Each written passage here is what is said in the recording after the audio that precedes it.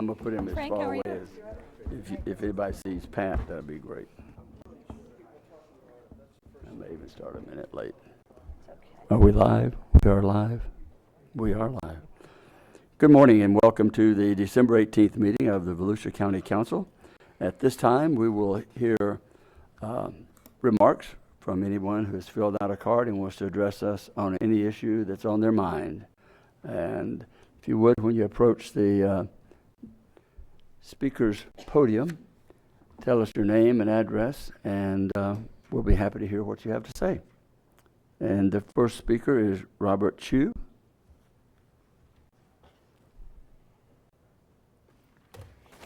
Hi, Robert Chu, 208 Virginia Street in Edgewater, Florida.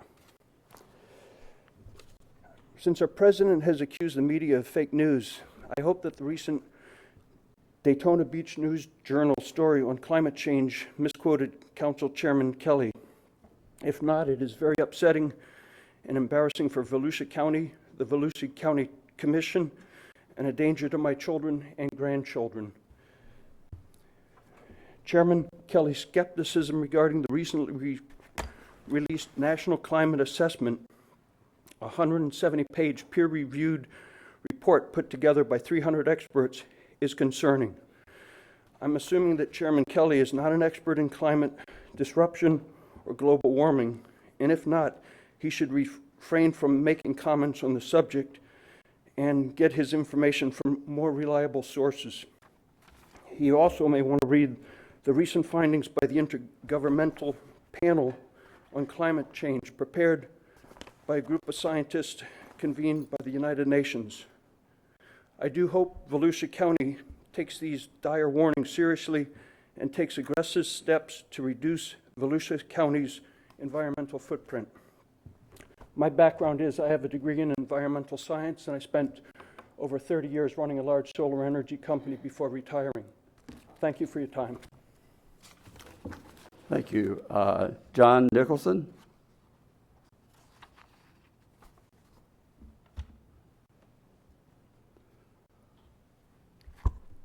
John Nicholson, 413 North Granbury Avenue. Just a quick, you read the paper today. The impression that we're still having that huge problem underneath the pier. We are not. Nobody sleeps under the pier. Nobody stays under the pier. Nobody stays under the shadow. You guys have been enforcing the roadway. They're not there anymore. What they've done is they've taken 2 tents, one north and one south, a total of 7 people. All right. There have been, and there is a problem, and I talked to a lifeguard last night, as a matter of fact. They are using right underneath the Main Street arch. They're staying there, okay? And they've just started asking them to leave because it is an approach. So what you've done and to help the city has been fantastic, and I thank you very much. And I wish you all a happy holidays. Bye-bye. Thank you, John.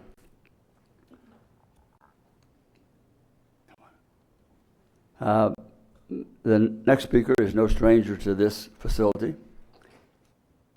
The original chair, Frank Bruno. Good morning, Mr. Chair, members of the County Council. What did I say? It's okay. On this last day of the County Council for the year, I just wanted to take this opportunity to come over and say thank you to all of you for your service, your dedication, your leadership to all the residents of Volusia County. I thought that we were going to recognize 2 members of the County Council that were going to be retiring off the County Council today, this morning. And I rescheduled some things, so I can't be here this afternoon, so I wanted to make sure I was here to recognize both Pat Patterson and Joyce Cusack. But before I do that, I want to wish our staff and Dan and George, everybody, all of our employees, and everybody a very Merry Christmas and a Happy New Year. With that, Pat is not here, but I do have a card for him for later, so I'll leave that when I leave for him, and I also have one for Joyce. I want to thank both of them for their years of dedication, not only here in Volusia County, but also at the state level. for the benefit of our citizens here in Volusia County. I do want you to know, Joyce, that it was an honor to serve with you on the county council. You've been a champion of the people of Volusia County in the state of Florida, and I just did not want the day to go by without me coming over and thanking you for your service. You're going to be missed, and thank you all very much for giving me that opportunity to speak to all of you today. Thank you, Frank. I could leave this on their desk.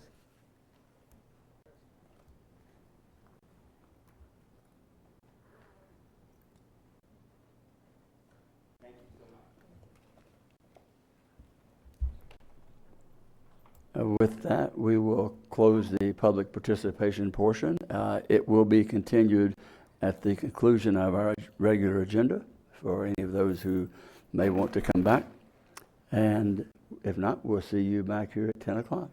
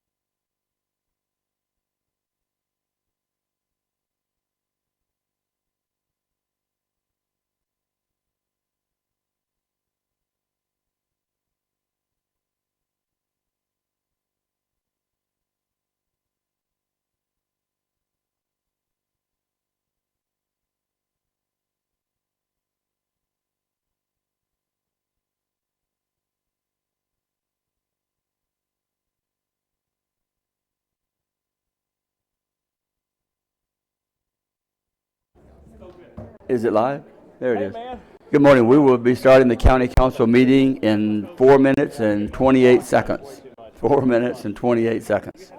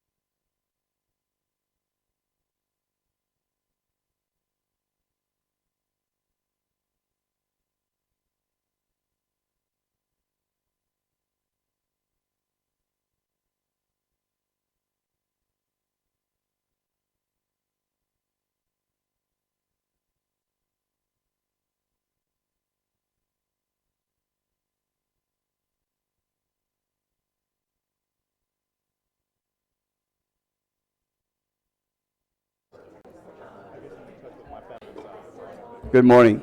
We will be convening the council meeting in less than 1 minute. Actually, less than 1 second. Actually, it's starting now. Miscalculation on the clock.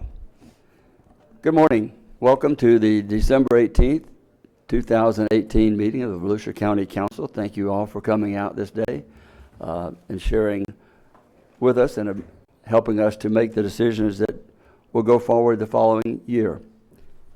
This is the last meeting of the year. Hope everyone is in a festive mood. And at this time, we will call the meeting to order and have the invocation by Pastor William Bradley of the New Hope Baptist Church in Deltona, followed by the Pledge of Allegiance. I'm going to ask the council if they would stand.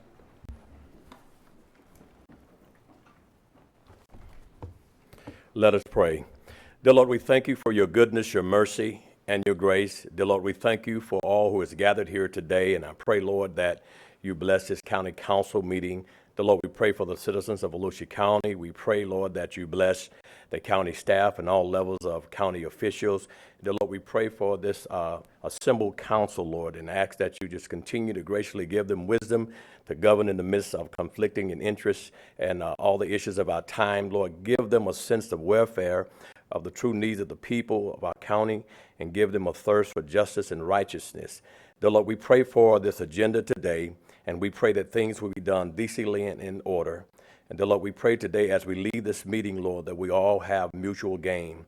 Once again, Lord, thank you for allowing us to be here, and we pray that you continue to bless us with your peace, your power, your prosperity, and your divine protection. In Jesus' name we pray. Amen. Amen.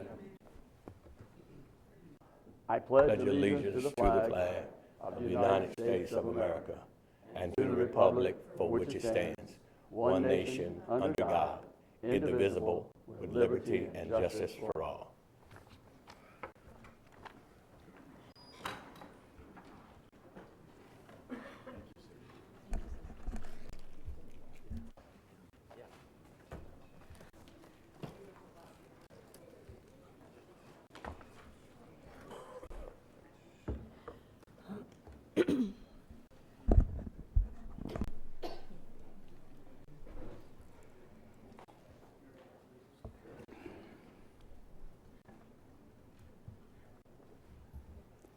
May we have the roll call, please? Yes.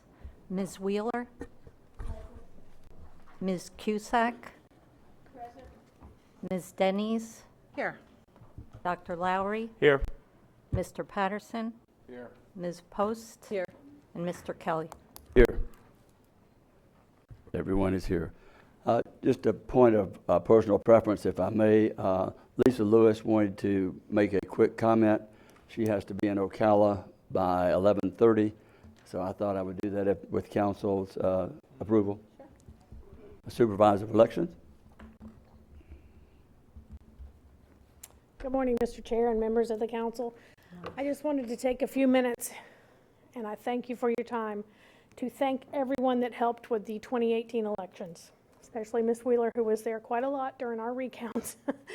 And those of you that have served before know what time it does take to serve on the canvassing board, and I do appreciate her. I appreciate our judge that we have, the two judges that are assigned to us also. We could not do it without them, but most specifically, we could not do it without the county and the county employees. They are a huge part of making this a success for Volusia County, and I have heard wonderful words across the state about how Volusia County came through these recounts. As many of you know, we had 3 statewide recounts. In Volusia County, we even had 3 more additional recounts, so we had 6. And when I went to the supervisors conference, we seemed to be the winner in recounts of the state this year. 6 of those machine recounts turned into 3 manual recounts. So we conducted all of those. We had our results in on time. Each time there was a deadline, we were in before that deadline, and we could not have done it without the employees of this county, the leaders of this county, the directors, and one person I did forget to mention that I cannot forget is Mr. Eckert, who leads us in following the laws and making sure that we make our decisions the way we are supposed to, and guides us and directs us. So I do thank him for that. And I just wanted to take the time, and anybody out there in the public that is listening, especially our poll workers, we love them dearly, and we appreciate them also, because this wouldn't be possible without them. And is there always room for improvement? Of course there is. You always want to be going up instead of down. No one is perfect, and we learn from each election that we have. So we will go forward from there. Different changes may be made, but all in all, this was a wonderful election. I couldn't be more proud of our county, so I just wanted to thank you for that. Okay, just when Ms. Wheeler wants to make a thank you for allowing her to serve, and of course, I am Yes. very appreciative. You owe me big time. And I've made this so public, but Lisa, I'm telling you, this was my first time being on a canvassing board, and we had 14-hour days at times, and there were many of them. And I am so impressed with how you run that department and all of the staff. I'm telling you, your employees that we were working and we were living with for 12 days, there was just consistent expertise all the way through. I never doubted anything that was going on. Dan was there to make sure everything was handled absolutely precisely.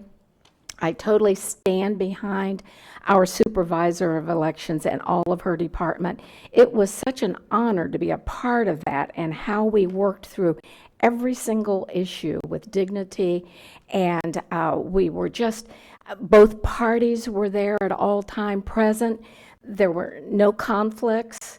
The judge was there handling things on a daily basis.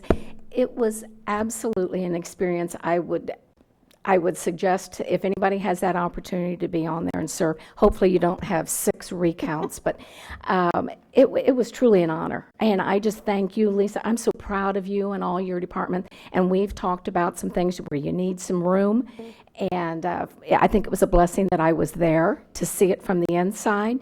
And we're moving forward to make it even better. And I don't know how it's going to be possible, but with you guiding the ship, it was just spectacular. Thank you for the honor of allowing me. Thank you, council, for appointing me to that position. It was truly an honor. Thank you. Thank you for your kind words. And Thank you. one more point, if you don't mind. When Ms. Wheeler did mention the parties, when we had the recounts, those, if you have not seen it, and some people were here in 2000 and they do remember it, changed a little bit, but the parties are there, representatives were there of each candidate, but it was like elections should be. Everyone was getting along. They were buying each other lunch, breakfast, bringing in snacks. It was a nice camaraderie, and I remember looking out thinking, this is what elections should be.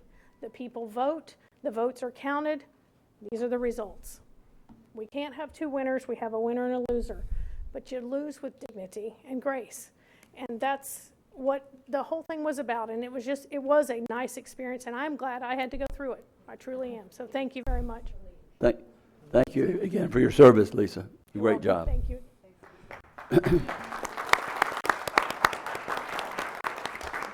With that, we'll move to the next item. It's the consent agenda, and staff is asked to pull items GG and L1 for a separate vote. Does anyone on the council wish to comment on any of the items or pull any? Can I have a motion to approve the consent agenda, absence items GG and L1? Is there a second? Motion made by Cusack, seconded by Wheeler to approve the consent agenda, absent items L1 and GG. Any objection to the motion?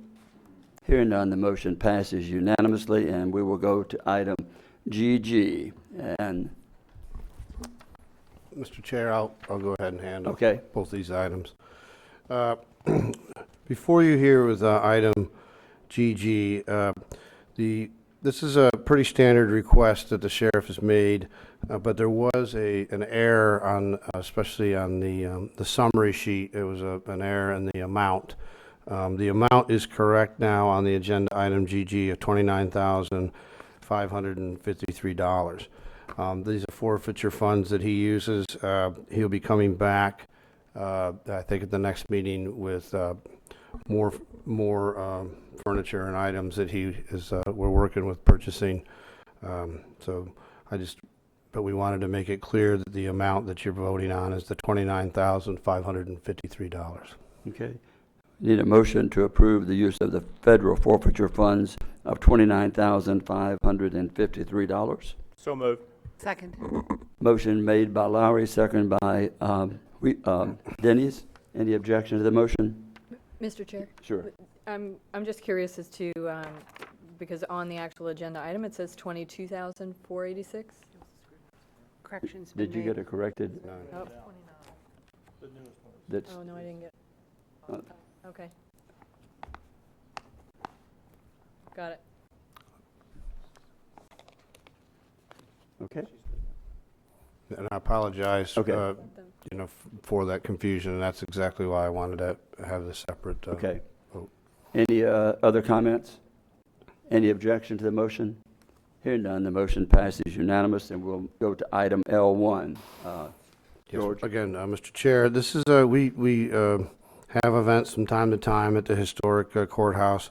This one happens to be a wedding, and it came in a little late, and we're working with our risk management, who is working with these event folks to make sure they have the proper insurance. And it's the insurance company that I'm not sure was understanding what we're requiring. So what I'd like to do in this case, everything else is in order. I would like to ask the recommended motion be an approval based on them providing the proper insurance to the satisfaction of our county risk manager. Okay. And the event will occur before you guys meet again, so that's why I wanted to do this. Mr. Patterson? I'll move approval of the item Okay. contingent upon proper insurance requirements have been met. Is there a second?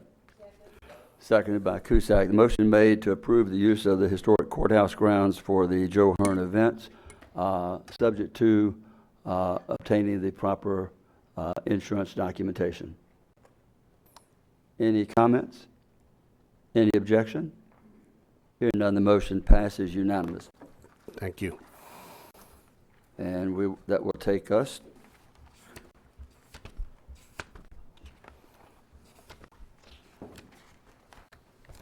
to item number 2, and this is a public hearing.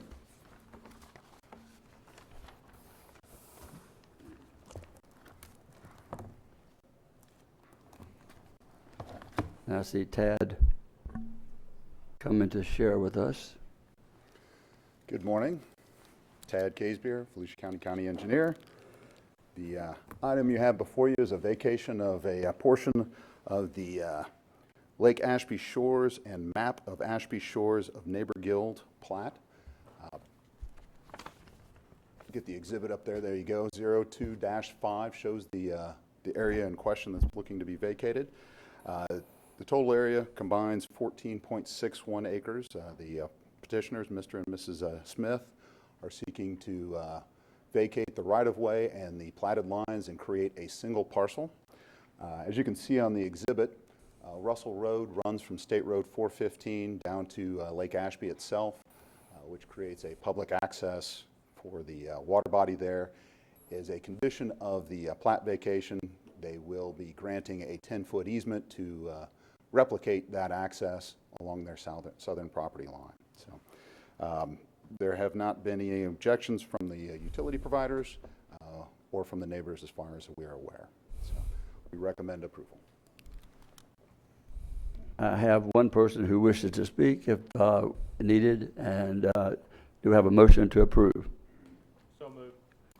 Motion to approve the vacation of a portion of the plat of Lake Ashby Shores, Lake Section, Map Book 10, page 148, and map of Ashby Shores of the Neighborhood Grid North Shore and South Shore Divisions, Map Book, page 129.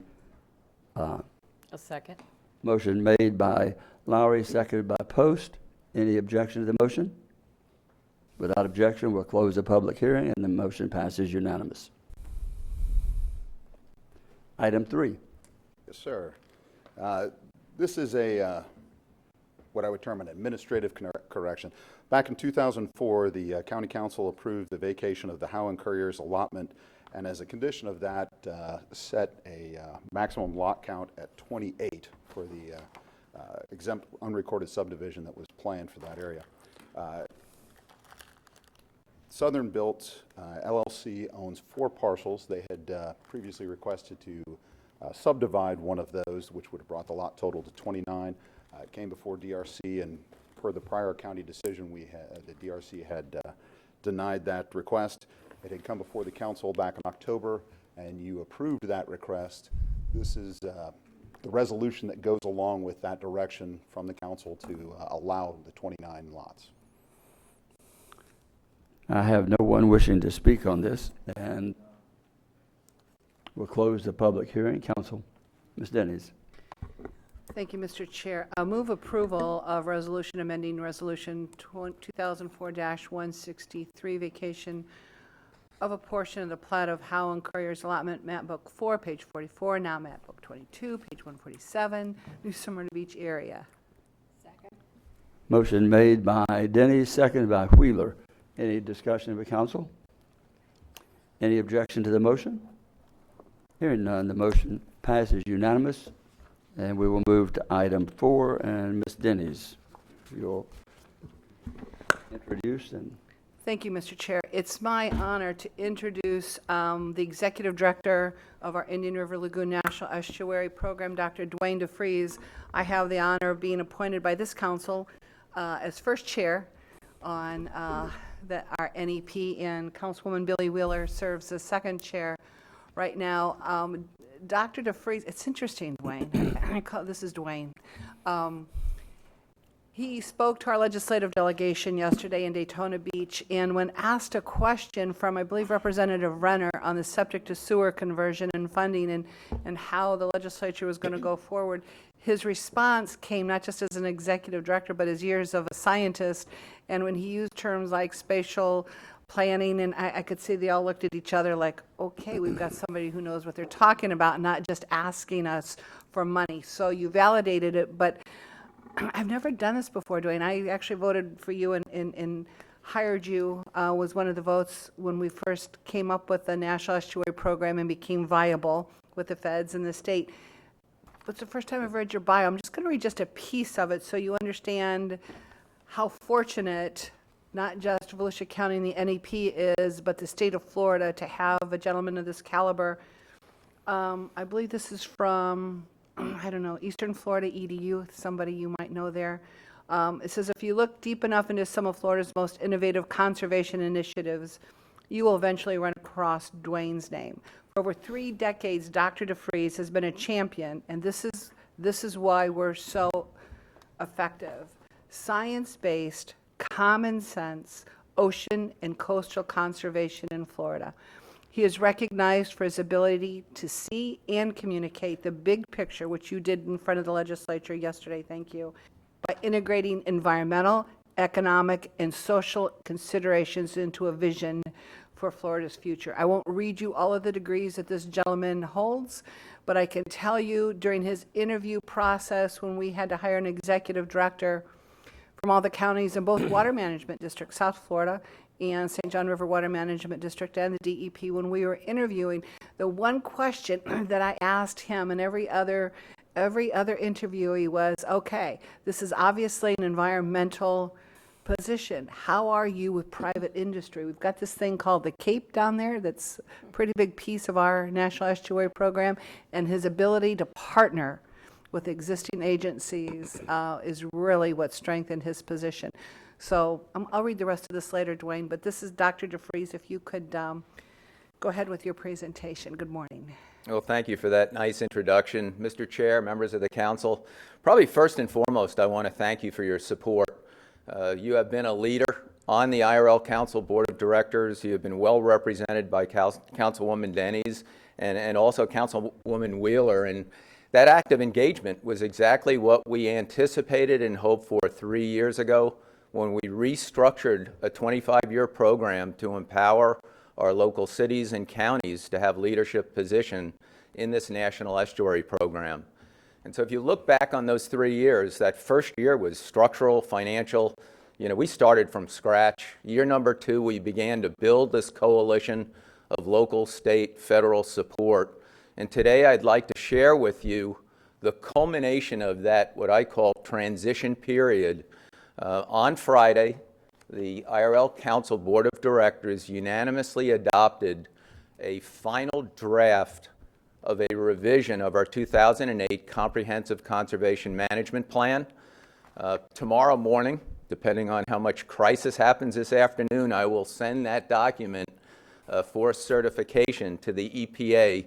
And I wanted to quickly walk you through that process because this is the beginning of the real work and the beginning of this program actually being able to serve you at a higher level because what happens in the CCMP is going to support every project that affects the lagoon that you and your cities move forward from here on out. So it's an important time. So I'll go through this quickly, but I'm open for questions as we go. First slide, please. And so many of you know, but many of the public may not, that we are one of 28 estuaries dedicated by the U.S. Congress as estuaries of national significance. That is not only just a unique congressional designation, but it makes us part of the core water programs within the Clean Water Act, which allows this comprehensive conservation management plan to have some teeth as we move forward, supporting our local partners in both projects and our search for funding for those projects at all levels, including the federal level. It's important to note we are non-regulatory, so there is nothing that is regulatory that comes out of this program. Your willingness to adopt as we move forward is really your willingness to kind of see the big picture of restoration. And I'd like to say, I didn't say it yesterday, and Councilwoman Deb Denny said, yeah, you know, you should have said home rule. This is a home rule document. This document can be adopted by cities, can be adopted by counties, can be adopted by citizens at any level, and we have kept that very clearly in our mind because that is the clear purpose of the National Estuary Program as we were envisioned 30 years ago by Congress. We help you to do the work that you want to do in support of the lagoon. Next slide. And so we changed in year 2 our vision, our mission, and our promise to you, and probably most importantly is this mission change. When we look back, and you know, I try to take my science hat off all the time, because this is not about science. The science is clear on how we restore estuaries. How we move forward, though, is about the people and their commitment. And those of you who represent the people moving forward in those projects and those policies that are lagoon friendly. So we changed our mission, you know, from one that was really just 4 somewhat technical goals to 1 lagoon, 1 community, 1 voice, where 38 cities retain their identity, their unique aspects, but they're working together. 7 counties. So we have 5 counties in the IRL Council, but we have 7 in the watershed that we are all working broadly to the same goals and still understanding those unique characteristics of each county. And so that really is the push point for success, that we are working together as a super region representing almost 40% of the east coast of Florida, and along with our partners in the National Estuary Program at Tampa Bay, Charlotte Harbor, and Sarasota Bay to move water policy and funding forward. Next slide. And so I want to let you know that, you know, we have set up a challenging business model. We have over 100 citizens serving in oversight committees, both in a citizen advisory committee, in a management board, and in a science, technology, engineering, and modeling committee. And everything gets vetted through those 3 advisory committees before we come to the council for our policy decisions. Next slide. And so where we are today is a point that I'm actually a little surprised and also shaking my head that we actually did it. I was told repeatedly over the last 3 years from everybody in the EPA, everybody within our Association of National Estuary Programs, that it would take us 2.5 years to get through a revision of our comprehensive conservation management plan, and we are bringing this to you in 12 months. And we are bringing it to you with unanimous support of the final draft of council. And so I want to share where we are with you in this, and then the steps forward. Next slide, please. And by the way, that plan is still on the website. It's still available for public comment. And in fact, even when we're done adopting, this plan will never come off our website. We are going to take public comment as we move forward so we can kind of gauge where the public feels from here on out. So the major, I'm not going to read all of these, but the major issue of our plan was it wasn't responsive to a changing lagoon and the water quality problems. It wasn't a restoration plan. You know, back in 2008, we were pretty comfortable with water quality. We were thinking we were moving in the right direction. We decided to do a couple things that were very unique, and one of them was to ask our cities and our counties to start giving us a list of your projects in your 5-year and your 10-year CIPs to get a sense, because everywhere I go, people go, well, how much are we talking? And the fact is we are talking potentially billions of dollars of projects. We have that list. I'll show you what it looks like in its generality. We have separated that list from the CCMP for 2 reasons. Number one, most of those projects are not ready for prime time. We have work. Some are concepts, some are at 90% design and engineering. I'd say less than 10% are probably shovel ready. But more importantly, we did not want the EPA to be able to say, well, back in 2019, you said you were going to do this project and that project. We wanted to let that be our decision at the local level. And so Volusia County can decide what projects you want to move forward without the burden of federal entities saying, well, you had this project list 5 years ago. You said you were going to do it. How come you're not doing it? And the EPA is fine with that. And so we vetted that through our Region 4 and headquarters. And so that list will be evolving over the next 10 years. Every year, we will relook at the list, work with you for priorities, start to bring those projects that are ready to the front. But we will not prioritize that list from the NEP, but we will help you move those forward. Next slide. And so where we are is that we have made a tremendous effort to engage from day one within our management conference and also within the public. And you can see here, over the last 3 years, over 135 public presentations. We've probably made 10 in the last 2 weeks. You know, we are trying to get this out, you know, to everybody who says we want to hear where you are, and we will continue that direct face-to-face engagement with the public every chance we get. Next slide. So where are we? And this is the heart. You know, we've got almost 200 pages in this document, and I left a hard copy with your county manager. This tells it all. We have created a vital signs wheel for the Indian River Lagoon, and this was not an original idea. This idea came from the Puget Sound Partnership because I looked at all 28 national estuary programs before we started and looked for good things that, you know, what do we want to emulate that works? To be honest, we have never been able to communicate the complexity of a science document well, and I believe with a little luck, a little support, and the right guidance by our volunteers, we have that. So this vital signs wheel can be explained in a very simple way. Think about 32 lanes of a highway, all leading to the center, the healthy lagoon. Each one of those lanes belongs in a section. So the one lagoon section is where science, ecosystems, you know, seagrasses and fisheries all belong, whether it's clean water, habitats, you know, or some of the biological diversity. Then we have a section of local communities where, and this is called the one community piece, the things that you deal with on the day-to-day like litter, infrastructure, 21st century communities.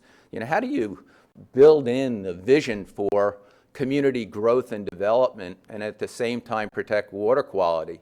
And probably one of the biggest changes we made, which was a little controversial, is that we decided that the National Estuary Program as a program under Section 320 needed to own some responsibility for deliverables over the next 10 years. And so in that one voice, bringing everybody together, you will see in this document that we have identified specific deliverables from the program that you are helping to fund that will help you, our partners, move forward. And I'm not going to name all of them. There's about 17, but they include a comprehensive monitoring plan. And looking at the gaps in monitoring that we have right now, a comprehensive lagoon-wide habitat restoration plan, building a science document over the next 4 years that is truly a technical state of the lagoon document that then can be used by your staff to advise the very best science and technology on the table. And we have also been moving some technology advancements, which hopefully I get a chance to brief you later, but we are moving very closely in alignment with this idea that innovation and technology, job creation, clean water tech is important for us as communities, important for the state of Florida, and that's where, protecting water quality and creating jobs comes together. Next slide. We also took a human health standpoint. Back in the day, if you look at our old CCMPs, and most of them around the country, people rank these, every section is ranked high, medium, and low, and no big surprise, everything is high, and so how do you prioritize? And so we've not just asked the community, and if the community goes on, they can rank all 32 of these, but we have ranked each one as either critical condition, serious condition, undetermined, where we know we have risk, but we don't have enough information to assess how urgent that risk is, and last but not least, stable or improving trend. I've just pulled the most recent data, and I can tell you that the general public sees 6 critical levels. As a scientist, I might add a couple, but they include stormwater, wastewater, impaired waters, by the way, which is where your plan, your reasonable assurance plan would lie, along with TMDLs, seagrasses, harmful algal blooms, and funding. Those were the 6 highest critical issues that the public saw. Almost everything else falls in the next 2 levels, with most of them in that serious level. And I think it's a little sad, but almost none fell in that stable or improving level, which is exactly what we hoped. If it was low priority, stable and improving, we shouldn't be worried about it right now, because we have a lot of work in those critical areas. Next slide. And so where do we go here on the adoption? So we have gone through a process, and that process has been really intense over the last 12 months.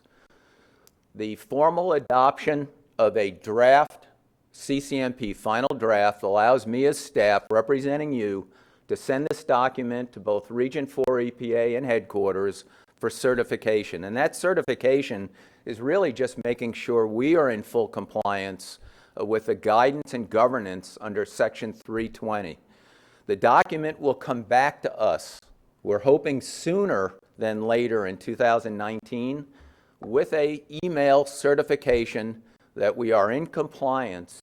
And at that point, we will be bringing that certified final draft back for consideration. And so we are still in this process. We will still have public comment and review.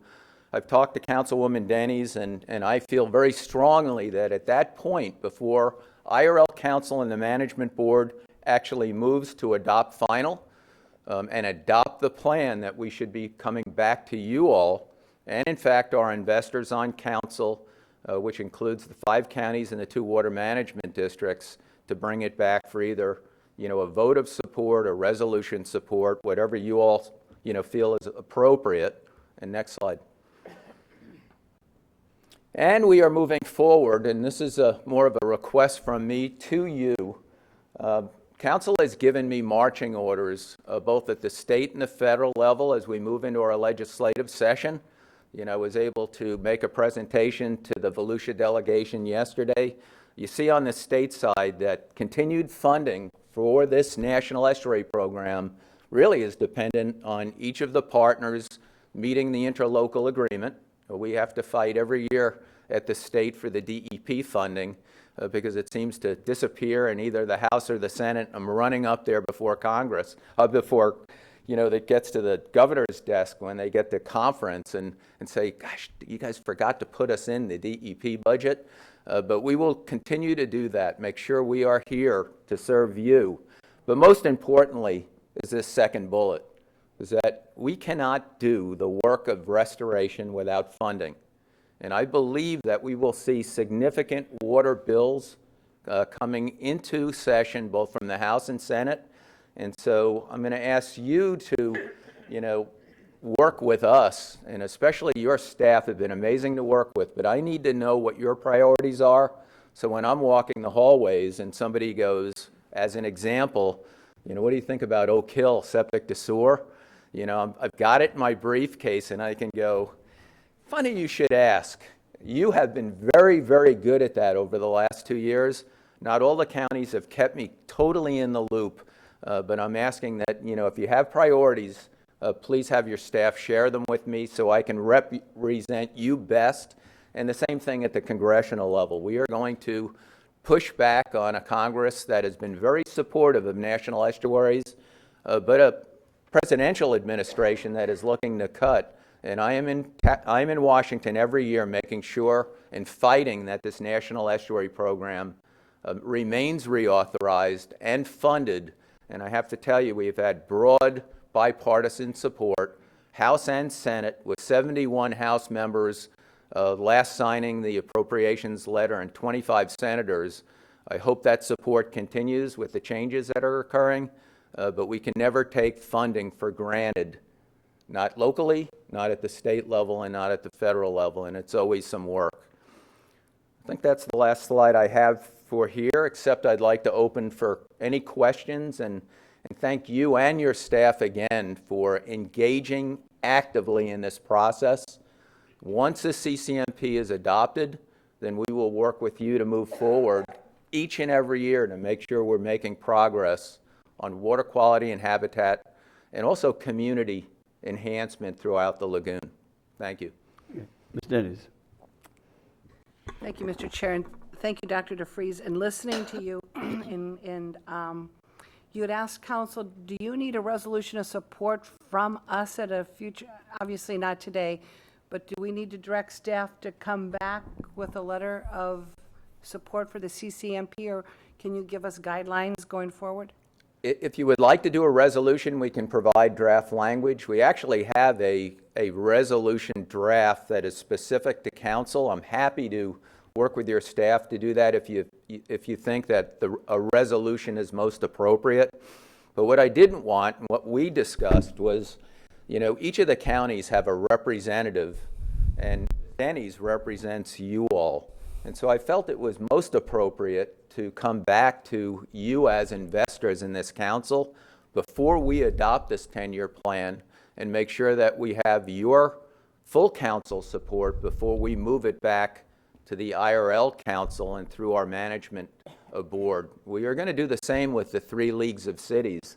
And I know a number of cities are going to probably want, because 3 months ago they said, we're ready to go now, we need money, so let's, and I said, we don't even have a final draft.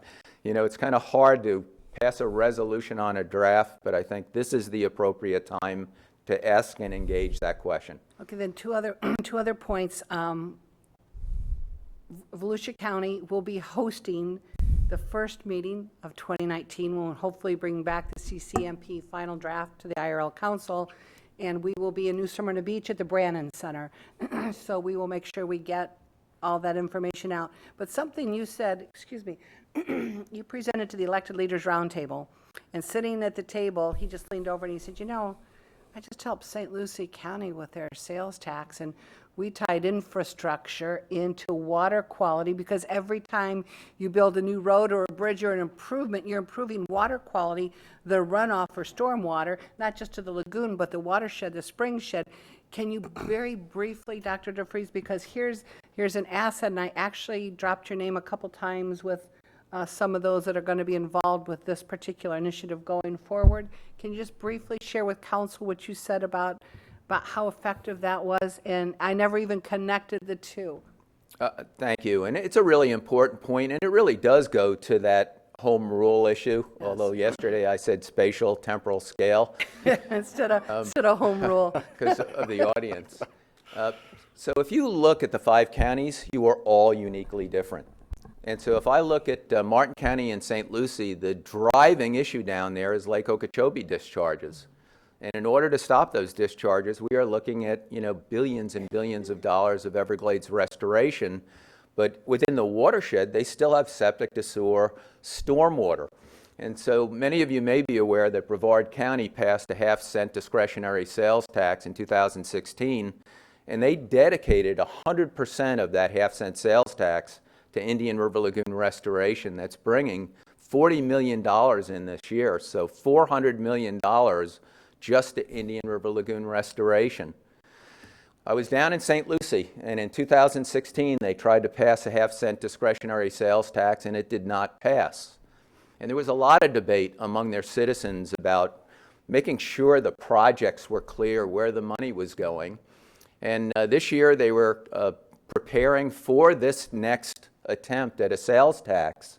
And I was getting some phone calls from the environmental community, quite concerned that it wasn't an environmental half-cent sales tax, it was an infrastructure half-cent. And if you look at roadway infrastructure and the demands of a 21st century roadway, first, not to flood, well, actually, first to move people, second, safety, third, no flooding, but part and parcel of what we do today is to make sure that we have appropriate stormwater control. And so when you go from, let's say, a 1970s road to a 2019 road construction, we are doing everything better, including stormwater as it relates to water quality. So when you approve a road, there's a connection to that lagoon.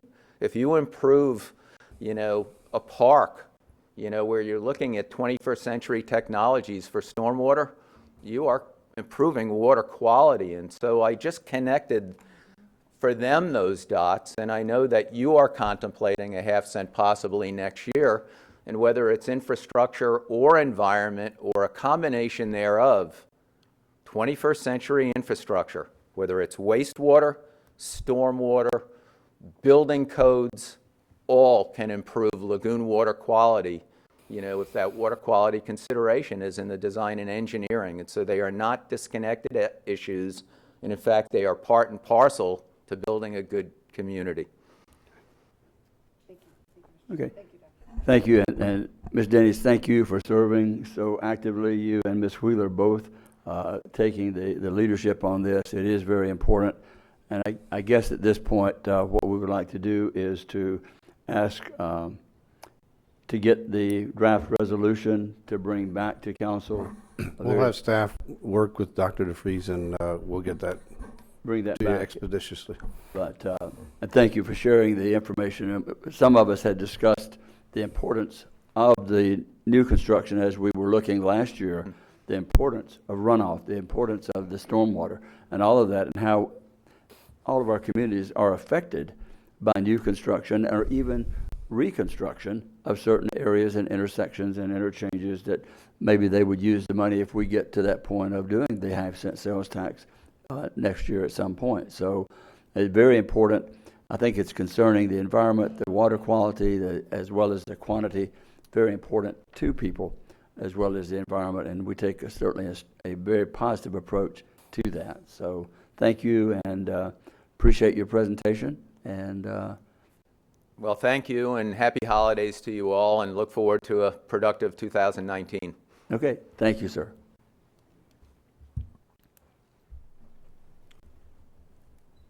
Joanne Magley, there you are. Community updates. Good morning, Joanne Magley, Community Information Director, and I have your updates for this council meeting. Volusia County Public Library will kick off the Big Read program. The 2019 program starts January 19th with dozens of programs developed around the book A Wizard of Earthsea. The system's 13 library branches and other venues will host book discussions and schedule author talks, theatrical events, music programs, and much more. So Lucinda Coley, Library Services Director, is here to provide just a few more highlights on this successful program.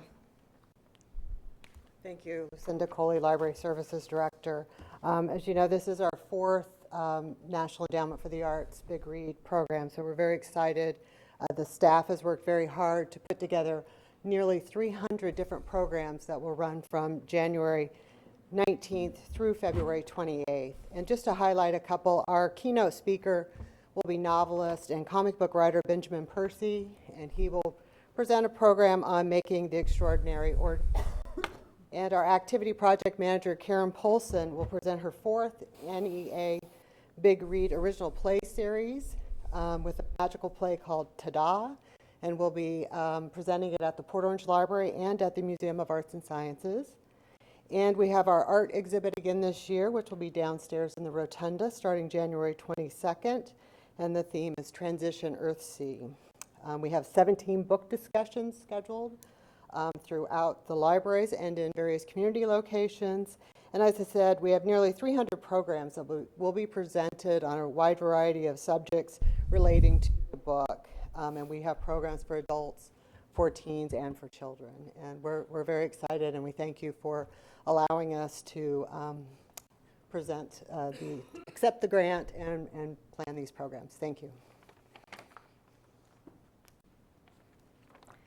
Okay, and just two other things I want to mention. I also included the air service information on this update. It's not new information, but it's worth repeating. January 16th is when Silver Airways will begin their daily non-stop flight service between Fort Lauderdale International Airport and Daytona Beach International Airport. January 28th is when Sunwing will begin service, nonstop service to Toronto from Daytona Beach. And of course, just announced last week, American Airlines will provide seasonal service between LaGuardia Airport in New York City and Daytona Beach International Airport. So that service begins May 4th. And that concludes the events update. Thank you.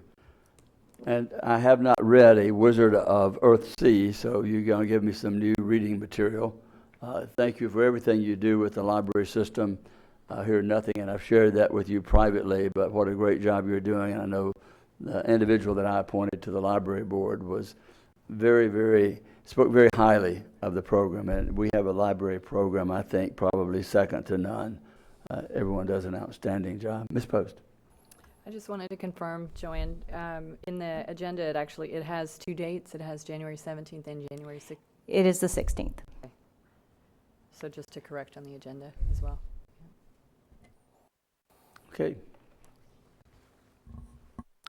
You're back. So now it's time for your update for the 2018 Feed the Need Public Employee Food Drive. So at this point, if there's anybody here for the food drive, I would ask them to please come forward down towards the front. Again, we partner with all of the cities. There were 14 cities that participated this year, along with the Schoolway Cafe, which is part of Volusia County school system, the health department, and we also partner with Second Harvest, who helps us distribute, Second Harvest Food Bank, who takes all that food that we get and distributes it throughout the community. All right, so I am going to start the presentation, and we begin with going through the various amounts that the county departments and divisions have raised, and those who have submitted pictures will be included. So elections with 96 pounds in the property appraiser's office, 734 pounds, sheriff office, 390 pounds. The county manager's office, which includes county manager, staff, legal, and community information, with 748 pounds. Daytona Beach International Airport and Economic Development, 133. Purchasing and budget, they have over 4,400 pounds of food. They got all the money. They just bought it. And then under business services, we have central services, information technologies, revenue, another big one with 6,800 pounds of food.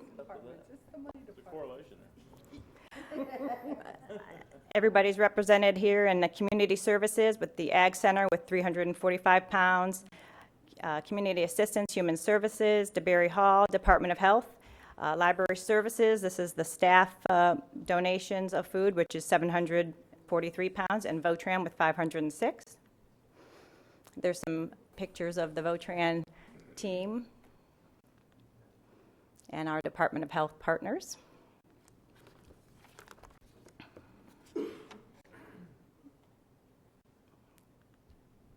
Growth and Resource Management, 2,400 pounds.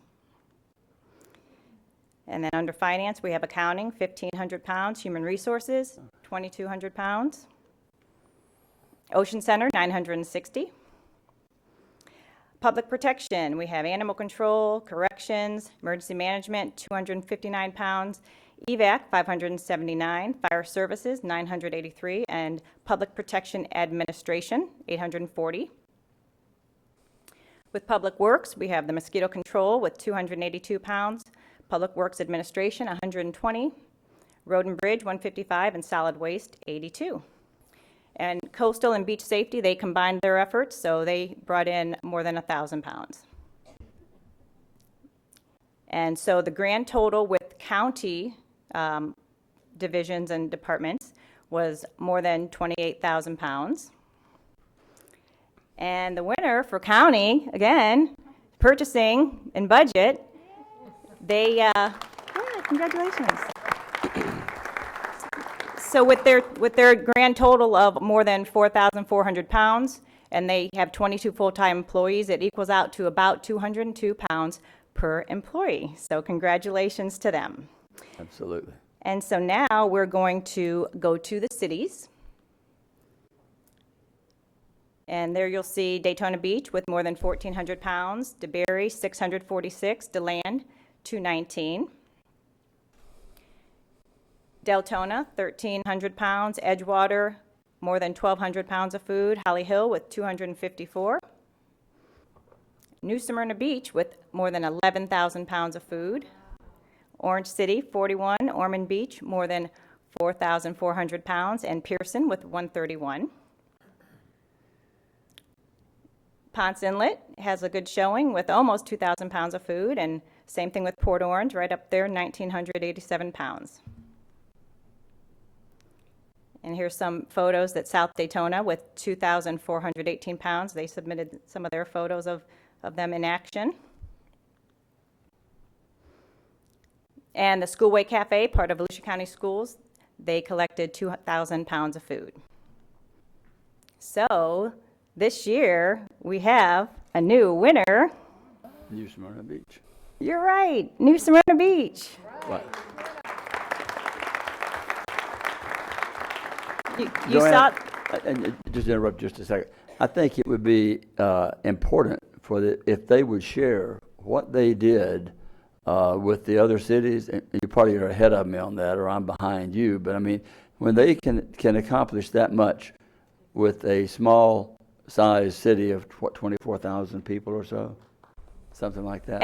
And that's why since we started this friendly competition, we based it on the number of full-time employees. So it's really an even playing field. If you're a smaller division or if you're a smaller community, you still have the same chance to win that prize because it's more balanced. That's a huge accomplishment. And so I believe there's representatives here from New Smyrna Beach. If you'd like to please come up and say a few words. Come up and take some bows and get a standing O. And so what we did differently this year is we engaged the entire city. And so we had food captains in every department. Okay. And we had a luncheon for everyone and kind of, rah, rah, rah, let's get this thing going. And our PIO was the biggest rah, rah. Thank you very, very much. He really engaged everybody. And so, Philip, we are thankful for you for being part of it. And everyone, we're very competitive. Right? Our departments are very competitive. And so in doing that, Claudia, who is in our personnel department, and Philip, who is our PIO, we really just got together and said, let's win. And that's what we did. Yay! And that's what we did. We're really proud and honored to take part in this every year. And so we take it to heart, and we're glad to help our community. Thank you. George. Yeah, and they say, great job to me, but it really was no great accomplishment. And there's a really great culture of giving in New Smyrna Beach. So they made my job very easy, everyone there at City Hall and all across the city. So my congrats and thanks to them. Thank you. Yeah.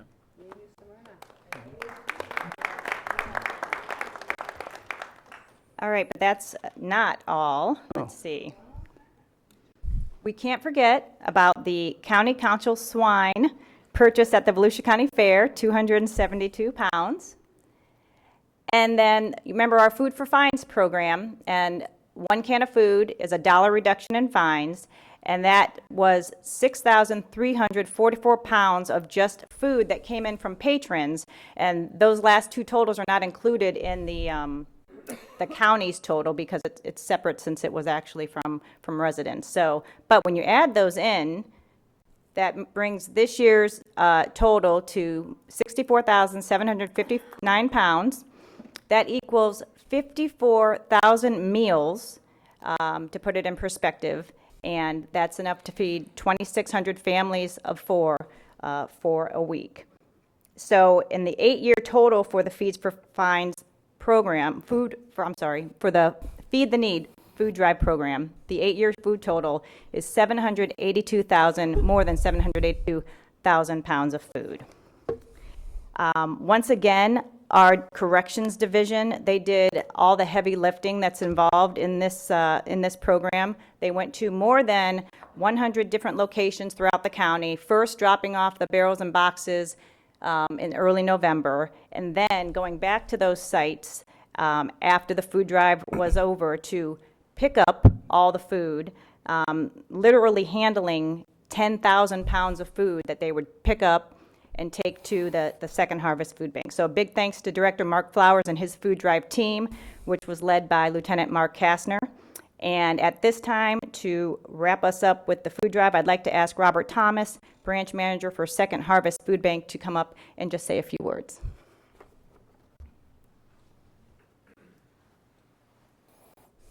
Good morning, everyone. And Bob Thomas, Second Harvest Food Bank. First of all, when Joanne starts throwing all these numbers up here, we see a lot of pounds. Just remember, that's food.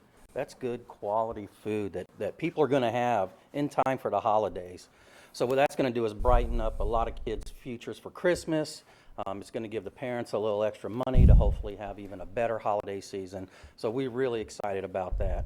Also, with the county picking up this product and delivering it to us, all we really have to do is weigh it in and distribute it. Joanne and the county crew, they do all the work. We really have the easy part, just distributing it and getting it to our partner agencies, who in turn get it to the individuals. But I just wanted to reiterate, when you see pounds, think of that as food. That makes a whole lot of difference to a lot of people's lives. And we sure appreciate everything that Volusia County does for us. Thanks.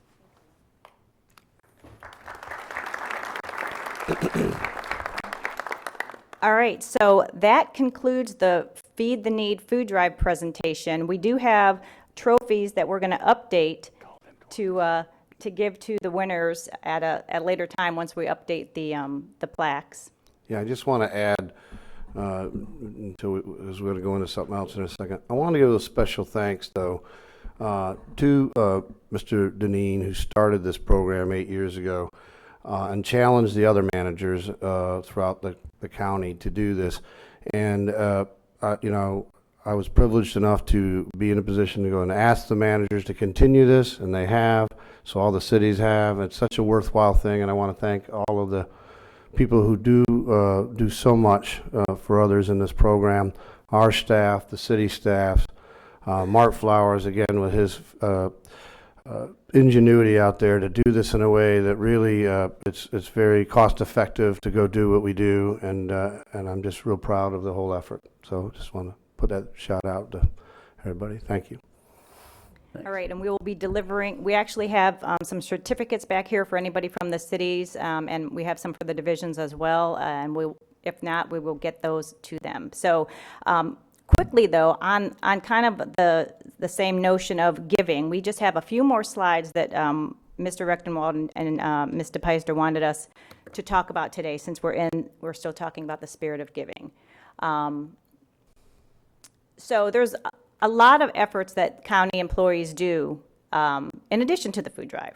So we wanted to just single those out here. As you know, we participate in the United Way campaign, and county staff pledges this year was more than $53,000.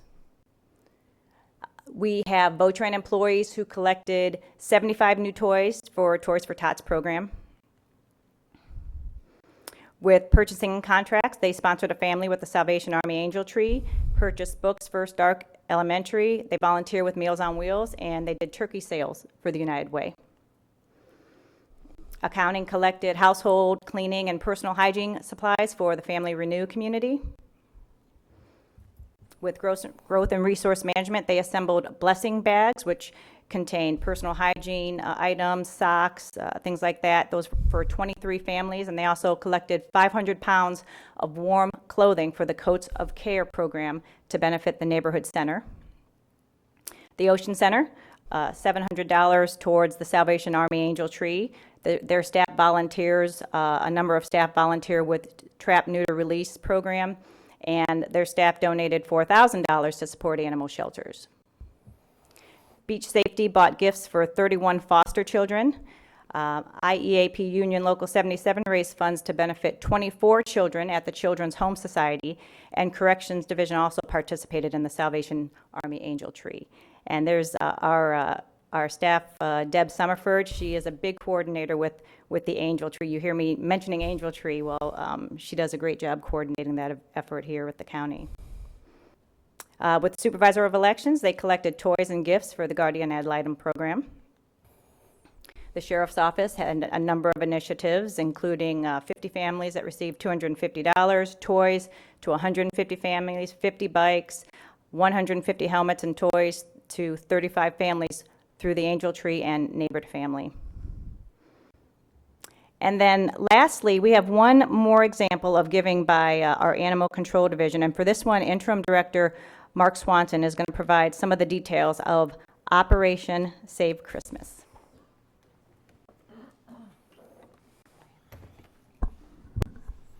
Good morning, County Chair, council members.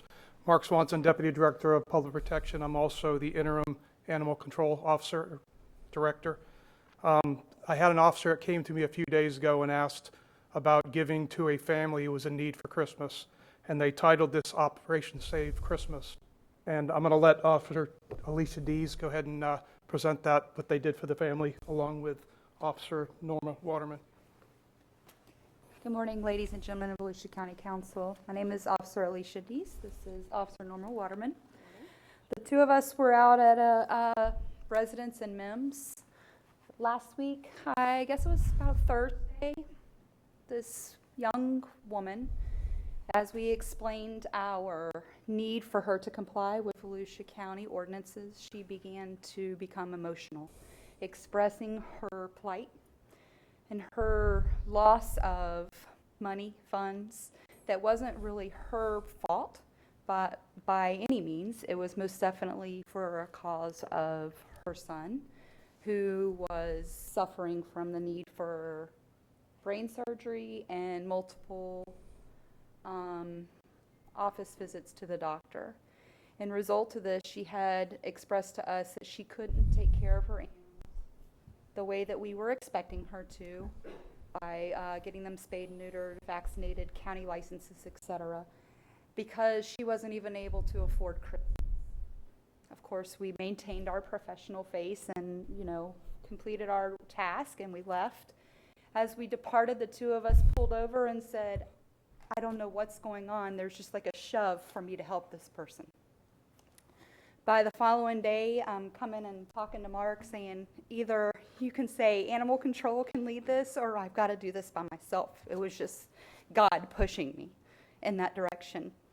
So, needless to say, we managed to earn 3 children to be sponsored by our family and friends and our officers and employees.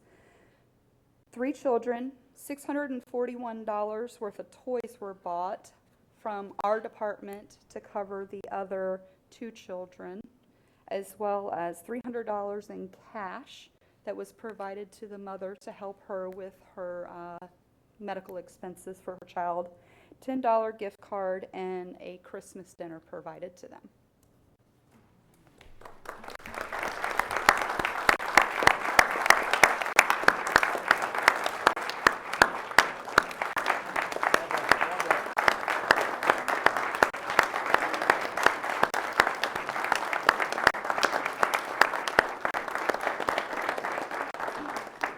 That's truly the spirit of Christmas. Yes.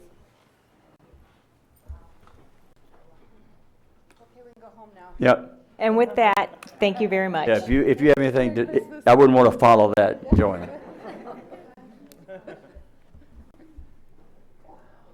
And Mark, if you're next, Mark, you might want to just take a break.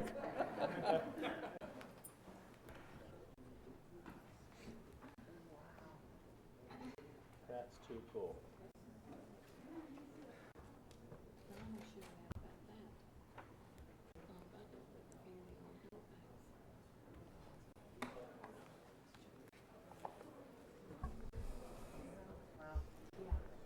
Clay. Yeah, good morning. Now for the juicy world of zoning. This is a public hearing item, so open the public hearing portion. Good morning. I'm Clay Earham. I'm the Director of Growth and Resource Management. Before you today is an application for a special exception for a 20-acre parcel located at 4265 Marsh Road. This property is near the city of DeLand. It's in a very rural agricultural area. The applicant is Stetson University. They are looking to convert this into a recreational area, primarily for the use as their golf team's practice areas. So they'll be doing pitching, putting, and driving. Before you, on page 726 and 727, gives you an idea of the location of the subject property and an aerial that reflects the area surrounding it. As you can see, this is the, let me make sure we're on. This is the subject property right here. As you can see, there's some agricultural land to the south and to the north. Here's Marsh Road. If we could go on to the next slide, please. This gives you an indication of the zoning and the land use. As you can see, there's a uniform zoning around this property. It's A1, which requires a minimum 10-acre parcel. The subject property, as I've stated, is 20 acres. This is the future land use, which is again showing agricultural resource, so that your land use and your zoning are consistent. The use itself is required to be a special exception. According to our zoning ordinances, special exception is a use that would be otherwise permitted, but it has to meet certain criteria. In this particular type of use, it has to meet two sets of criteria. And on page 7-11 of your agenda packet is a summary of the general categories that have to be complied with for all special exceptions. So anything that's classified as a special exception has to comply with those. There are other conditions that are contained in section 72-293, parentheses 3, that pertain to very specific uses. That is also shown on page 7-10 of your staff report. These are the very specific criteria that apply primarily to golf courses and golf areas within the A1 zoning district. So in it, it talks about maximum building area, hours of operation, lighting, and those types of things. Staff reviewed the application and sent it on to the November 15th PLDRC with a recommendation of approval with a series of criteria that they had to meet in order to grant the approval. The applicant was aware that there were some concerns from the adjacent property owners and met with them to go over some of those concerns. At the November 15th meeting, the applicant came in with a series of corrections and updates to both the site plan and to the conditions to hopefully address the concerns that have been identified by the residents. At the November 15th meeting, there was approximately 6 folks who spoke at the meeting, and the majority of them were against the use. The primary concerns were that this is a rural area, it's an agricultural area, and if we could go back one slide, please. What we heard is that this area here that is immediately southeast of the primary driving range and those types of things is used as pasture for grazing animals, horses and cattle.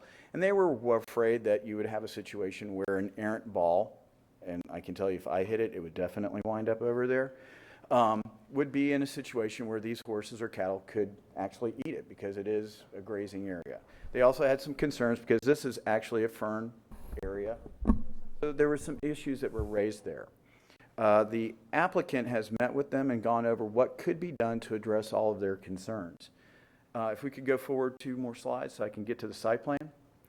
And what you're seeing here is this is the site plan that shows the generalized uses that are going on in here. You have the pavilion area, and actually, I do believe, can I see the clicker? There's been an updated site plan. I may have the older version.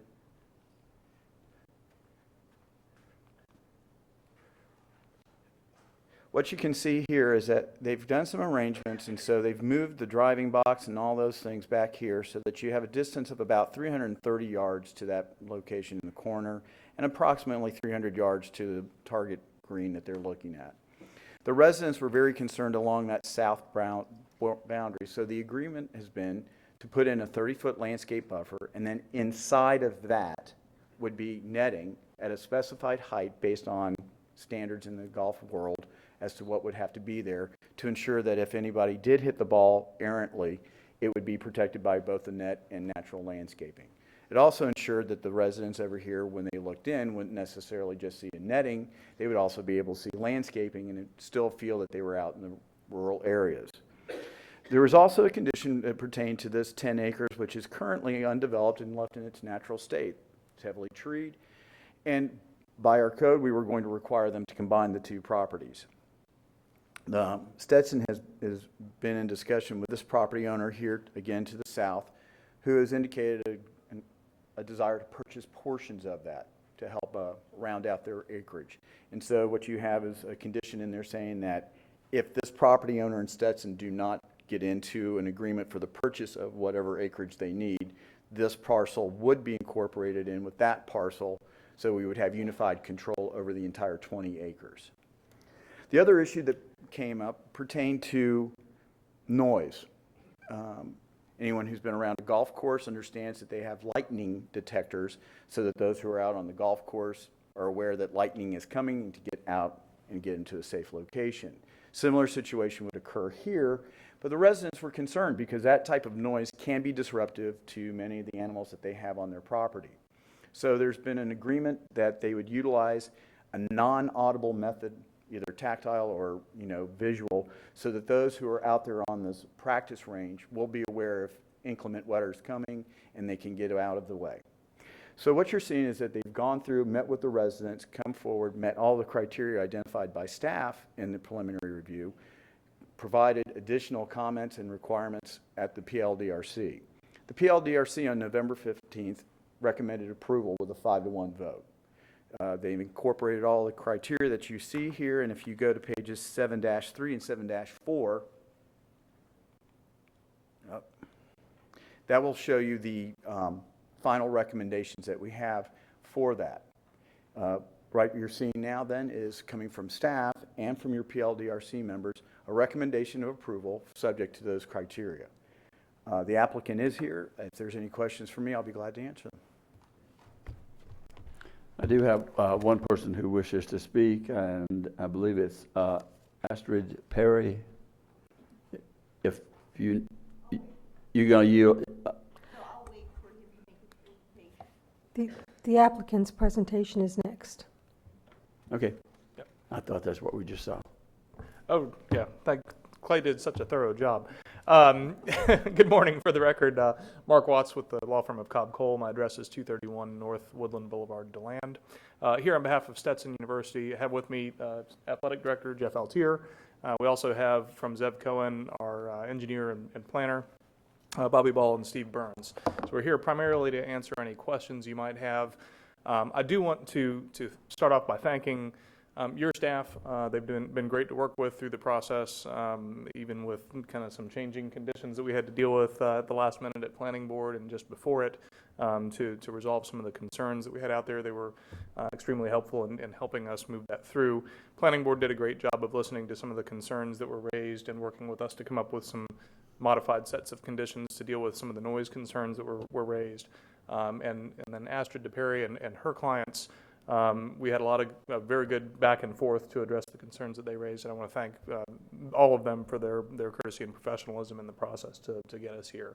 We are here with the staff recommendation of approval, with Planning Board recommendation of approval, and I guess certainly last but certainly not least, I want to thank our client Stetson for being willing to make the accommodations and changes to their plans to take into account the concerns that we heard from the surrounding property owners. So with that, I think Clay has gone through a very detailed presentation of what we are proposing to do there. This will be a practice facility for the Stetson golf team.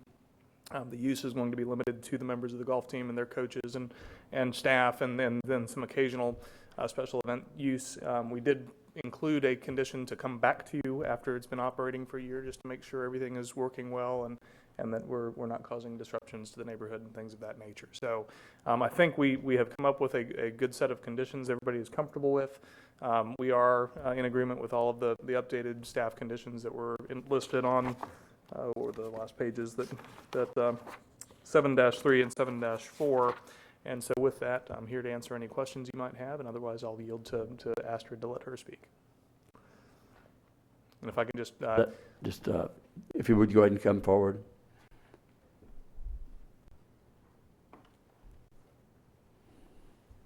Good morning, Chairman and members of the County Council. Wishing you very happy holidays, and I'll try and make this as short as I can. Just state your name for the record. Yes, Astrid DePerry, 107 East Church Street, DeLand, Florida, here to represent the adjoining property owners on Marsh Road area. I would like to again thank everybody on the County Council and also the Planning Board and members of the staff and Mr. Watson, his client, for working so well with us to try and alleviate the concerns. Honestly, when this first came forward, the neighborhood was not pleased. The neighborhood did not want this, and we have, through the last 2 months, worked through a lot of the concerns. I'm pleased that this will be coming back to for review after a year to see how well this has worked, to see whether or not we need to tweak anything, to adjust anything, to address the neighbors' concerns. At this point, we don't know exactly how well all the protections are going to work. We are certainly hopeful that it is going to be a benefit to the entire community and not a detriment to the immediate neighbors in the area. So if there are any questions, I'll be happy to answer them. Thank you so much for your time and attention. Ms. Post, did you have a question for Dr.? Okay. I think there are no questions. I think y'all have all done a good job. I do have one question, Mark. I know this is for the entire 20-acre parcel, with the idea that, 11 or 12 is going to be sold? I think right now we're about 9.3. We're going to, as we go through the site plan, we're going to do a lot line reconfiguration and have that northern portion, the wooded area, is actually going to be joined with some of the adjacent properties that a couple of. But it would still be included in the special exception. It is included in the special exception property at this point in time, and then it would be transferred over after site plan approval or when we have the lot line. But if someone wanted to do something with that property under that same special exception, a zoning or condition, they would still have to come back to council. That's correct, and one of the things, condition number 10 in particular, limits the use to Stetson, so it would not be available for anybody that's not Stetson. So they would have to come back through and address that from a zoning standpoint. That would be a good point of clarification. One of the special conditions that was had been agreed to, stipulated by Stetson, and was part of what we had discussed, and I didn't realize until today that it had been dropped. There had been a 12 that said, in the event the property on which the facility is constructed or is sold or transferred to another entity by Stetson University or any related entity, this special exception shall expire and be of no further force and effect.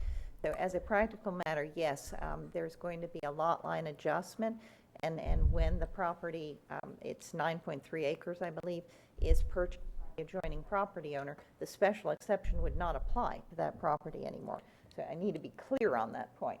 And maybe Actually, I eliminated that language because once a special exception is granted on a piece of property, it's in perpetuity. Yes.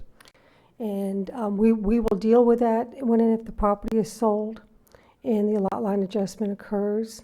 But I reworded that section intentionally and sent the language to the attorneys more than a week ago to let them know that we could not have it expire when property transfers. Right. Now, and that's why we changed the language that it could only be Stetson that could use it, because that restricts the use of the property to just that college. And if somebody did buy it, then we would have to start all over again.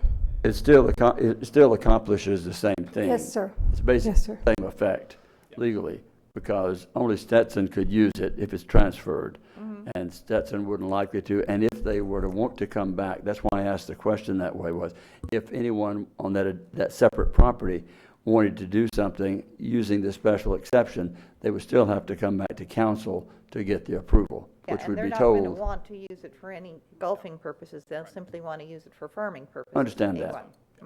And that would be permitted. Okay. That's good. Okay. Okay. Ms. Post. Thank you. Considering the benefit to the community and the fact that the county and staff has worked with and you have worked with the public to ensure that some of those concerns are met, and especially considering that you'll come back within a year to ensure that those concerns are being met. I would move approval of the special exception for recreational area, which would be used as a golf practice facility for Stetson University's golf teams. Second. Without objection, I'll close Is the that public. with the recommendations? The motion should include the recommendations?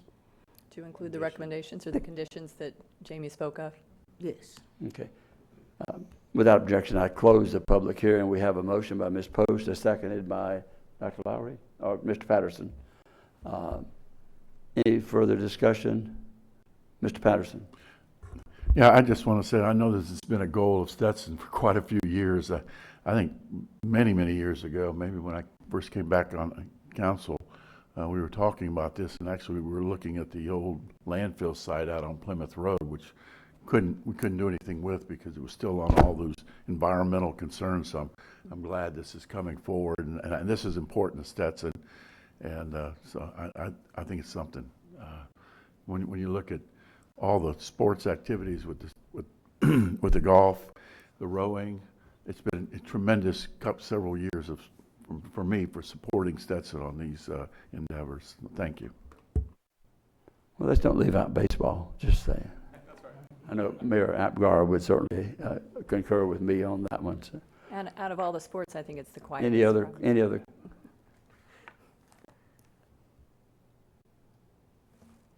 Any objection to the motion? Hearing none, the motion passes unanimous. Thank you, Mark. Thank you, Mr. Chairman. And just for the record, Mark tried to talk to me, but I wouldn't talk to him, as which I've made my practice unless I have specific questions of an attorney. I don't talk with them. We don't take offense. And Mr. Chair, if I can have 10 seconds of personal time, I just wanted to, I often speak to to folks about local government and the importance of local government, how it's the most relevant to most citizens because it's the one they interact with. I just want to, on your last meeting, Joyce and Pat, say thank you for the time that you've given all of us. So, thank you. Thank you. With that, we'll move to item 8.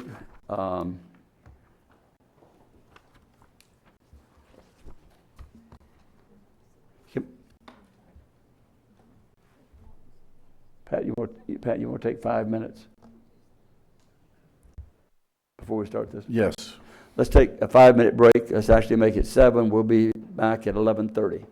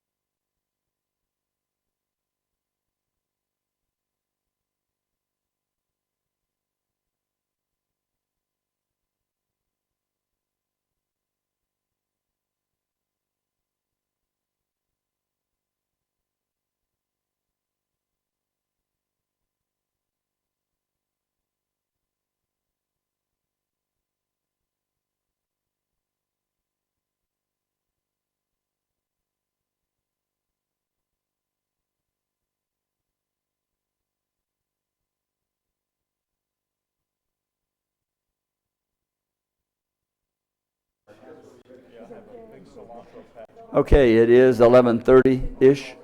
We're back in session. And item 8, and I'm guessing, looks like, who is going to present this?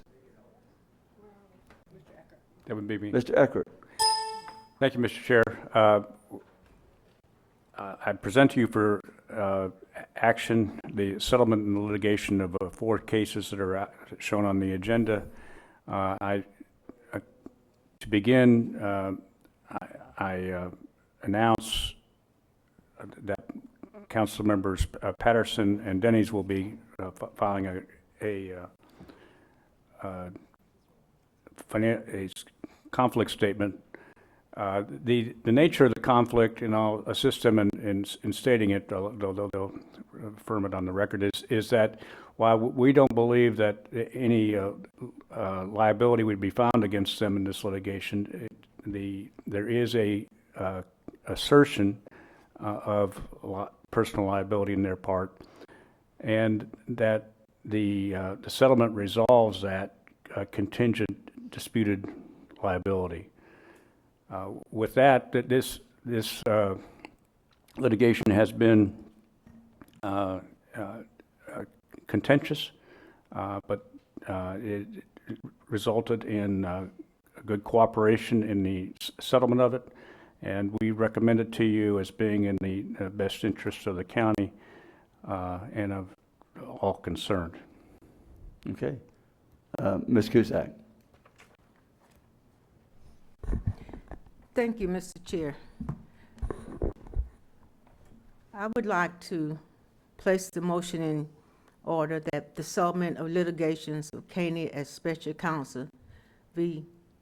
Watts, ETAL, case 2014-10972, CIDL, Durham versus Caney, case 67 CV 1634, Keeper versus County, case 67-CV 6132, or Kennedy versus Caney, case 017111242, CIDL, for the settlement amount of $75,000.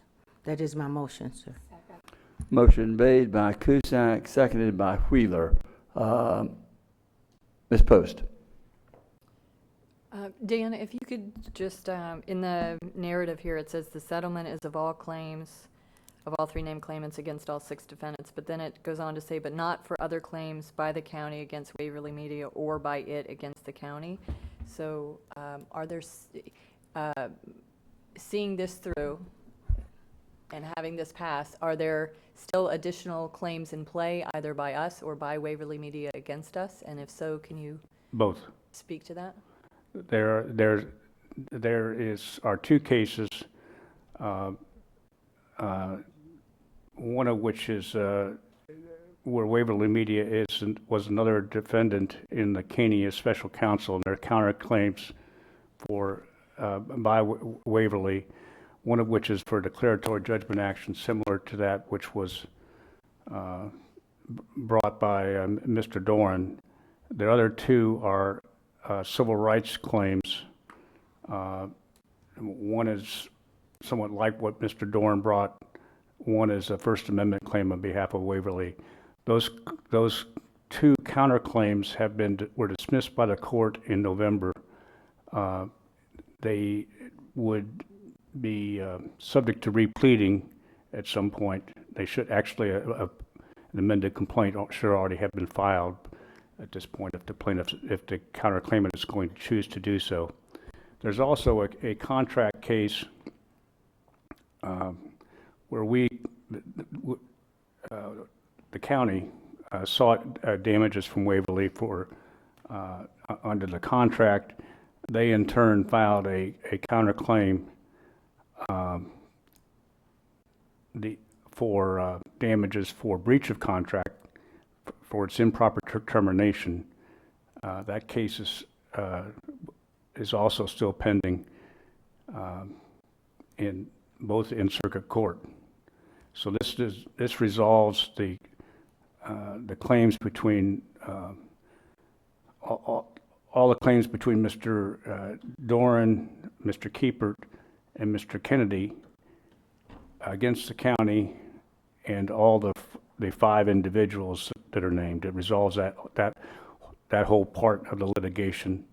All the cases which were the subject of Councilmember Cusack's motion for all claims of damages, costs, attorney's fees for all 3 plaintiffs. It's a cumulative amount for the $75,000. Okay, thank you. Any other comments or questions? Any more discussion? Any objection to the motion? I think for this, we should probably do the roll call because you're going to have to. The two council members, Denny's understand that. And they probably have a form they have to already fill Yes, out they and do. sign. If you call the Ms. Wheeler? Ms. Cusack?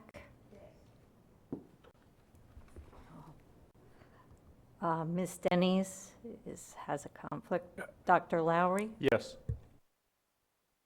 Mr. Patterson? Conflict. Ms. Post? Yes. And Mr. Kelly? yes. And the motion passes 5-0 with 2 abstentions. abstentions. Excuse me. Okay, we'll move on to item number 9. If I could, Sorry. Mr. Chair, I just want to express my appreciation to Mr. Carroll and to Mr. Smith in my office for the work that they've done in this case. It's been outstanding. Absolutely. And I'm glad that this is finished. I followed as a spectator years ago with all this, as did a lot of the people, a lot of us in the community followed it. And being able to put these 4 aside, I'm hopeful that there will be no legs on the other 2 that are out there, and I feel that will probably be the case. And the settlement was good because I think some of the hard costs experienced or expressed by Attorney Ted Doran was almost half of that. So I think the settlement was good and fair. Now, Rick Carl. And before Rick gets started, I just want to point out the next few items as we go through 11, 12, 13, 14. Also, 10, 9. So all those items together, it's almost $23 million in federal monies that are coming into the county because of the work of our staff, both at the airport and our staff and our contractor with Votran. So I just want to point out when people sometimes, we've heard about not getting federal money. We get a lot, and these right here will go into each of these. But like I say, the total of just federal money alone is nearly $23 million. Rick? Thank you, Mr. Chair, members of the council. Rick Carl, your airport director. As George said, this is a significant amount of money. These grants are enormously complicated. Karen Feaster, Deputy Airport Director, is here with me, and she oversees the grants and the projects themselves. We rely heavily on Mr. Eckert's group. This is very complicated. We're subject to 39 separate grant assurances at the airport. They're here to keep us, help us stay out of trouble. And purchasing and contracts, Janine's group. This is an enormous amount of work, multi-stages of the process. This project, when this taxiway November is completed, we will have done, just during my time, over $90 million in capital improvements at the airports. It's a lot of money. It's very complicated. And I just want to think that this is a team effort. Everybody works very hard on these things. Sometimes they're very time sensitive. The FAA will call us and say, you're going to get this grant. This one is in multiple phases. So these 4 items will be treated together. And with your permission, I ask Karen Feaster, Deputy Airport Director, to come up and just review them. Okay, thank you. Morning. There's an exhibit to show. Okay, as Rick mentioned, the next 4 items are all together. Items 9, 10, and 11 pertain to bid Schedule C, which is shown in the blue. The green part, we are currently under construction. Item 9 is the construction portion for Halifax Paving. Item 10 is for Avcon, that's the consultant to do the post-design work. And item 11 is with Reynolds Smith and Hills, and they will do the construction administration and the resident project representative as well. And then item number 12 is for bid Schedule D, which is shown in yellow. We expect to start that sometime probably July timeframe. And this portion is for the construction for P&S paving. And we're requesting approval on all 4 items. Okay.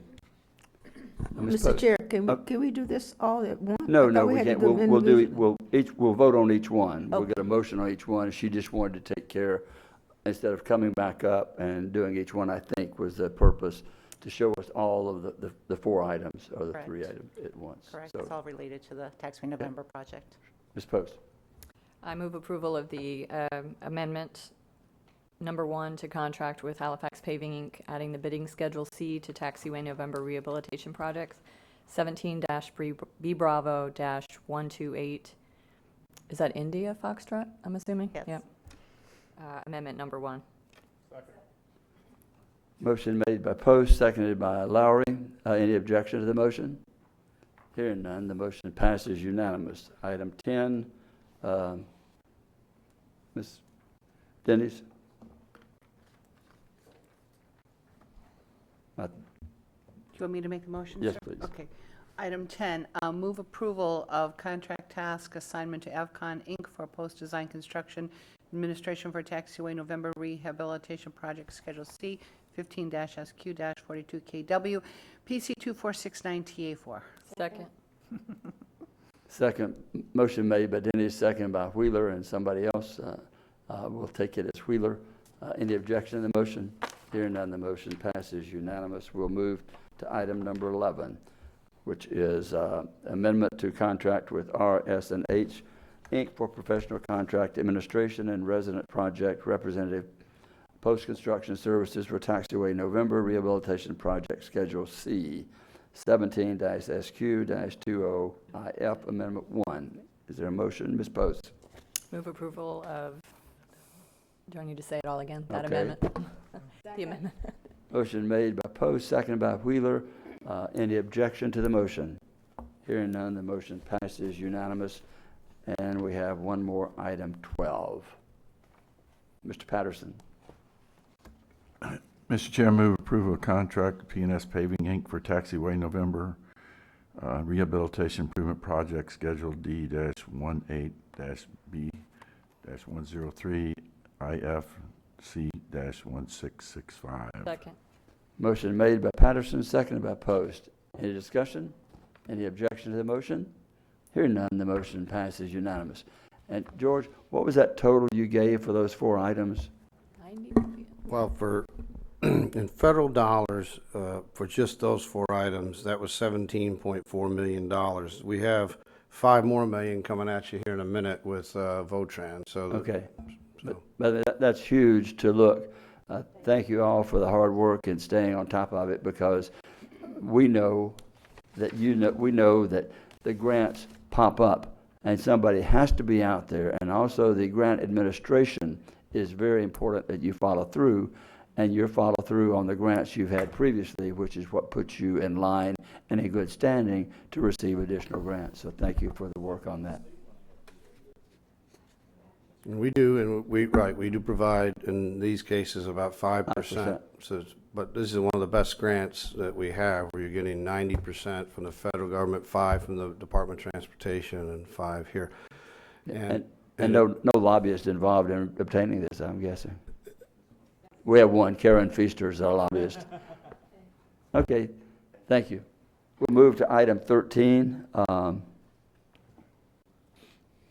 Morning. morning. Good morning, Mr. Chair and members of the County Council. Rob Stevens, I'm your General Manager of Votran, and I do appreciate the comments by Rick Carl, how complicated some of this can be. It can be, but I'm glad to bring for your consideration this morning, requesting approval of a resolution appropriating $6,096,313 in state and federal grant awards for the fiscal year 2018-19.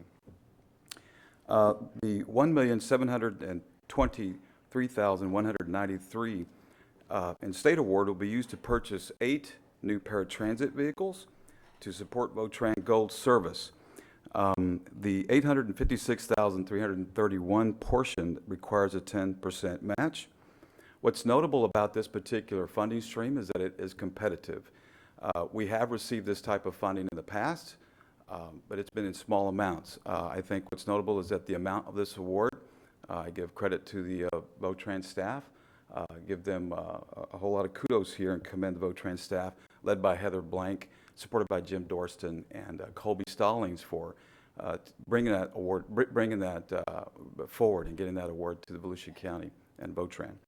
So the remainder of that, $866,862, requires no match, as does the federal funding amount of $4,373,120 for the capital acquisitions. It requires no match.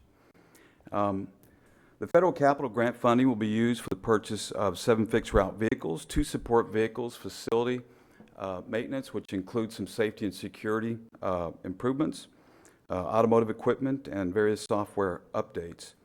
As a reminder, these are replacement vehicles, save one. There was a portion for New Smyrna Beach, Route 44, that came online in June of 2018, which is doing very well. We are averaging 5 passengers per revenue hour and posted 100 or 1,400 one-way trips in November, so it's doing very well. And the other is a portion for the new service in Deltona that we're looking forward to in February 2019 in Deltona along Howland Boulevard, Route 25. So we're really excited about those improvements. We have, of the 82 vehicles that we have in the fixed route fleet, 23 of those vehicles have passed their useful life. So the Federal Transit Administration describes useful life as 12 years or 500,000 miles, whichever comes first.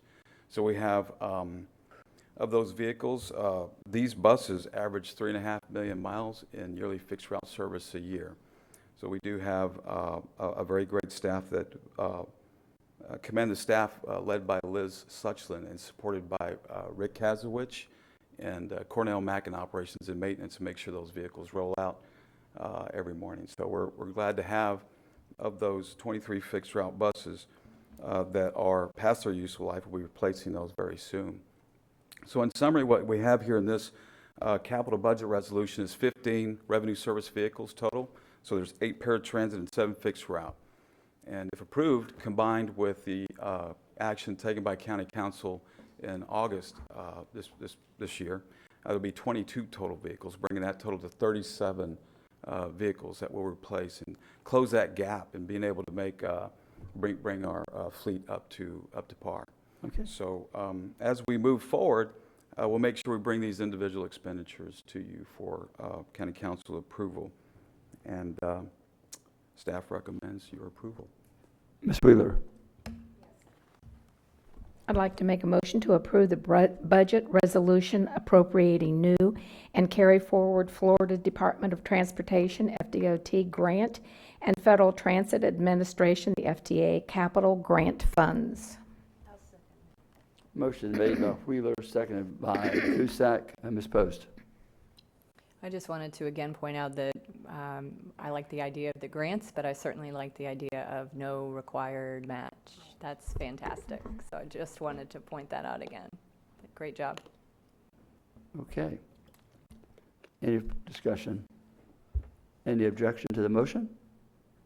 Hearing no objection, the motion passes unanimous, and we will move to item 14. He's back.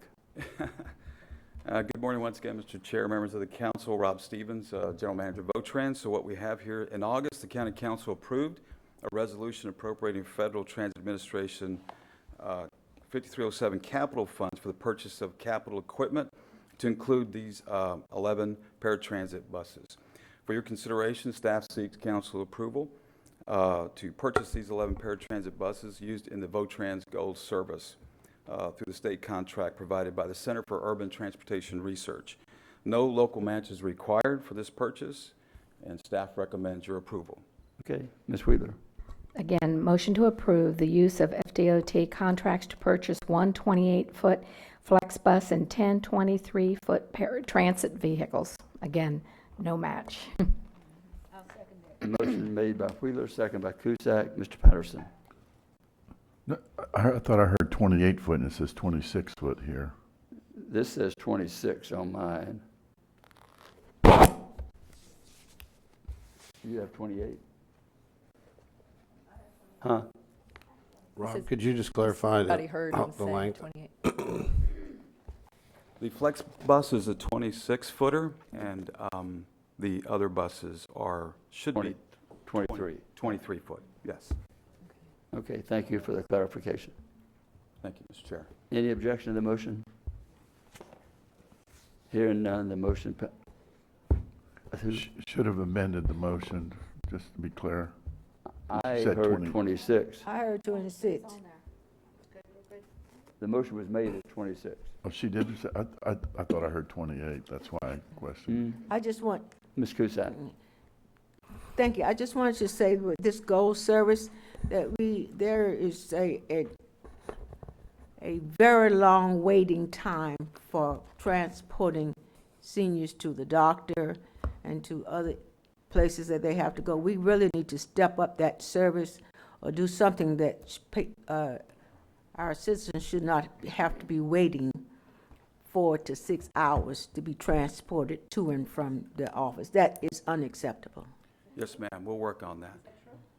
I don't. It is true with some patients that I'm aware of. I'll get back with staff and make sure that we. We need look to at that. really make sure we get on that, because that is just unacceptable. Agreed. That our patients are waiting that type of time to be transported to and from the doctors or for other appointments that they have to make. Yes, ma'am. Okay. Thank you so much for taking care George, of that. if we could have maybe a follow-up on this to see if the records are kept, that will.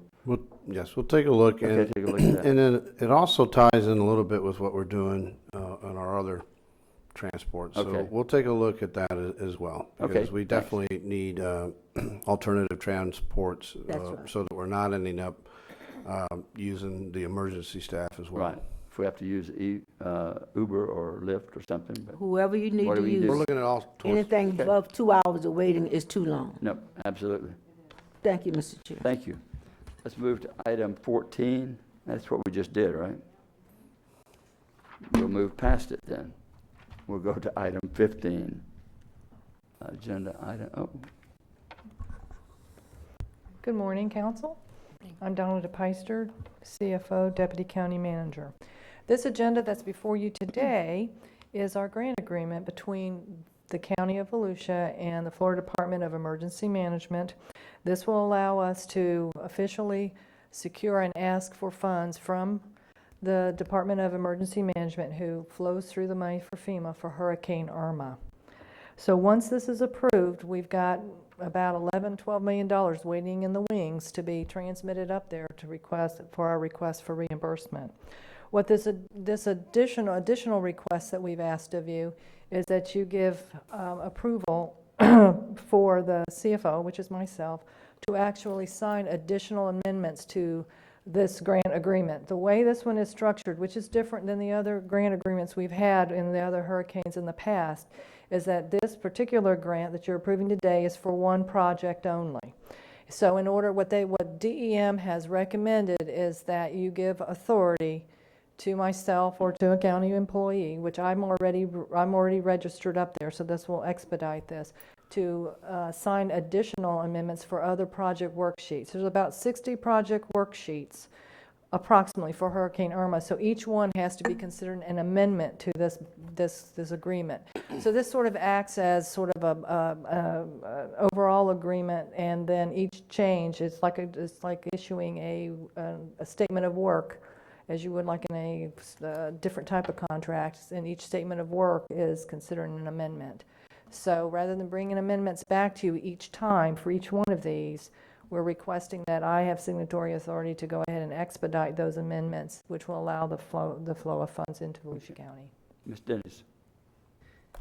Thank you, Mr. Chair. Mr. Peister, this is, I believe, they changed the process, did Yes, they they not? The did. reimbursement process? Yes, they did. Multiple times. Yes, they did. And this one came as a surprise to us. The one change that they made that's different in this contract than what I've ever dealt with before in the past is that normally once you've requested for public assistance, which we did right away after the hurricane struck, usually you get your contract within about 30 days. You bring that to council, you have it approved. And any projects that you have, whether you have 1 or 100, all fall up under that contract. You can request for reimbursement, and that's all you need to do. This one's different. What DEM to change the direction on this, they didn't want to give contracts to any jurisdiction until they actually have gotten their first project obligated by FEMA, which we didn't get our first project obligated until August. So we didn't receive this contract till August of this year, which is almost close to a year after the emergency struck. And then they had this additional issue, and we had to work through the contract because there were things that were in the contract that we felt were going to put us out of compliance immediately with the way that it was written. It was written very similarly to a mitigation grant. Instead of going back to the old language that they had in the previous contract, which made a little more sense, this didn't. So we worked. Thank you to Ryan Osowski, the accounting director. Thanks to Dan's staff, Liz Murphy particularly. On the legal staff, we worked back and forth with their legal counsel at the state level to get this resolved, because we did not want to find ourselves in a grant out of compliance situation coming right out of the gate. So to start with, we were in compliance. We did everything that we were asked to do. Yes. The Yes, money ma'am. came down from the feds to the state. The Yes, state ma'am. changed the parameters. They changed the reporting procedures, created a bureaucratic delay. Yes. Once the process had already started, and we were talking, so the feds released the money to the state. The state's got the dollars, but then the state says, oh, by the way, we're going to add layers. You know, the term called home rule is just taking on a whole new meaning. Yeah, I'm saying it with you, Councilwoman Cusack. I think that's really, it's a good thing we don't have our legislative hearing tomorrow, Mr. Chair. So this is probably the most frustrating processes I've ever seen in a bureaucratic delay. Well, I can't disagree with you. There's been changes all along the way. Or at least Ryan is still here. But I think he's probably lost a few more hair on the top of his head, and he's turned a little grayer. It's been a real challenge, but we've stuck with it. We're not new to this either. I think the thing that you're talking to probably someone who Donna has, in her role, has handled the finances for probably more FEMA events than probably anybody in the state, or I would dare say right up there with it. So we have experienced staff. It's the people outside of us that change all the time and then change the rules. So that's been one of the frustrations. I can even remember back in 2004, they would change the people in the field in the middle of what you were doing. So it's very frustrating.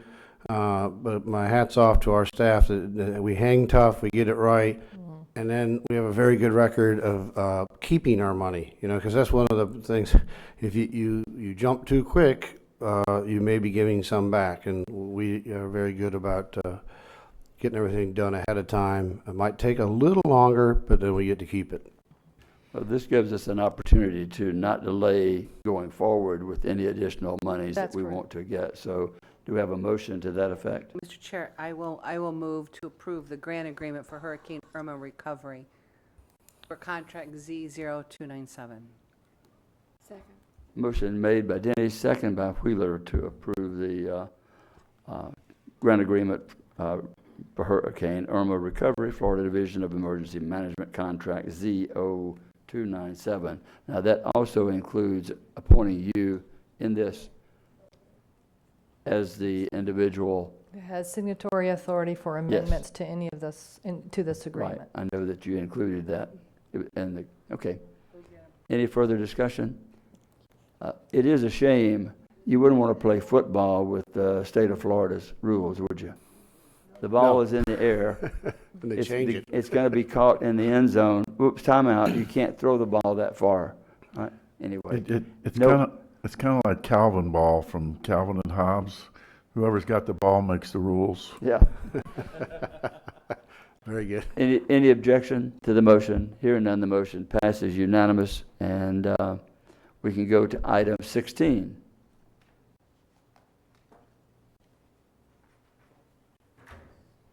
I know you're thinking it.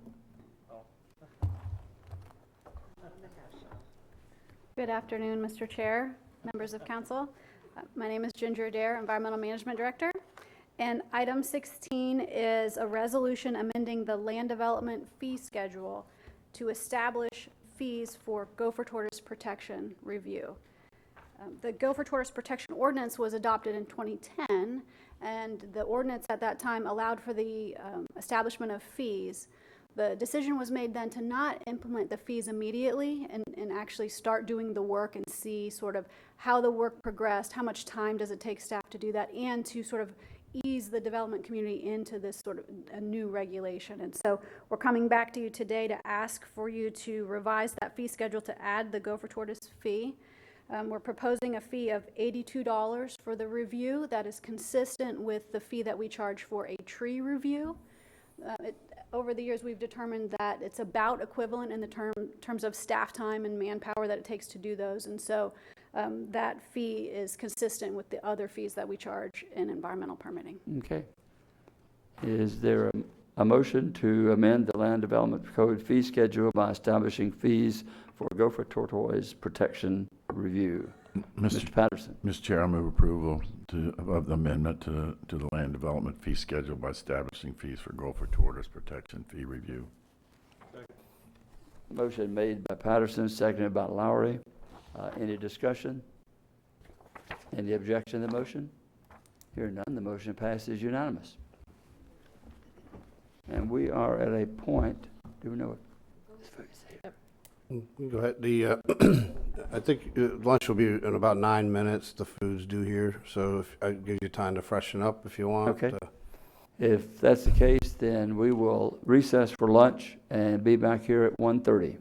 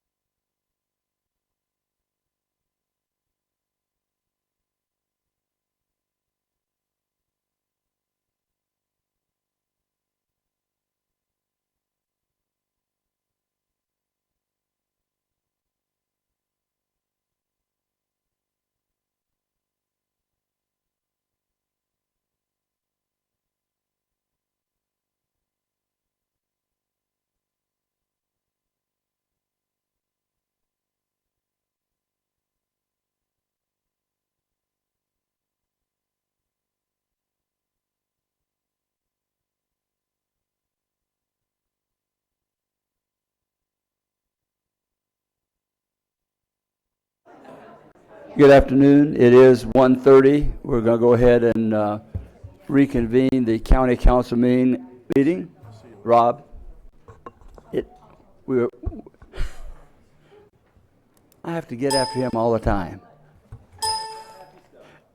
He's a happy They're guy. moving some stuff around, so just bear with me for a minute. With council's approval, we're going to shift a couple of items due to some situations here. We're going to start with item 20B. George? Yeah, thank you, Mr. Chair. The person, the people representing them had a long-standing appointment they're trying to get to, and so they asked me if there's any way we could put this one together first. This is an agreement that's with the city of Daytona Beach, and we've talked about, this is again a developer agreement that we worked hard, legal in particular, our staff. This is the Mosaic development over in off LPGA, and again, this is an example of taking the money and pipelining it towards projects. And this one in particular, some of the money is going to go to the bridge that we've heard a lot about over the small bridge over the Tomoka River. And again, there's been a lot of talk about that we're not doing anything about that. Well, we have been and we are. And this will be the first time that we're committing some actual money as part of this agreement from the private sector. And that'll help us get going, because as we've learned in these things, if you have to have some initial engineering and stuff done to even try to go secure other funding. So this is really going to help with that. And I apologize for going out of order, but I just felt it was important because the folks are here today, and there's so there's just going to be a little bit of changing around. So if everyone could bear with me, I'm going to turn it over to Jamie if there's to talk a little bit more about that agreement. Thank you.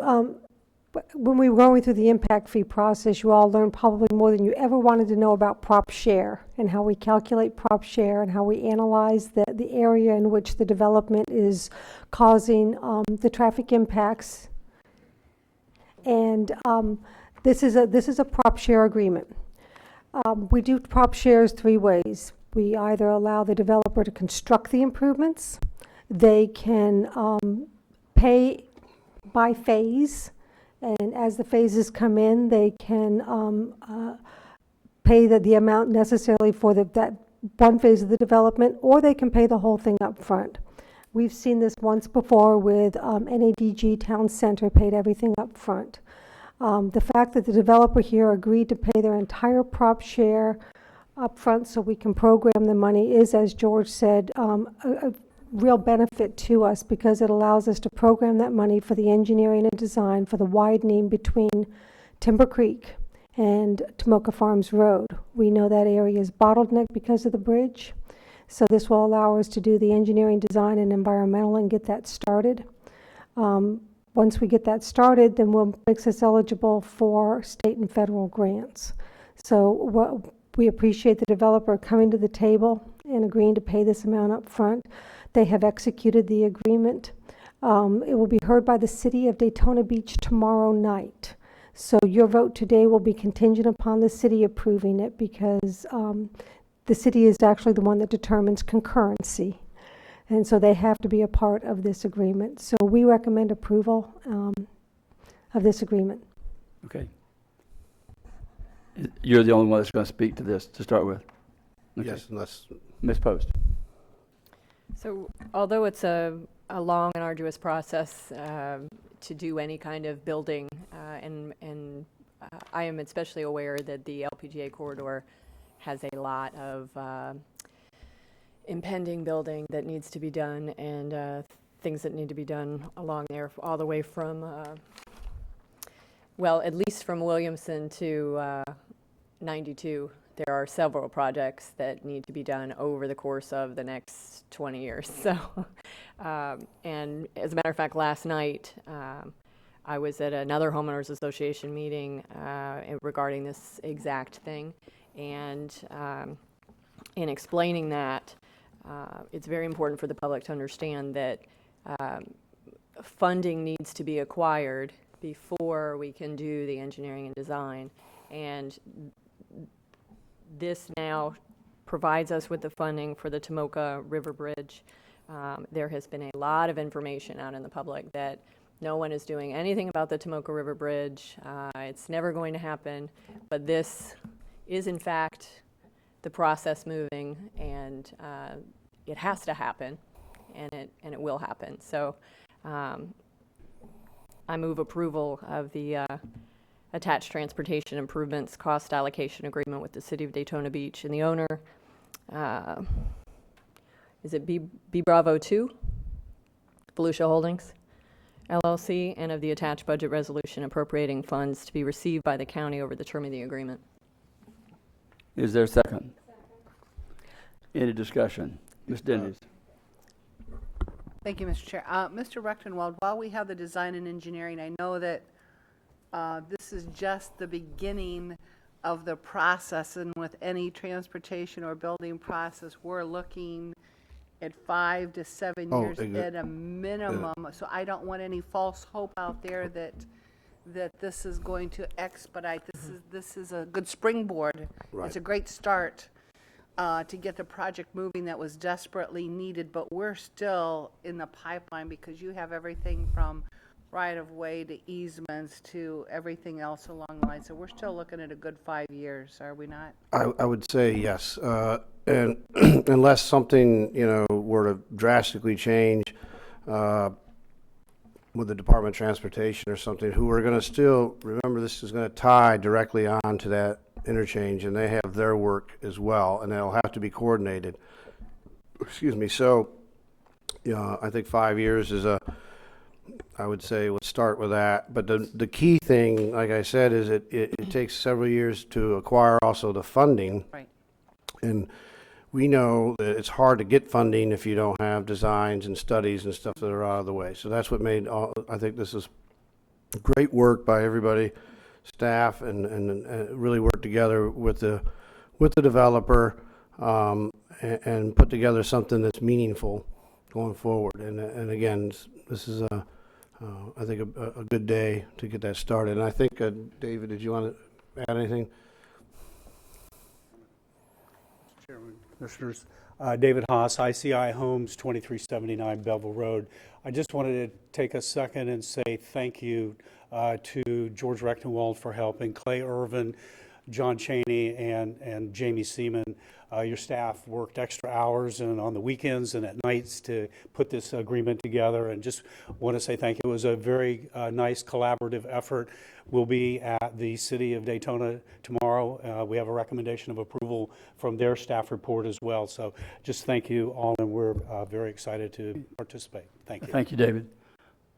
Just to finish, Mr. Haas, I want to say too, I believe you worked pretty hard on this from what I'm hearing too. He did. Yeah. I think. Well, it's part of the job. It's part of the job, with much success. So, but this project going forward then, and this is a great launching point if we can use that for a bridge. Is that going to come through the county? Are you going to submit that to TPO? We're going to try to get that on a list of projects, or what's the next step in? Well, federal money, if we're depending on the dollars we go after and the connections, we probably will be coming through there because hopefully we can get some federal bridge dollars, and that definitely is a TPO area to be. But we got, like I say, with John Cheney and everybody watching, and then and coordinating with the DOT in their interchange project will also be very critical. So we have to not be in their way, but also be ready, because that could be as many as 6 lanes coming across, dropping down to 2, and so we're going to have to be timely in how we get all that put together. That gives. We thought roundabouts were going to be a design issue, huh? The best way to get money is to have plans sitting on the shelf. Yeah. And then you walk in there, you That's never know exactly. when there's going to be infrastructure money show up. I could tell you many stories about different times that we didn't think there was money for something, and with plans that are permitted and designed and ready to go, sometimes they're looking for projects at the last minute. When So you have a that's great, what our hope is.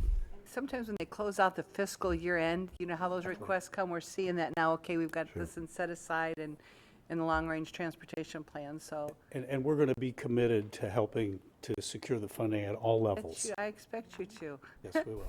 To success. Thank you. I think, in summary, I think what Ms. Post pointed out is this is a start. It also eliminates us continually being blasted in the media and places that we're doing nothing, and we can't agree with the state, we can't agree with anyone. We thank the ICI for coming forward with all of the money at one time, which does allow us to do the design phase. As already pointed out, without that, you can't go anywhere. And then we're worried about getting the funding, and it also will, as George pointed out, because that's what I was thinking, I guess you read my mind, it will be in conjunction with the improvement of the interchange, and we will probably have this in advance of the completion of the interchange, would be my guess. I wouldn't quite go that, we'll have the money, and we'll have work going, but I hesitate on saying the other part. But yes, we'll have the seed money going, and we'll be doing our work a lot faster than we thought. But as far as actual seeing a crane out there working on the bridge and all that. Well, it won't be next week, but it will be working. Well, this is big, and it gets us going, because right now we had a lot of plans, but we didn't have, they sat in lists that needed to get done, but we didn't have any funding. Now we've got some actual real dollars. Well, and I would guess that we're going to get the additional funding we need, and that it will be, you heard it first right here, it will be completed before the interchange is completed. No, So DOT Tad saying said no? no. You just Yeah, gave my and- you just gave my county Hey there, Dan. engineer. If you're Can gonna we disagree. take a break for a second while I do CPR on After. him? So. Well, it may take 10 years to get Tomoka River outstanding waterway there that it is. That's one of the issues. It's not just any creek we're crossing. It's a Florida outstanding water, and so a lot to go. With But the it's a good headwaters day. at We're the started dump, there. right? But anyway, okay. Any objection to the motion or further discussion?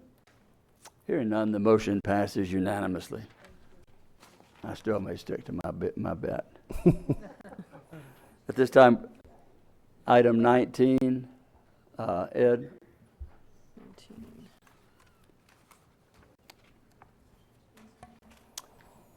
Billy? Yes, I brought this to council for approval for naming the County Beach Park to be constructed at 3167 South Atlantic Avenue in the Daytona Beach shores, the Edwin Peck Senior Park. Mr. Peck has been very instrumental in this entire Volusia County and elsewhere. He was a World War II veteran. He was born in 1918, so all of you, 100 years old. That right there is a celebration, and we're so grateful. I happened to go to his birthday party this year. He's a very successful self-made businessman and pioneer condominium developer of the famous Peck Plaza, real estate industry leader and a legendary force for economic development, community service, and job creations in the shores and throughout East Central Florida.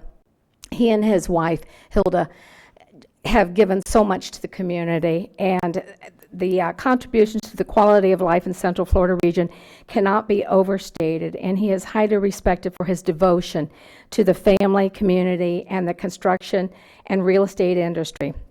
And at this time, it would be my pleasure if I would get the approval, make a motion to approve the naming of the County Beach Park to be constructed at 3167 South Atlantic Avenue in Daytona Beach shores to the Edwin Peck Senior Park. Second. Motion made by Wheeler, seconded by Denny's to, as you read. Any discussion? And if it's okay, Mr. Chair, I would like for him to just come up and just have a brief word. Mr. Peck, would you like to come up for just 100 years old? He deserves to have a couple minutes. I will tell you that hasn't been too long ago he did learn the computer, but he also has a black belt. So, just saying, this man has done it.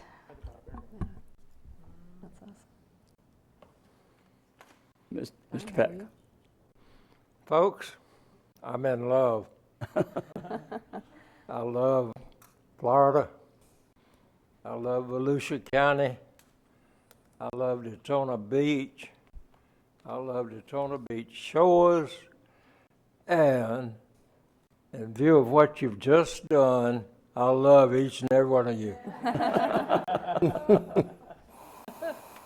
My wife and I moved to Daytona Beach shores in 1970. That's 48 years ago. And I guess I have had a pretty active life. But what you've done here today is just overwhelming. I've received some honors, awards, and whatnot, and various activities, but it doesn't compare, in my mind, to what you folks have done. After a while, I'll be moving on, probably another 20 years. No. But in the meanwhile, what y'all have done today will mean that I will be here permanently. And I thank you for that. I hope that many people, and I feel sure that people of all ages, colors, creeds, will enjoy this park that you all are providing for, and that it'll bring happiness to a lot of people, and I'm glad to be associated with that. That's all I have to say, except thank you once again, and I particularly want to thank Billy. She's been the sponsor for this program, and Billy, I thank you. Thank you. Could we do one thing before Ed? Could we get the rest of the family to stand up here with Mr. Peck? And while we have the item on the background, whether or not it ever shows up, I think it'd be kind of appropriate. You might want to have that with the naming of the shores. Yeah. All of the family, anyone who, this Mr. doesn't happen but once in a lifetime. Mr. Chair, I would like to just ask for clarifications.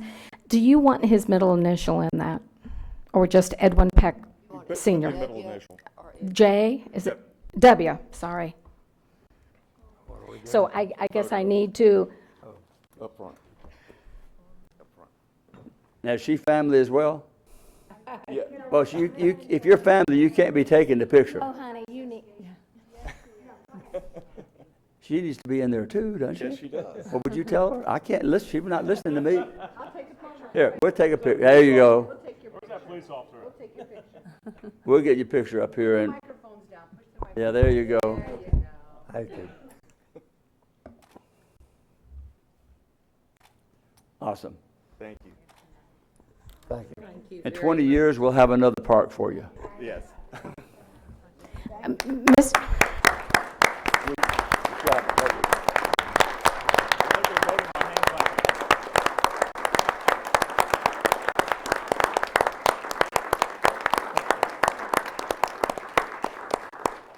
Just to finalize this, any objection to the motion? Mr. Chair, Hearing I none. don't know if I need to make a correction on that with the name, that to add the initial in the middle No. as W. Okay. Any objection to the motion? Hearing none, the motion passes unanimous and a great day. Okay. Now we're ready. This will be item 17, Clay. Yes, sir. Good afternoon. Today we have a interlocal agreement between the City of Orange City and Volusia County regarding the annexation of enclaves. In your agenda packet, you'll see the interlocal agreement starting on page 17-3. I'd like to point out some important facts that are contained in the whereas clauses. In that first whereas clause, they identify what a definition of an enclave is.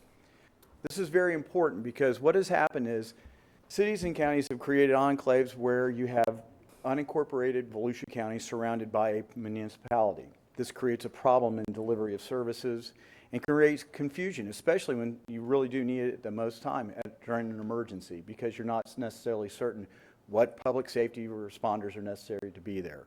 Also in regards to utilities and other types of things. So if you look at the next whereas clause, they reference 171.01.046, which is a section of the statutes which identifies that the top priority to the legislature of the state of Florida is to eliminate enclaves. To the point that at one point, these agreements only applied to enclaves of 10 acres or less. That rule has been changed to increase it to 110.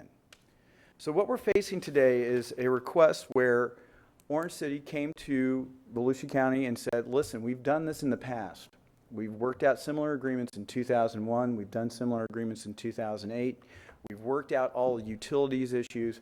We need to take care of these enclaves. So they've worked with us very diligently, and we've been able to work through both the legal and planning aspects of it. And what you see before you is an agreement that both of the technical staff of Orange City and of Volusia County agreed to. In November, the City Council for Orange City reviewed this and approved it. There was a public notice sent out to all property owners who were impacted by this agreement. It indicated what that was going on so that they had the chance to come and speak both at Orange City, and they are available to speak today. The area to be annexed totals 242 acres. There's 16 different pockets to 16 different enclaves. Staff from both governments have reviewed it to ensure that they meet the definition of enclave. In other words, they are surrounded by one city. There is one parcel which backs up to a body of water, but that's still considered an enclave because the only way to get to that property is through one city. So what we've been able to do is come together and identify these 16 pockets, which total 242 acres, in there, and if there's any specific questions about any of the 16 items that are shown up here on the screen, this is page 17-49 of your agenda packet. This shows all 16 of those. If there's any questions, we do have some of the specifics available for the individual enclave areas. We'll be glad to go over what may be the concerns. This does affect a grand total of 119 single-family homes, 72 multifamily homes, and 8 commercial developments. So these property owners have been notified. They've been informed that they are going to be annexed if this agreement is approved. They will be annexed into Orange City. Part of the agenda packet that was sent out was also an annexation analysis of what will happen to the ad valorem and non-ad valorem impacts to these individual property owners. We picked $100,000 worth of value with no exemptions as a standard to just kind of evaluate what's going on. When you look at it and you include the ad valorem and non-ad valorem, it comes out to about a $60.10 increase if you are annexed into Orange City because of this agreement. I have to point out is that if the property values decrease, it may not be as much. And conversely, it depends if the property is more expensive, it could be more. $100,000 is just a rule of thumb that we utilize for a standardized comparison. But again, the actual amount that changes will be a function of the value of the property and what the property is being used for. So I just want to make sure we understand that that's just a real simple comparison. And what will happen is that we've got several issues that are identified in the agreement. We have roadways. It's important that we see that what are local roads remain local roads and are maintained by the local government. Orange City has agreed with us on that. That's pretty large. I have to tell you that as we go through these different discussions with the different cities, taking on local roads can be a sticking point, and they've agreed to go forward with that. So in this, you'll see a list of all the different roads that they will be assuming ownership and maintenance of. We've been able to work through some of the issues with some of our thoroughfare roads as well. We've also put in conditions such that if a thoroughfare road we determine is not necessarily a thoroughfare road, we've put in a process where they're willing to accept it. So what you see is a great deal of cooperation in the maintenance and upkeep of right-of-way, which is sometimes a very difficult issue between cities and counties. Land use. I know that many of the residents who were speaking out against it were concerned about, am I losing vested use of my property? If you look on page 17-5 of your staff packet, that's section 4 where it talks about the land use and zoning. what you're seeing is that no one being annexed will lose any of their vested rights right now. In other words, what you're seeing is if you have a non-conforming site, you're continuing to allowed to use it. When you go forward and you make any kind of upgrades or changes, the city will work with you as far as that goes. Everything that is applicable to it under this county's current future land use and zoning will remain there until the city processes their future land use amendments for these properties and rezones them. They're striving to match what is going on. Becky Mendez, who's their planning director, has indicated to me that there was some concerns by a property owner in regards to agricultural uses and whether or not those will be continued and protected and whether or not their agricultural classification is at risk. And she has assured me that no one will be losing any of their agricultural classifications or any of the benefits of continuing to use their property for an agricultural use. So overall, we see that this is a great deal of cooperation between the city and the county. We see it addresses one of the top priorities at the state as well as at the local level. It sets in motion the ability to transfer assets to the government that's going to be ultimately responsible for it. It eliminates potential overlap and duplications of services. And it provides both governments a way to address these future needs in regards to capital budgeting, public safety, and planning and zoning. So as you can see, we come forward with a recommendation of approval. If there's any questions, I'll be glad to answer them. I know that there's a contingency from Orange City. They made the long, hard travel up here to make it in here. So if there's any questions, I'm sure they'll be glad to answer them as well. Okay, I did have one individual who wished to speak, Bonnie Carey.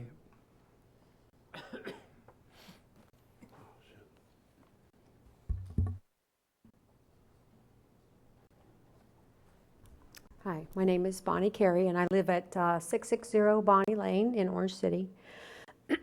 And I would just like to speak to you for a moment. My husband and I purchased this land. We have 2.5 acres 35 years ago, and we have used it as for agricultural purposes. We had a nursery, and we have animals and chickens, and we have used it that way all this time. And I understand that things change around us, and I know that that's happening all over Volusia County, all over the country. But Volusia County has a rich history of agriculture, and I hate to see that be pushed away. It's part of us. Orange City has worked with us very well, and I commend them for that, to try to ensure that we can continue to use our land agriculturally. But I just would like to speak for the agricultural interests of Volusia County and to try to keep them healthy and strong. Thank you. Thank you, Bonnie. That's the only card that I have from anyone who wishes to speak. Council, questions? Ms. Dennis. Thank you, Mr. Chair, but for the record, we're not changing any of the land designations, That's correct? correct. And they're grandfathered in. Is that an accurate statement, Mr. Irvin? Yes, ma'am. Just to kind of underscore that. And Council, we received an email earlier from Raven McElman, who was in here earlier as a Terrence Hill Condominium Association Board President. She emailed us to let us know that they have no objections to the proposed annexation into Orange City, Florida. So just to go on the record, she had asked, or he had asked, they had asked to go on the record with that. Thank you. With that, are you ready for a motion? Sure. Or did you want to do that, Fred? Is that your district? It's your district. No, it's actually Pat's. Pat's. So Pat? That's your district. You want to make a motion? Yeah, but I do have a question, just more of a curious question. Right now, those people located in the enclave are basically paying taxes into our MSD. What impact will that have on our revenue in the MSD? Do we know? I'll have to check with Clay to know the exact amount, but we obviously do. It's not a deal breaker for me. I'm just curious. No, we would lose. I would have to see if what we have for the value, but of course, what we pick up though the fact that we no longer have to cover those areas Right. with police and some of the, and we have, I think, agreements in place, I think, for fire, but I'll check on that too. But of course, that's the savings we get back, is not having to service some of those areas. Okay. I don't have the information right off the top of my head. I can get that information Yeah, for you. I'm just curious, because I don't. In the case of these, they're of the such size compared to the rest of the MSD. you know, yeah, we do lose a little bit of revenue, but I do think it'll be pretty easy to make up by the savings and services. The more troublesome ones would be some of the very large, densely populated areas that we have in some places in the MSD, and those would be more impactful than this. Yeah, I would like to encourage Orange City that there's a lot of areas out in Orange City that they don't particularly want to annex in, but I sure wish it could happen. The Hamilton. They could have a manifest destiny to the west, and it would be. But I don't think that's their manifest destiny. Mr. Chair, I move approval of the annexation of the enclaves by the city of Orange City. A second. Motion made by Patterson, seconded by, I got it. Seconded by Cusack. Ms. Cusack. Thank you, Mr. Chair. Normally, I have not been one that support annexation of enclaves because there are other ways in which that can happen. But today I'm in full support of this, simply because I think that it's a win-win for the citizens of Volusia County and residents of Orange City. I think the fact that we are getting help as far as the maintenance of the areas in that of the roads in that area, that means a lot. I think that it would probably be to our advantage to do this. The MSD will lose some funding, but I think we make up that difference in savings for having the opportunity to have the maintenance of those roads. So, and the agriculture exempts are there. And so I think this is a win-win situation. And there has been collaboration with the citizens and with the county. So I think with all minds being fairly clear, I strongly support the annexation of these enclaves. Thank you, Mr. Chair. Thank you. Any other discussion? Any objection to the motion? Hearing no objection, the motion passes unanimous. Thank you. And we will move to item 20. Or not. How about 18? Oh, sorry. Gary Blair, Mayor of the Jerry, sorry about that, Mayor. great city of Orange City. Thank you very much for all you've done on the council, your staff, Mr. Rectenwald, Mr. Irvin, our staff, everyone worked together very well. It's been a long time coming, and we really, really appreciate it. So Mayor, I apologize for not recognizing you earlier. I saw you when I knew you were here, and I misplaced you. But thank you. It is a good day for everybody, and I think, as Ms. Cusack pointed out, it's a win-win for all of us. It's a good example for other cities and to show the cooperation between the county and the city. So great. We appreciate it. Thank you. Thank you. Thank you. Now we will go to item 18. Chairman Kelly, Sure. members of the County Council, good afternoon. Rob Earhart, Economic Development Director. We're here today to speak to you about a water quality infrastructure grant program. I heard this morning Dr. DeFries in his presentation about the Indian River Lagoon.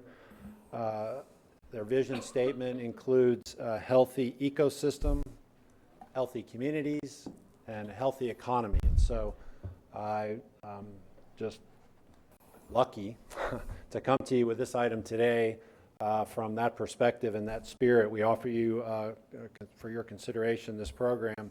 If you look in your agenda packet in the summary highlights, the first sentence, the first 11 words of the first sentence, water quality and related infrastructure are key contributors to economic development.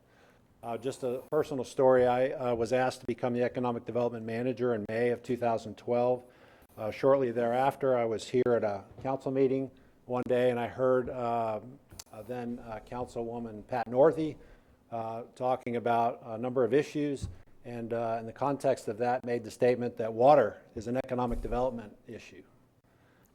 At that point, I began to reevaluate whether I was qualified to be the Economic Development Manager. I didn't really appreciate the impact that water has on economic development then, and hope that I appreciate it better today. But again, I think those points were made well this morning by Dr. DeFries.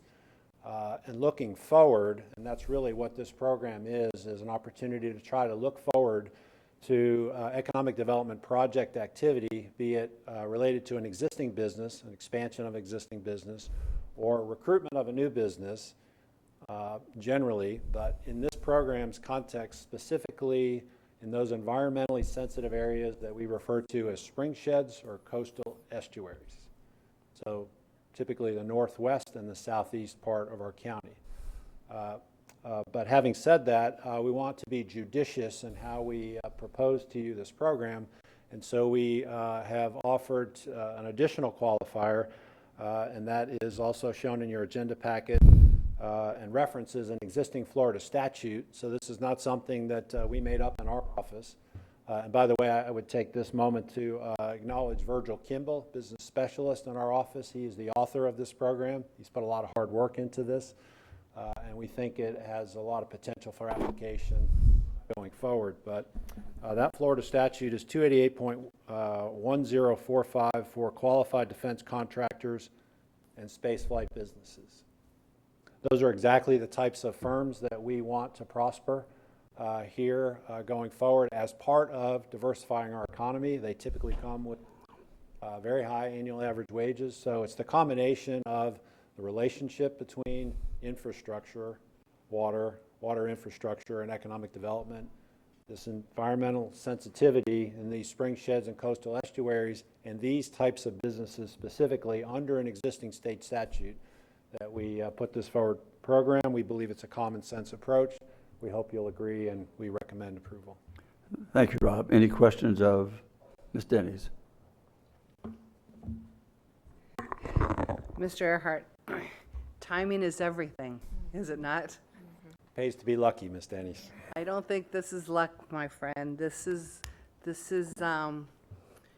visionary leadership. When I first looked at this and I saw the state link there, I'm thinking, well, this isn't coming from the state. This is an in-house Volusia County grant program.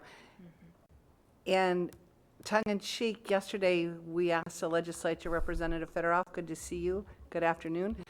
In presenting yesterday, we asked our delegation to take Volusia where we've never gone before. Well, to that end, we are, Representative, putting our money where our request is in a homegrown grant program to support these industries, specifically carved out for those industries, but at the same time protecting the water quality, the watershed, and incentives, if you will, an environment. It's like this three-legged stool we keep talking about. Now we're just now connecting the dots. Finally, just like your comment at the beginning, I could actually see when Councilwoman Northey was talking about water being an economic development tool. It takes a while to change. It's a paradigm change. It's a shift till we see the big picture. But the timing of it all today with this is the Vice President down at the Cape today, and he made a huge announcement while we were in here talking about all of this and the evolving commercial aviation aerospace industry. And the tweets that are coming out, he is making another step towards the Space Force, and he established a combatant command to oversee U.S. military activities in space, bolstering our national defense. This is all part of that. We are ahead of the curve, and kudos to Volusia County staff for creating this grant program. This is cutting edge. The only thing, you know what we need though? I've been reading this and watching this whole thing just kind of come together all at once. You know what we don't have? We don't have a logo. On this grant program, it's called Water Quality Initiative, WQIAT. Water Quality Infrastructure Grant. Yeah, we need a logo. Because it's WQIAT or what, and I kept looking at this and it's, we need a logo. Rick, we need a logo. WQIG. Yeah, it's, but seriously, Radio station or TV picture? I'm dating myself. WKRP in Cincinnati was That's the what I was telephone thinking. program, TV program. So But this, I don't know, was Virgil behind this? Was this, whose brainchild was this? I don't know whoever started this. It's Actually, got- Rob Virgil Kimball deserves credit under Mr. Recknwald's leadership, and we appreciate the assistance of Mr. Eckert. Everybody pumped on it, but it's part of great problem solving that we have, and that's where we got, and we actually, grew it to, we think, well, this would be a good program, so that when we're out recruiting or we're out helping retain these folks, we have some more tools in our toolbox, and that's what we tried to do. And if I may, I took observation also this morning during Dr. DeFries's presentation on his, what I'll refer to as the Wheel of Fortune for the Indian River Lagoon.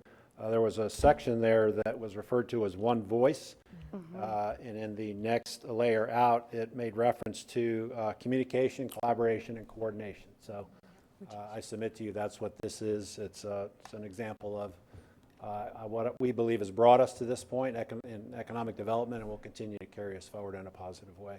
And again, tying that all in, again, with the timing being everything, I look forward to introducing this to the Indian River Lagoon Council when we have that meeting in Volusia County in February as an example of Volusia County's commitment to just that. So, Mr. Chair, do we need a motion for this? We do. I move that we adopt and support and develop a logo for a water quality infrastructure. We don't need grant that, but. Yeah, we do. Does anyone remember the Team Volusia logo fiasco? I don't know. This has nothing to do with Team Volusia or a fiasco. This is success going forward. So, looking forward, support wholeheartedly. No. I will remove the logo. Thank you. The logo is deleted. Thank you. Just heavily encapsulate. Let them develop the logo. Yeah, they can do it. I'm done. That's my motion. Okay, motion, I didn't hear the second. Motion made by Denny, second by Wheeler to adopt the Water Quality Infrastructure Grant Program. So any further discussion? Timing is great. It's great. Hearing no objections to the motion passes unanimous. Thank you all. Thank you.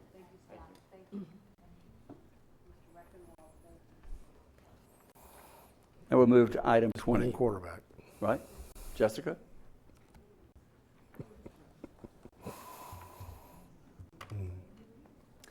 Good afternoon, County Council. Jessica Winterwerp, Coastal Director for Volusia County. Before you today is an item seeking direction on the naming of 2 additional off-beach parking lots. We have some visuals we're going to put on the screen. These were included in your agenda packets. The first one is at 726 South Atlantic Avenue, and that is located in the city of Daytona Beach. It is south of Riverview Boulevard, which we have a county-maintained public restroom on the eastern terminus that we call Riverview Restrooms. And it is north of the Glenview Boulevard, which also at the eastern terminus of Glenview Boulevard, we have county-maintained public restrooms in which we call Glenview Restrooms. So we're at a loss for a name for this park. I was asked to put together a couple options, maybe spur some imagination. The existing property was the Sun and Surf Motel, so we could play off of the Sun and Surf name. You could do Sun and Surf off-beach parking, Surf and Sun off-beach parking, Sunny Surf off-beach parking. I also looked at what other people are doing. You could go with marine wildlife, maybe manta ray off-beach parking, sea turtle shores, dolphin shores. Maybe beach driving could be an inspiration, and we could call it pit stop off-beach parking. Dune buggy off-beach parking. Okay, I think you just stop with the names. Let's just go. I mean, you could be. You're very creative. We admire that creativity, Yeah, we do. Jessica. But let's keep it. Let's keep it. Ms. Post. Actually, my comment was for the 1255 Ocean Shore Boulevard. Okay. So. Okay. I kind of like the Sun and Surf or Surf and Sun. It's simple. It relates to what was there. So that's Sun and Surf goes alphabetically O. It comes before you. Sun and Surf. No, they're both you. S-U-N, right? Not S-O-N. No. S-U-N. Okay, you got it. Well, still, it comes before. Sun comes before Surf. Yeah. That's what I said. Okay. S-U-N. as opposed to S-U-R. Yes, sir. Yes. Okay. Got it. You need a motion on that one to name it, or just how you want to do it? Adopt it? Come back with it? Do you need a logo?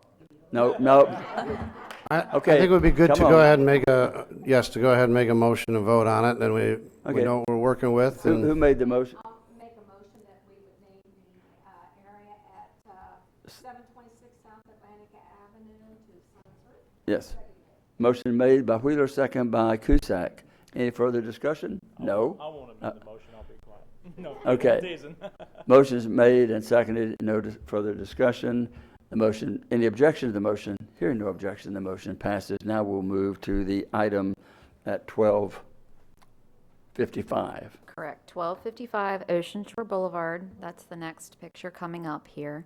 It is, good news is that we are just about done. We are waiting on the aluminum handrails to come in so that we can close out our permits. And then once the aluminum handrails come in, we will open it up to the public. It will take us a little while to make a sign, but we do have a temporary banner that we will put out as soon as all of our permits close out. This property is located in Ormond by the Sea, most notoriously across the street from Publix Shopping Center. We can't really call it the Publix off-beach parking lot. The adjoining roads that you have in the nearby vicinity, you have Lyndhurst Drive to the south. I would recommend against calling it anything associated with Lyndhurst. How about you let us come up with some names? Yes, sir. Ms. Post? Do we have Well, I know we have public- two people speaking. Okay. And I thought maybe you were going to make a motion that it be that. I am, so, and actually, Sue, if you could put up those photos. That area used to be the Argosy Hotel, and it was built in the 1950s. It has, you can see here, this is it in early days, obviously, and next, Sue. Quite a bit more. And then you'll see the evolving through the years. One more. Oop. So you can't really see the sign there, but it's different. And then there's, skip over the next one, Sue, and just go to the last one, please. And this was the most current, but as you can see, it's been in the area for many years. And it's evolved with the area. Not only has it been a part of the community and part of the area, this family has been deeply rooted in the area for a long time. And this hotel, being a hotel or a motel, has been known around the United States as sort of beckoning people to come to this area. So I would move to go ahead and name it the Argosy Park. I think that would be very Motion fitting. made by Post, second by Wheeler to name it Argosy Park. Thank you, sir. I know we have two people that are connected to that would like to speak, but you heard what we're doing. In fairness, you contacted me. I responded to you what I would do, and if no one had done that, I would have passed the gavel away and made the motion myself. I think it's very appropriate to continue that. The location, people that know the area will know that Argosy Park will be continued. So what your grandfather did back in the 50s when he built it will still go on. And I think that's kind of a cool thing to have happen. So you do have a card to speak out, or you can just say, thank you very much. All right. And because we have a lot of partying to do the rest of the day. I'm just kidding. But thank you for being here. She said she was going to start a worldwide petition, and I said, I don't think you need to do a worldwide petition on this. We got you. But we got you reached out to two. I didn't know she reached out to you, Ms. Post, and a number of people reached out. reached out to everybody. She reached out to everybody. As a matter of fact, I'd like today, Margie Drew reached out as well, so I'd just like to point that out. Okay, we have a motion and second, and any objection to the motion? Hearing none, the motion passes unanimous, and thank you for being here. Okay. Mr. Chair. Yes. Yeah, I just wanted to, first of all, thank you, Jessica. I had asked her to just have a couple names in case we drew a blank.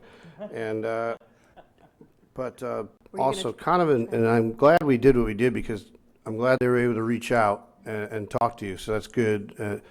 And so along that line, the Cardinal facility will be coming next year.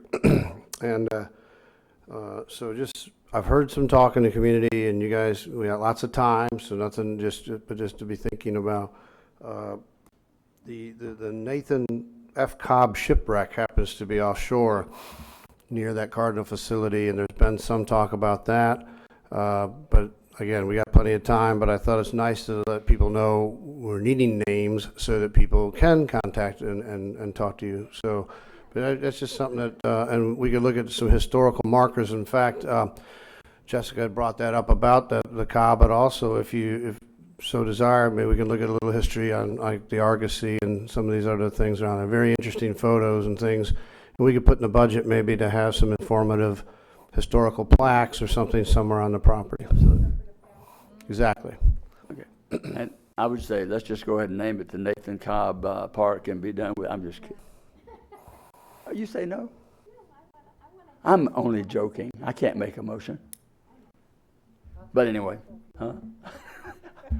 I'd rather than have Jessica have to search for names. And you came up with that one. Okay, we'll move on to item 21. Mr. Chair, just, 28. I want just talk about something I was going to talk about later, but I wanted to do it when Jessica was here. Okay. She leaves, but I ran into Jessica at the Florida Inland Navigation District little soiree they had the other night, which I think more council members should be at that, because Fine does have a lot of money that we can tap into, and our staff has been done a tremendous job in finding that. But one of the things that they brought up my attention to, and Joe Nolan and Jessica talked to me about, and I think it would be good to have them come back and do a presentation, but on the dredging property, the dredging that's going on right now, with about 450,000 cubic yards. yards of beach compatible material, and she sent me a picture of it, that this is being put out there as a project that's not costing us anything, and that sand is moving back in towards the beach. So I think it'd be good to have a presentation from Florida Inland Navigation District or the Corps of Engineers, but that's an $8.5 million project that we don't have to pay for. You know how expensive it is to get beach sand out there, so I just want to congratulate what Jessica, Joe, Nolan, and those are doing for our beach. So, thank you, Jessica. Thank you. I know this is off the subject, but while you're mentioning it, that was part of our priorities yesterday, that the legislature continue to find, and as well as any other like that. So, thank you very much. Ms. Post. Well, I'm just thinking, they have, Find has 12 counties, and they pick, each county gets one time a year.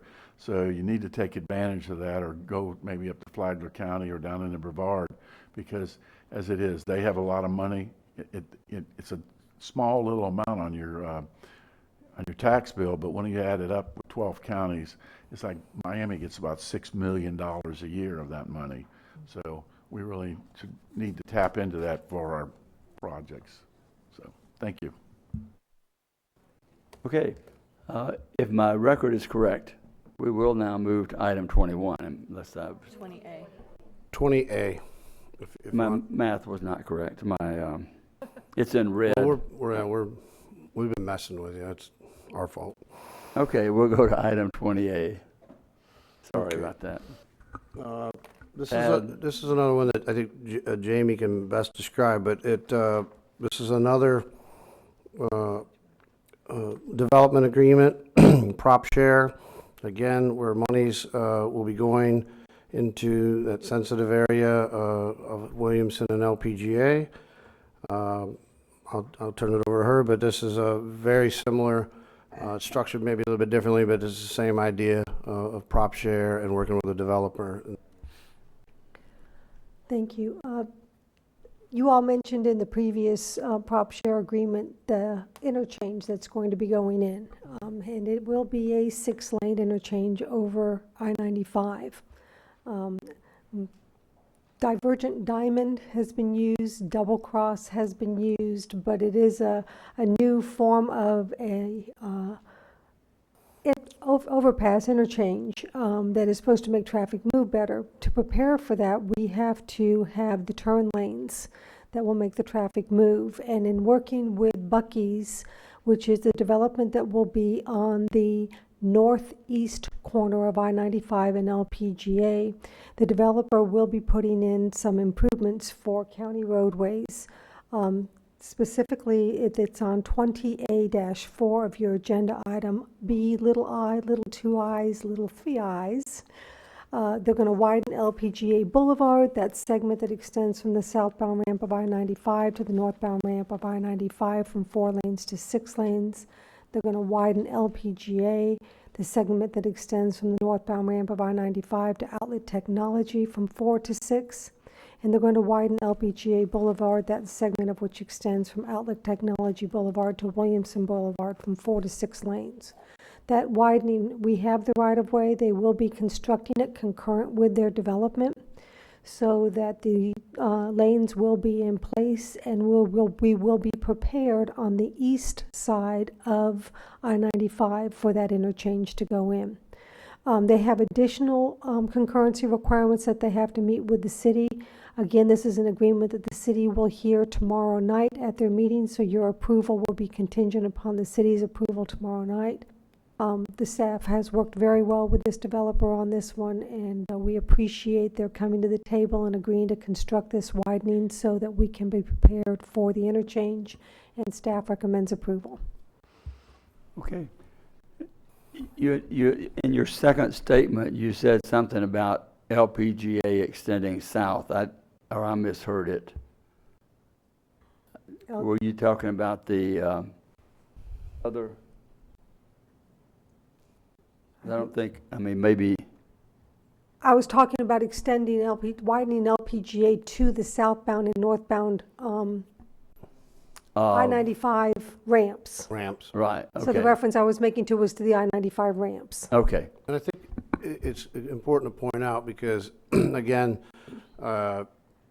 this is a case here where they're building the thing. So sometimes people, that's a cost that's out there. We get a benefit, but they're doing the actual construction. So you don't see a big check coming in, but you see the actual work of it. And that's another form of what we do.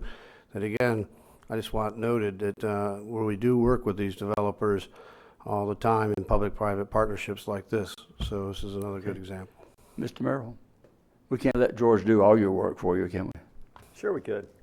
Rob Merrill for the record, Cobb Cole, 149 South Ridge, 149 Ridgewood and Daytona Beach. I really was impressed by how thankful and happy you guys were about the previous developer's contribution. In this case, Buc-ee's is my client. I believe they're going to be first to the state of Florida, definitely first to Volusia County. So it's an exciting project. If you don't know about it, this is a 50,000 plus square foot convenience store, if you will. It's retail with lots of gas pumps. It's not a truck stop, but it'll be at this very important interchange that's now really, as you know, growing very fast. The number that's in front of you, that George didn't mention the number, nor did Jamie, is about twice what the previous developer that you guys were so happy to hear from is bringing. So I think this is the record. This is for the record books today. So hopefully you guys can send the same shout out to Buc-ee's. I think this is going to be a great project. You guys will, I'm told that I will be there at least once a week as a customer. And so I won't promise that to you guys, but I actually had a wager with one of these guys. They're from Texas, so these are folks from Texas that have been to the place, and supposedly it's pretty phenomenal, one of a kind. So looking for your support, and hopefully your thanks to this new developer coming to our community. Okay. Council. For the record, I will indicate that the construction projects that are anticipated under this contract are estimated at about $4.5 million between the city and the county. So yes, they are making substantial contributions. Okay. Ms. Post. That was actually going to be my point. Was I've had conversations with a number of people obviously about the LPGA corridor, but I did want to point out that Buc-ee's proportionate fair share is at least $3 million. So they are contributing to the area and assisting, so. Okay, can I get, Higher than their fair share. Yes. can I get a motion? And so, yeah, Oh. so I would move to approve the transportation improvements cost allocation agreement with the City of Daytona Beach and Buc-ee's LTD. Motion made by Post, seconded by Wheeler. Any discussion? I think it's great, and the number is huge, and it's note that they will or caused to happen. It's fantastic, and I'll take the construction equally or maybe even better than the money. So thank you very much. Any other discussion? Any objection to the motion? Hearing none, this motion passes unanimous, and we're going to give you a clap. I had to ask for it, didn't I? There you go. Well, if you don't ask, you don't get. Okay, now then we can go to 21. Am I correct? Item 21. And this is the evaluation of the county attorney. No agenda, nothing to do, any discussion. I guess we're going to, Ms. Cusack, we'll just start and go right down the road. How about that? I do have my light on. It's number one, so I just want. I got it. You, No, I mean, just that's want what you to I know. recognized you, and I said, then we'll just go right on that, continue on that. Let me begin, Mr. Chair, by saying how much I appreciate the expertise and legal advice that I have received in the 8 years that I've been on this council from our attorney, Dan Eckert. Dan has done many things that accent our council, and he's persistent in what he knows. And he is willing to take on any challenge that comes before him if he feels that this is the right thing for us to do as county government. They will accent our ability to work and be successful and defend lawsuits against this county. I want you to know that they're resolving litigations second to none. Having served on the claims committee, it is important to know that Mr. Eckert and his legal team does everything possible to make sure that we are well represented in all of our negotiations. And I admire that. Sometimes there's great discussion as to what needs to be done. But at the end of the day, Mr. Eckert, with his very mild manner, can come in and make things happen. And so I trust you, Dan, and I trust your judgment. I trust that you have done all of the things that you can to make this place a better place. I trust your institutional knowledge about the law, and I respect that highly.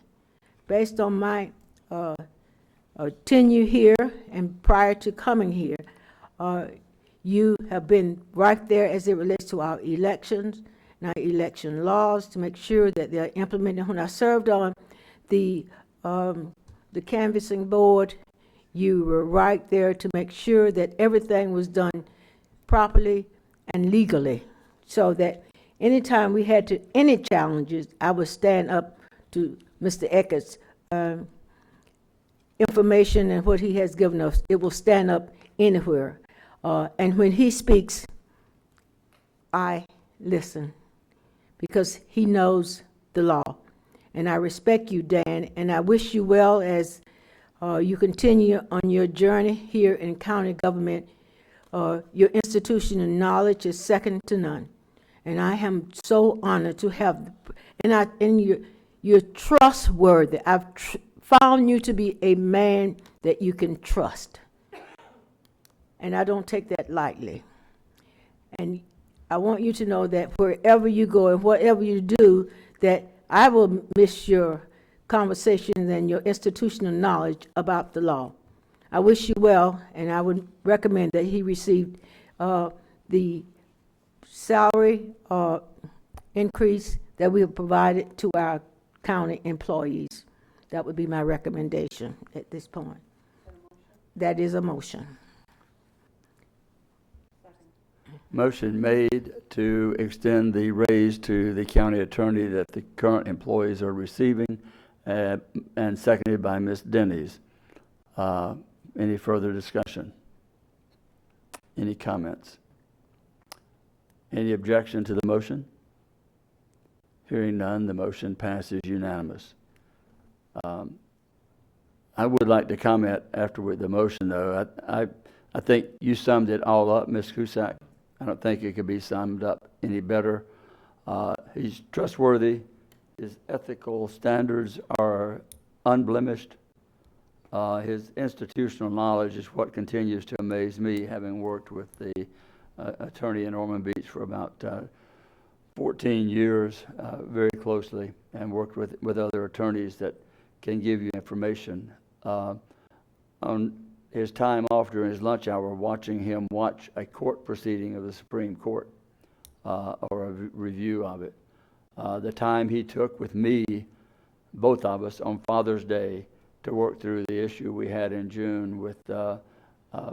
Deneen, and working legally where we could go and what we had to do, taking his Saturday and Sunday to share with me what we could and should do, shows that he will go the extra mile to make sure that it's right, and that we've already voted. I gave you my position on that, but Dan, I look to see you here as long as you probably want to stay, but anyway, other than being a Florida fan, you're a pretty nice guy.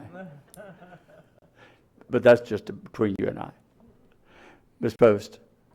I'm sorry, Mr. Chair, I thought we were still going down the row, so Okay. though.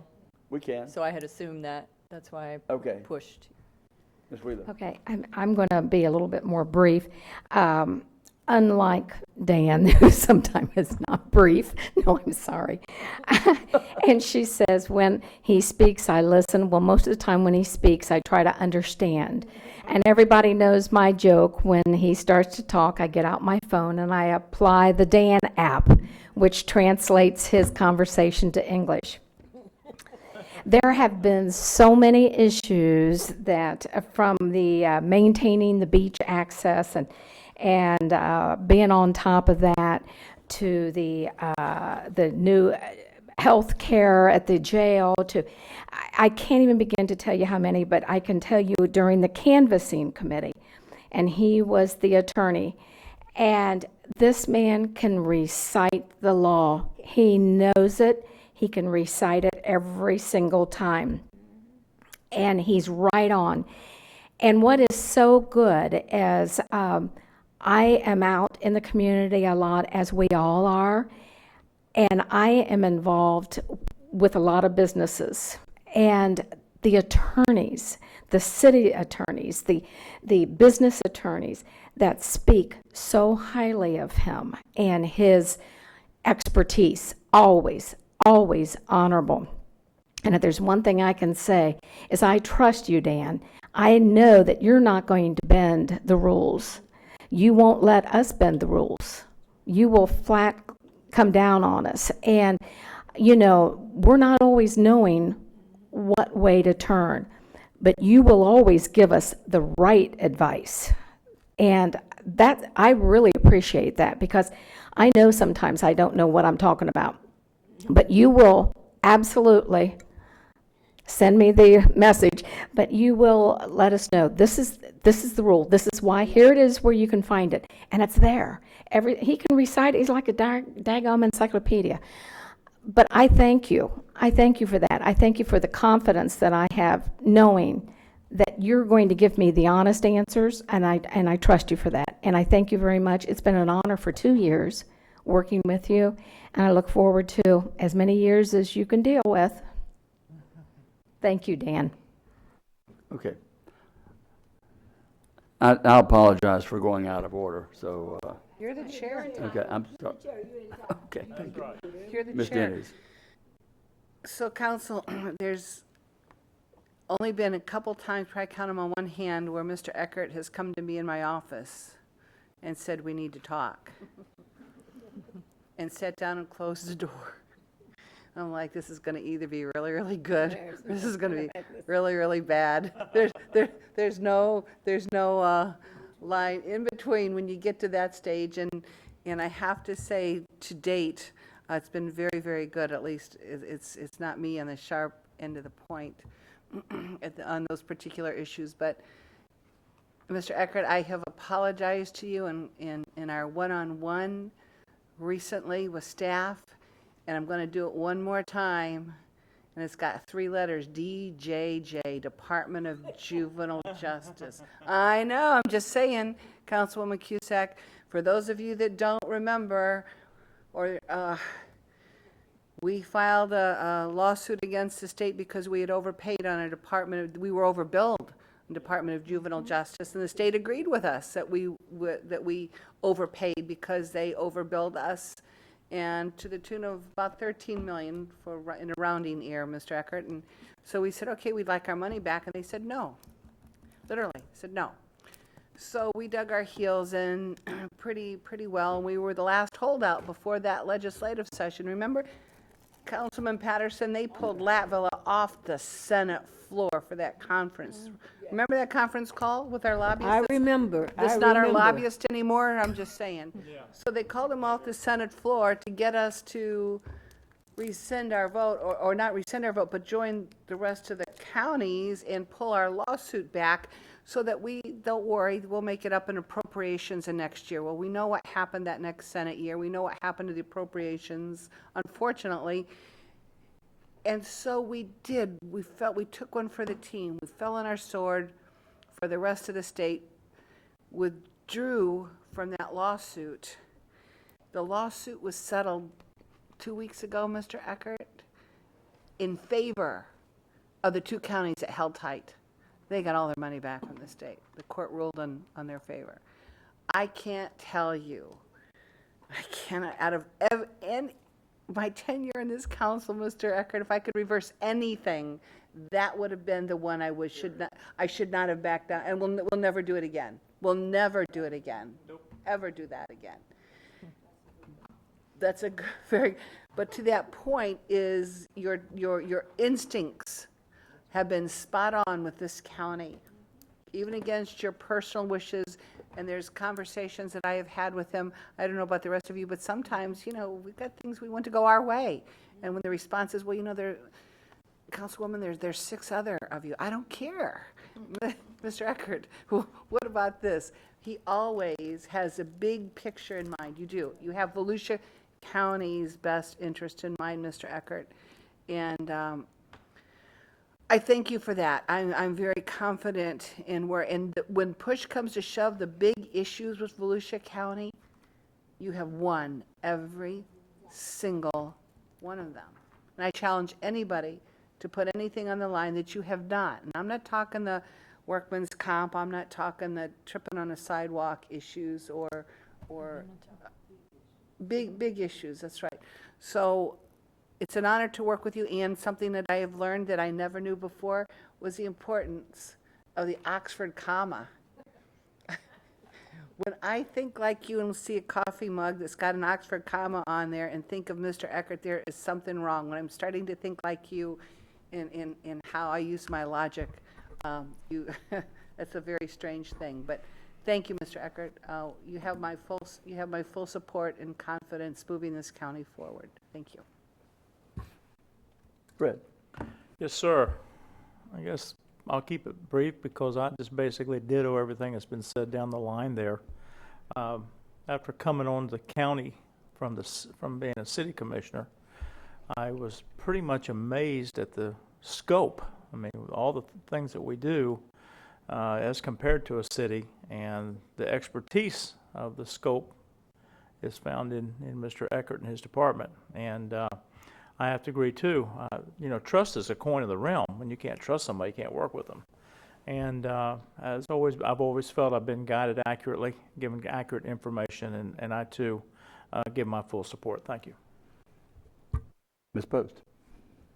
So, Dan, I want to say that Every time that I've had a legal conversation with you, you are like an encyclopedia.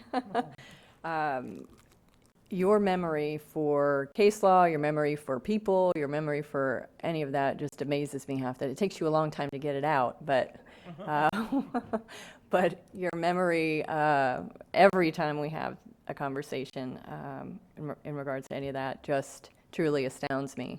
And your legal knowledge, we are certainly blessed as a county to have your legal knowledge and your direction for staff. The only thing I would say, I know I had discussed about written evals, we're not doing that, but the only thing I would ask perhaps for 2019, just looking forward, is perhaps working a little better to address any misunderstandings that you may see on the dais in regards to any legalities. So if you're picking up that there are any miscommunications or misunderstandings, if you could specifically focus on that and say and speak up about it to make sure that the legal points are heard. That's the main thing that I would ask in 2019. Thank you. Pat?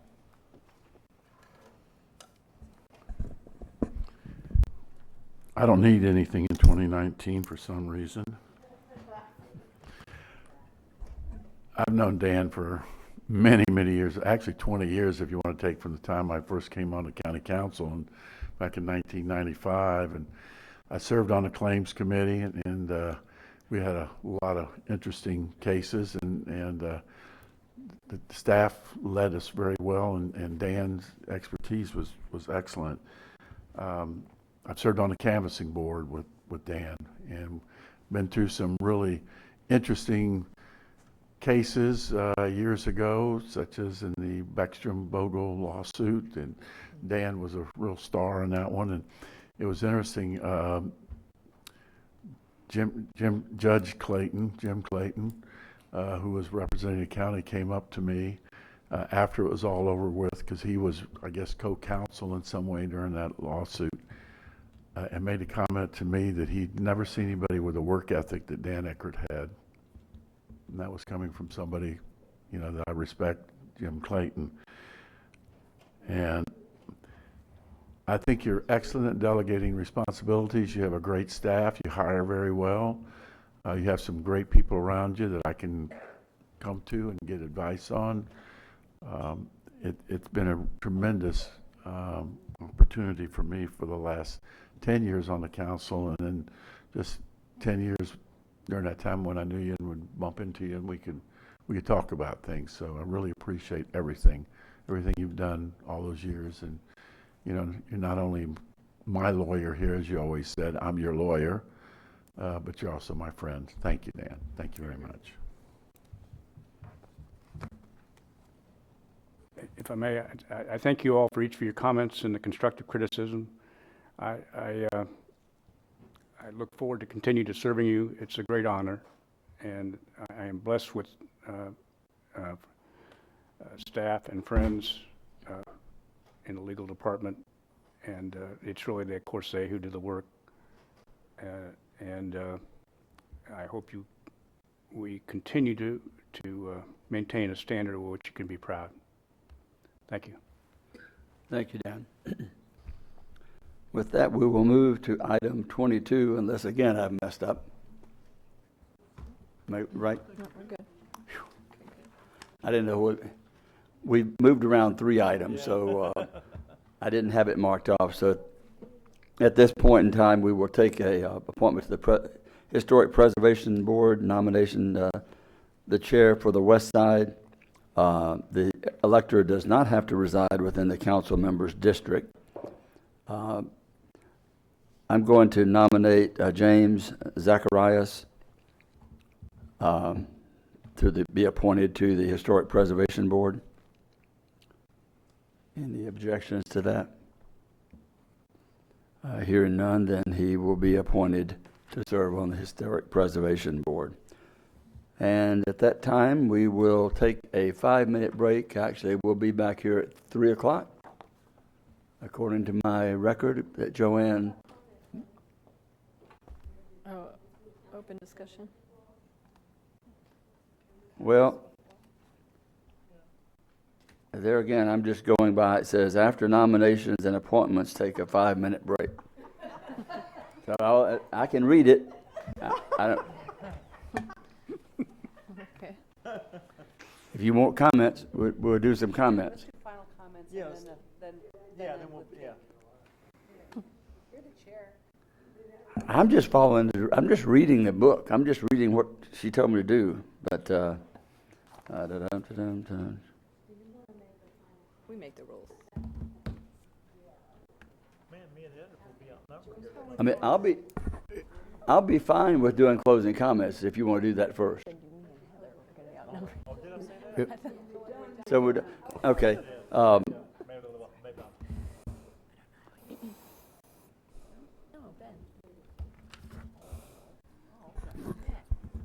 I want you to know that some of my folk already.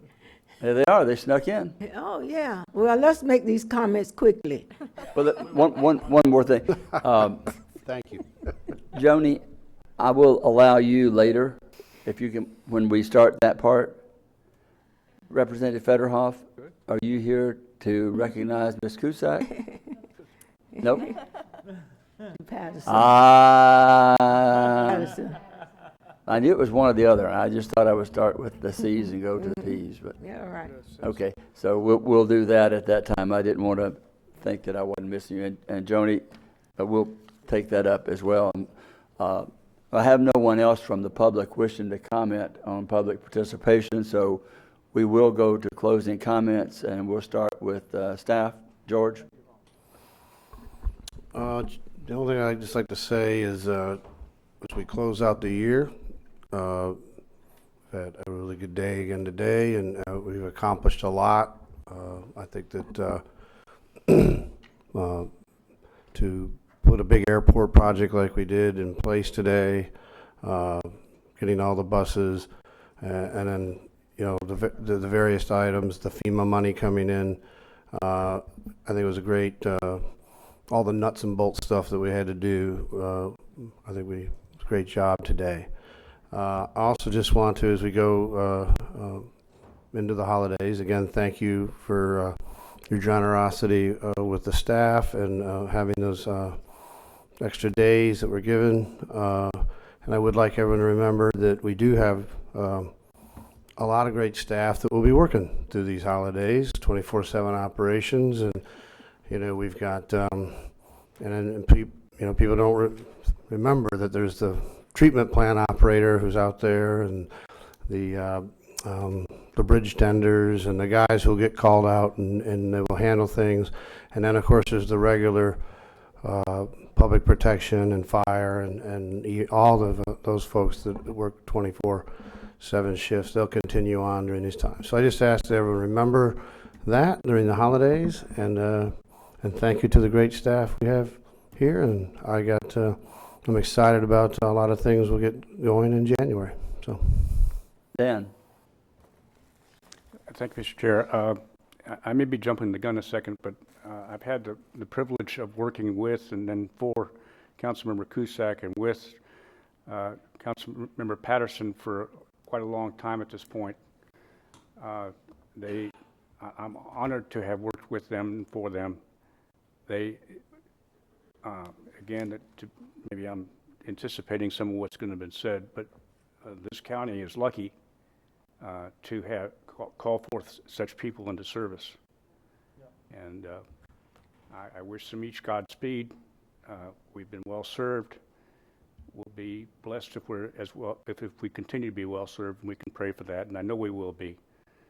But as they conclude their careers, these are two of the finest people I've ever known. That's all. Okay, and I'm going to start, Ms. Wheeler. See,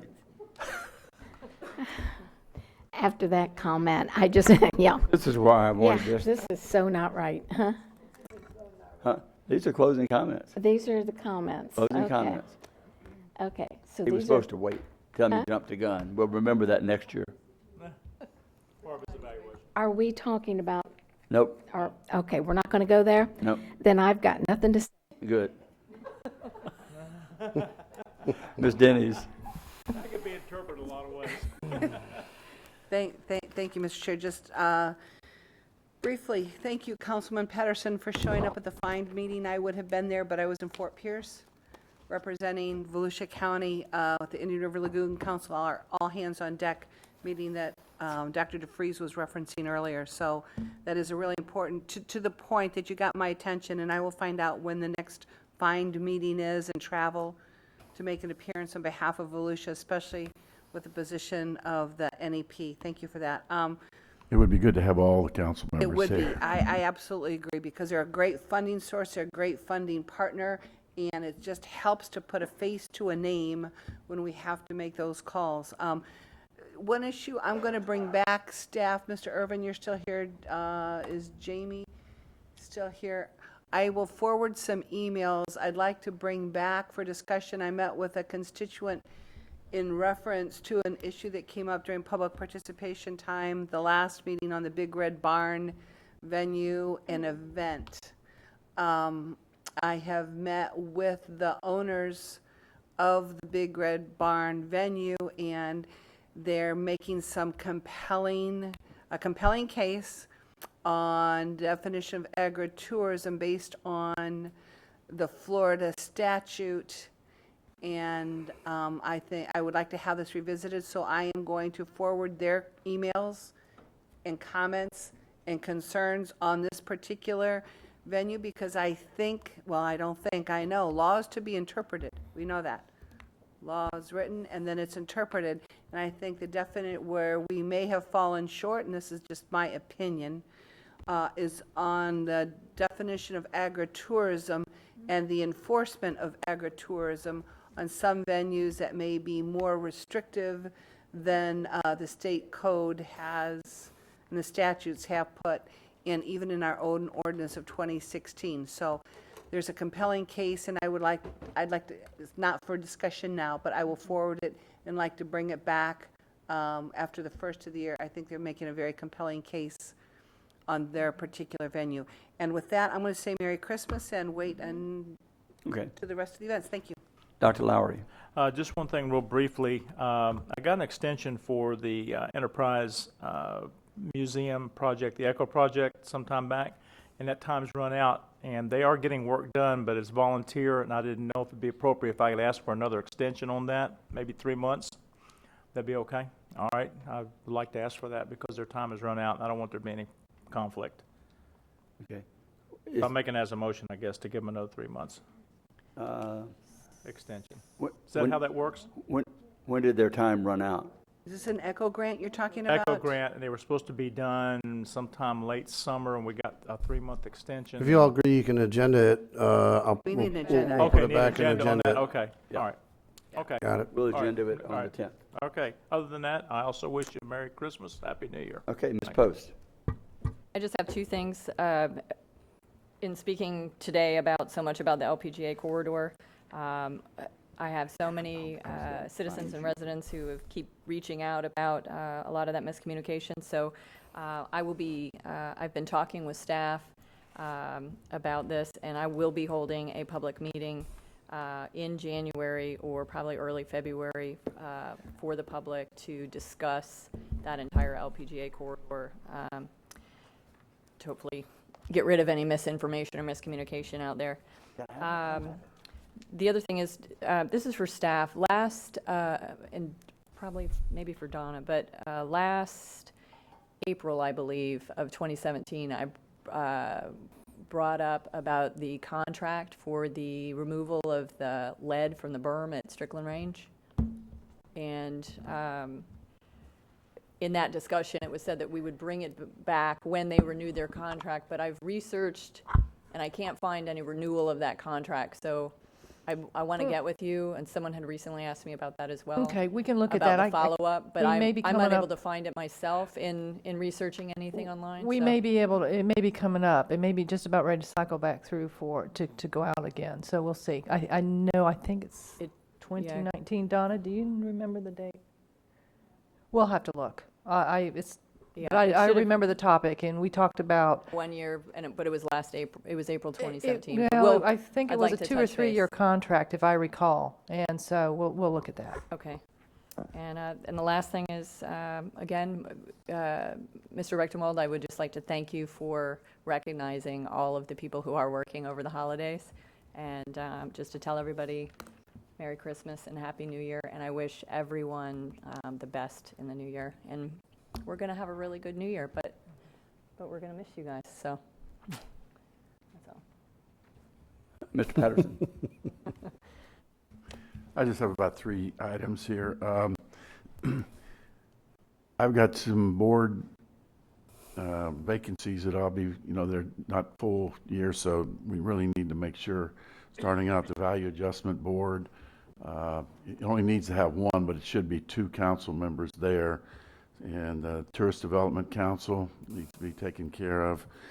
Sunrail Commission, folks, that's important. The meeting is going to be January 31st. I'm working on all those. Okay, that's good. Because I'll tell you, one of the things that I've realized about all of it, because the Orlando area keeps talking about regionalism, and we should be part of that whole region. Well, if they look at us the same way they're looking at Sunrail, we're going to get screwed again. Bottom line, I'd watch out anything we do in the future as far as regionalism is concerned, because of that whole Sunrail Commission. I finally got that amendment on there that they're considering, but it's still, still being stonewalled, and not hearing anything from Tallahassee or anything along. So we really need to do something about it, because the date is coming up where pretty soon we'll be stuck paying a bill and not getting the service for what we're paying for. So On the Sunrail, maybe I can throw some bombs at that stone wall. I would say, if you got something nuclear, but it really is. I may just go laser. Well, staff, Dan has done a tremendous job on this and helping me get the amendments that we originally wanted.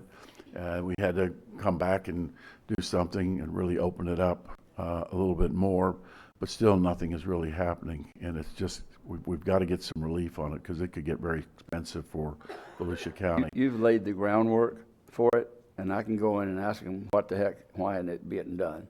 Yeah. And I expect something done sooner than later. They've had the later part. Yeah, I love Sunrail. I ride it. It's a great little deal. As a matter of fact, all the meetings that I went to on Sunrail, just about every one of them, I took Sunrail down there. It's a pleasant way to go, because driving through Orlando right now and trying to find a parking space is just absolutely a miserable event. I'll pass this down. This is a letter I got from the young man with the swine that we bought. He sent a nice little letter thanking us, and this is a big deal for those young kids, because we did something good for the community, and we did something good for him, and it kind of inspires the entrepreneurship of these kids when they go out and they take that risk of spending the money on buying a swine and spending the money on feeding it, and hoping that they can at least get something over $3.50 a pound to pay for what they've got invested in it. We did all right there. Yeah, everything's taken care of. Lastly, I've been really involved with the De Leon Springs Community Association, and I was talking to Jamie about it. They seem to think that back about maybe 50 years ago, they had a building up in De Leon Springs, and it's now where our fire station is up there. And some of the old timers up there, and I can't say this is true or false or what, feel that the county had promised back in the 70s that they would replace that building that was replaced by the fire station. I don't know, but they're trying to get a community center. I know we leased them some land for a long period of time, but I think they're going to end up letting that land come back to the county. It's just not going to work for them. But they are doing their meetings at the old historic Porter House right there on 17. and they're thinking about, they'd like to work out some way of buying that. I'm just wondering if there's something the county can do to help them out on it. We just put a lot of money in the Spring Hill Resource Center, in the homeless shelter here in DeLand, what we're doing over here with the old jail. And I think something needs to be done up there. We've got a boat ramp going up in the Pearson area, and I just think that that little community, the good things that they are doing up there, they are very involved with McGinnis Elementary and working with the students up there. They're the Malloy Head Start program. They're taking the number of jackets that they took to those kids up there at Malloy and McGinnis Elementary, just because so many kids up there just don't even have a jacket to go to school with. So they're a very involved group of people, and I'd like to see if something we can do in the future. I'll be gone, but I'll be watching. So thank you. And Dan and Donna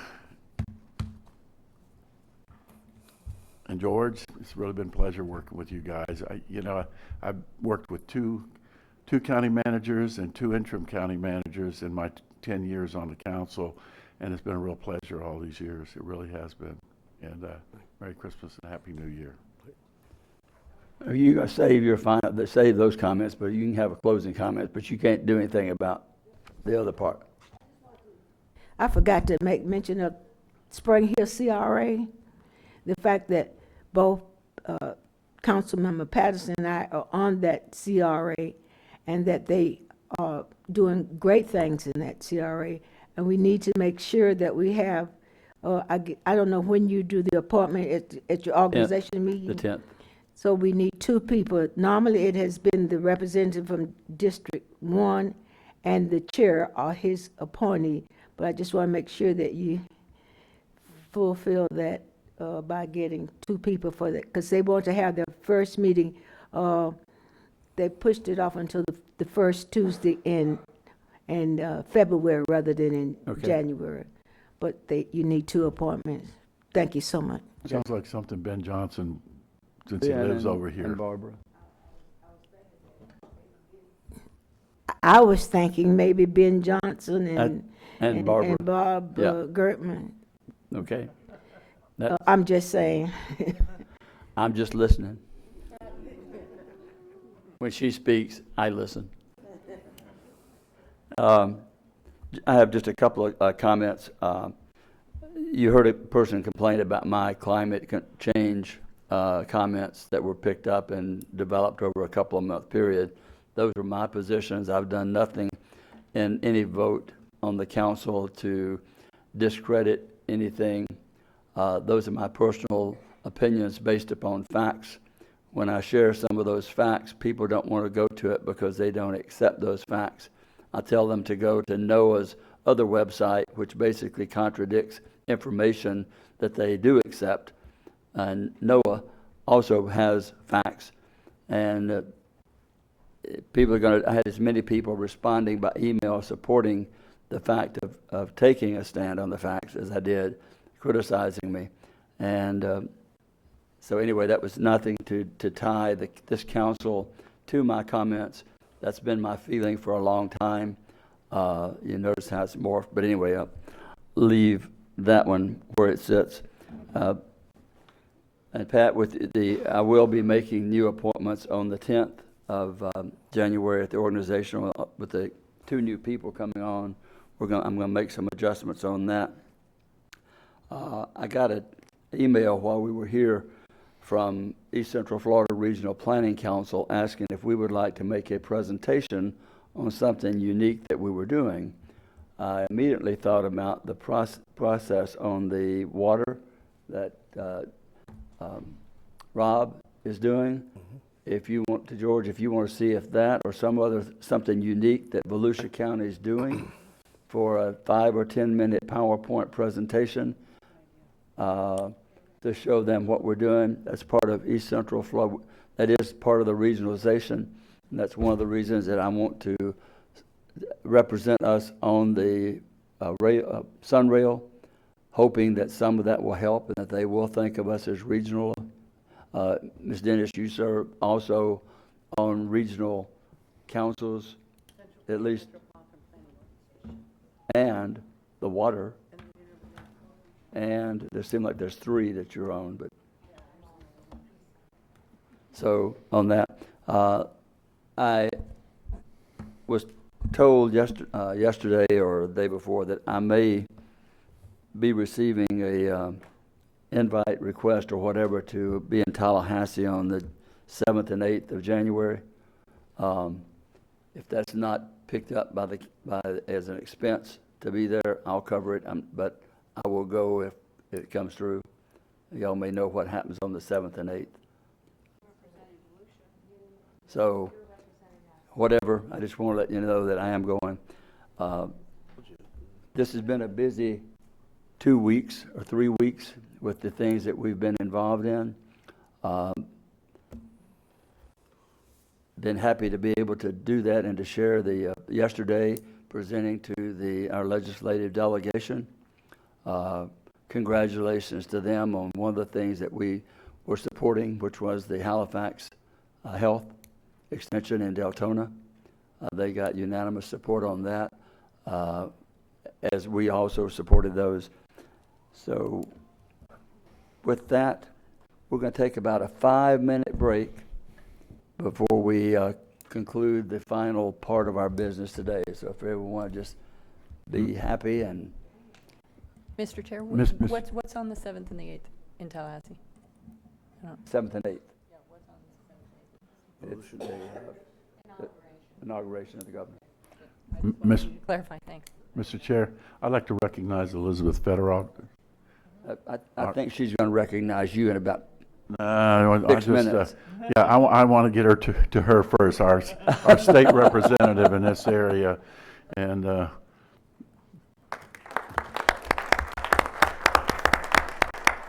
I recognized her, but she said no, she's going to wait.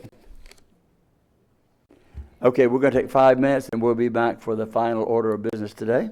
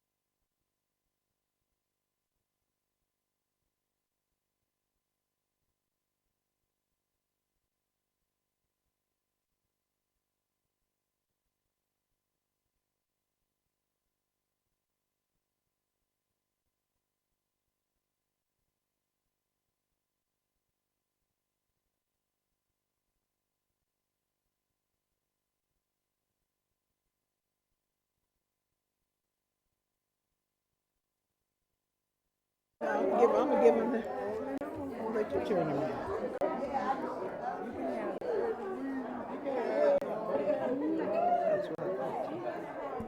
Now we're on. Okay, ladies and gentlemen, we have one final piece of business today.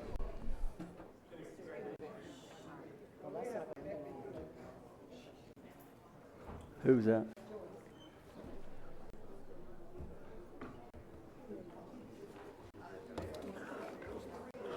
Yeah. It goes to her over there.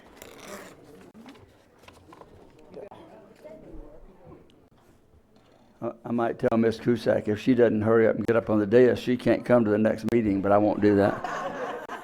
You think she's paying attention to me? Just saying. Just saying.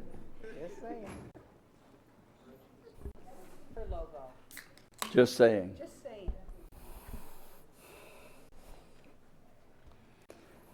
Okay, we'll call the meeting back to order at 3:26.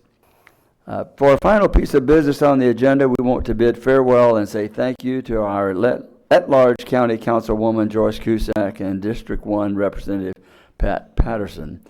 I know there are a number of you who want to say a few words, but before we get to that, we have a tribute video to play for Miss Cusack.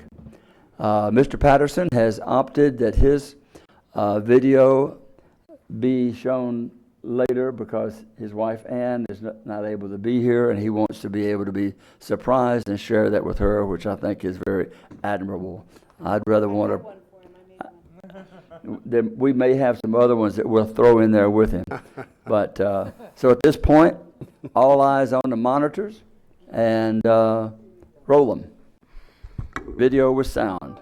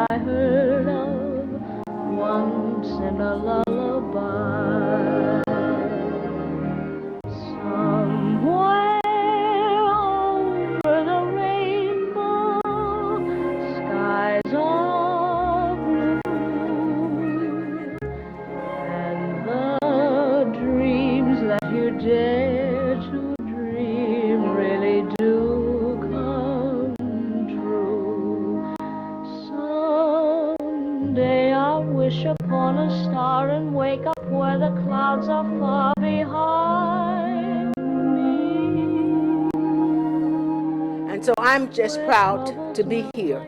I'm proud that I lived long enough to see justice done. And so that's one thing. And it fills you up to know that it's so much history, and we've done so many wonderful things with so little. And it's about time that the world understands that we have not always had, but we've always been a determined people. And so that I love. Where troubles melt like lemon drops away above the chimney tops, that's where you'll find me.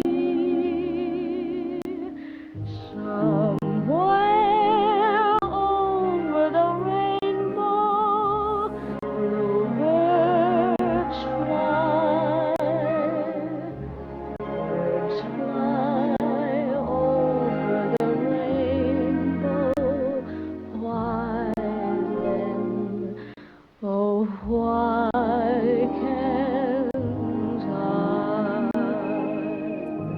If there is anything that I would like to be remembered by, is that we tried to make sure that everyone understood the importance of education, and that we are all people, that God loves us all, and it's important that all our children have a quality education, regardless of their race or their heritage.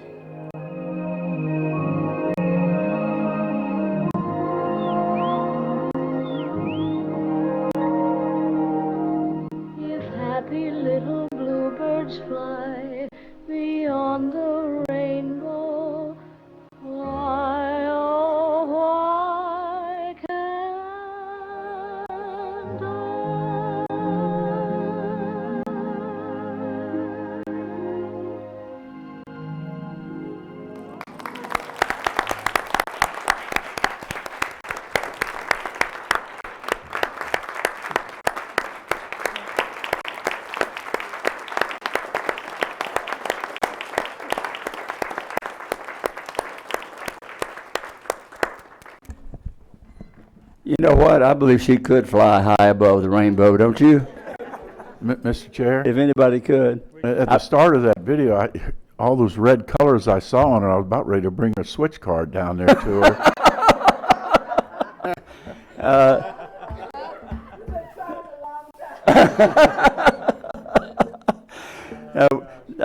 Joyce, I know you have family members and so forth here today. Would you like to introduce those to us? That recognize. Make them stand up.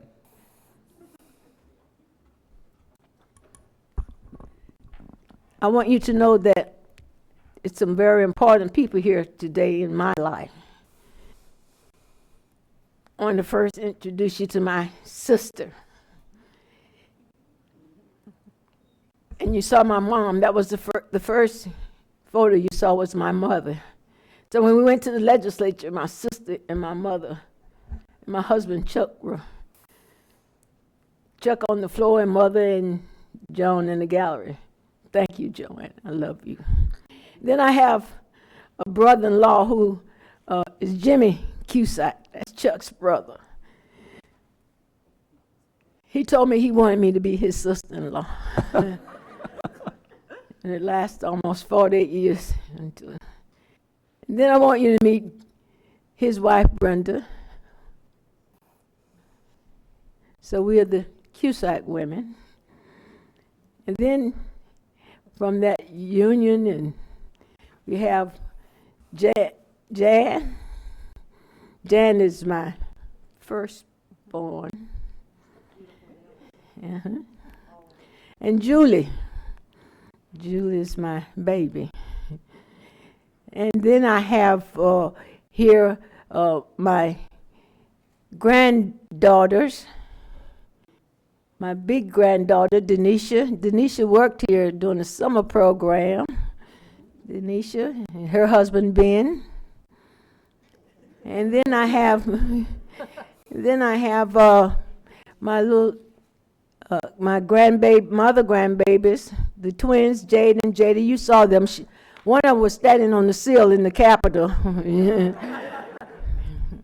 They had photo ops with Governor Bush and Governor Chris.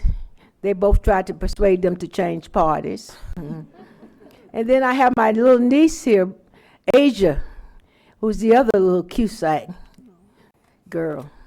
Asia is Jimmy and Brenda's grandbaby, and her father was named for my husband, Charles Allen Cusack.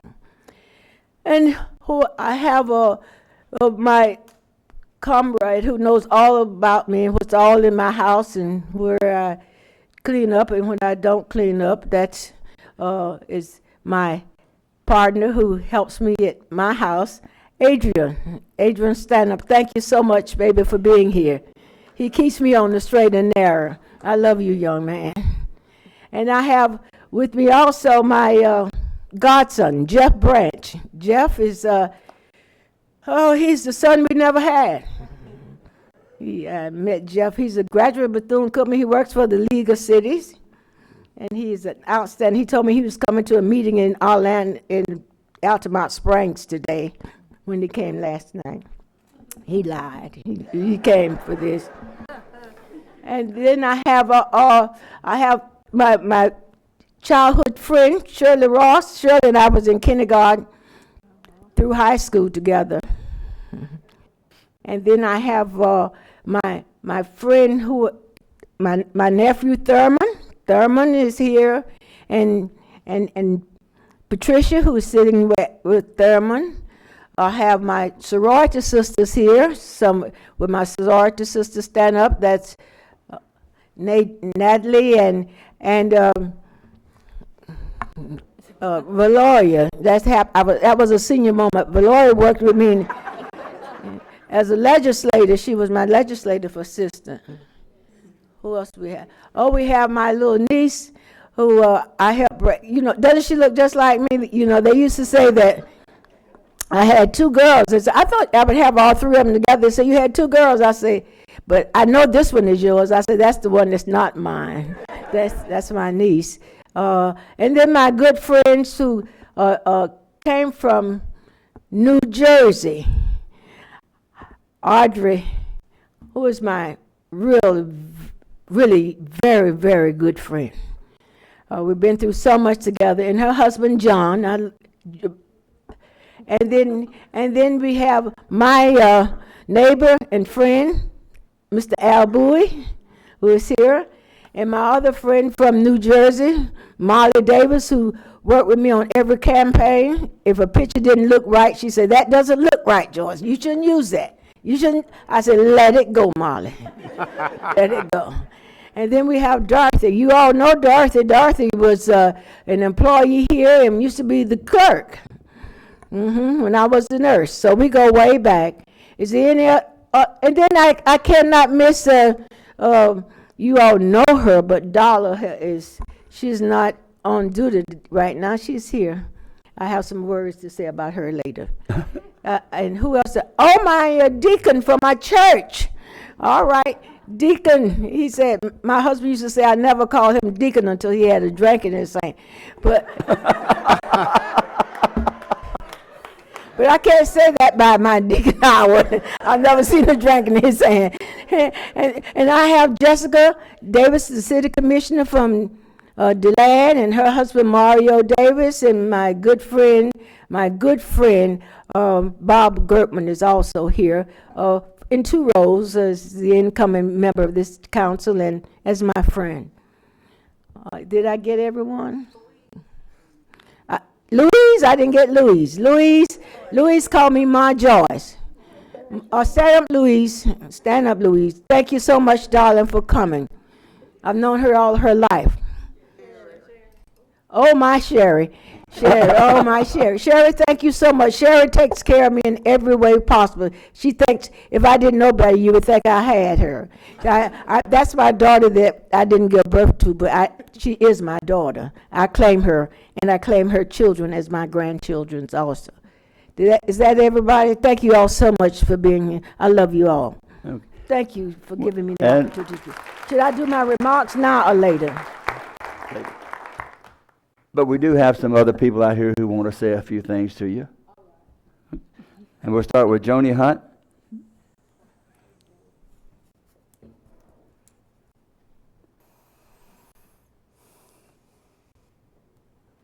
Good afternoon. For the record, Joni Hunt with Halifax Health, 303 Clyde Morris, Daytona Beach.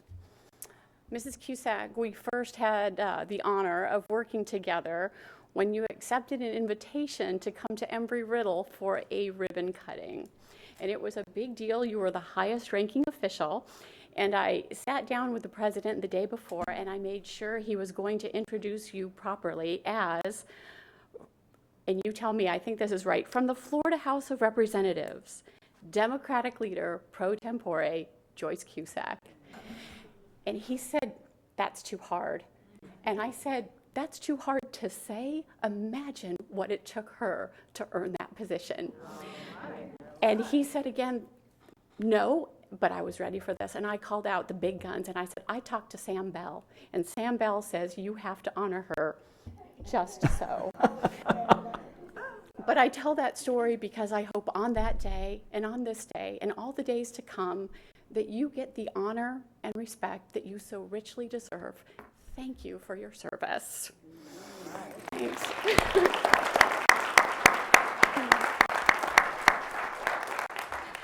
And Mr. Patterson, when I think of all the things I can thank you for, they all fall under the broad category of language. I thank you for teaching me how to write a one-pager, and because of that, there's the Engineering Scholars Program at Embry-Riddle that continues to this day. I thank you for looking after our county and state by paying attention to all the bills and the notes. Language really matters. And it must be said, when it comes to you and language, some of the most colorful and fun conversations I have ever had with an elected official have been from you. So thank you for your service. I appreciate you both and wish you well. Thank you for the time. Thank you, Joan. Audrey Fletcher Lee. Audrey, I know you're here somewhere. 'Cause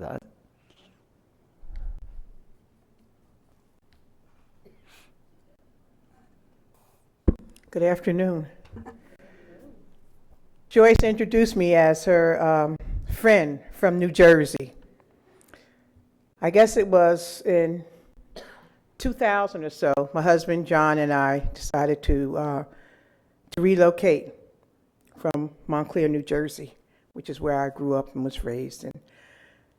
Very, very low income family, but the city of Montclair, township now it's called, was made up of very low income people, but very, very well to do, very rich people. And it was the best place in the world to grow up because I had an opportunity to see things that as a kid I said, one of these days I'm gonna have something like that. Because it was right in my backyard, literally in my backyard. So we decided to end up here in the land where we had a house built, which we could never have done in Montclair. I served on the city council there for a couple of terms until I got tired of going up there on every Tuesday and saying, oh, another Tuesday and another, situation where you have to fight and do whatever.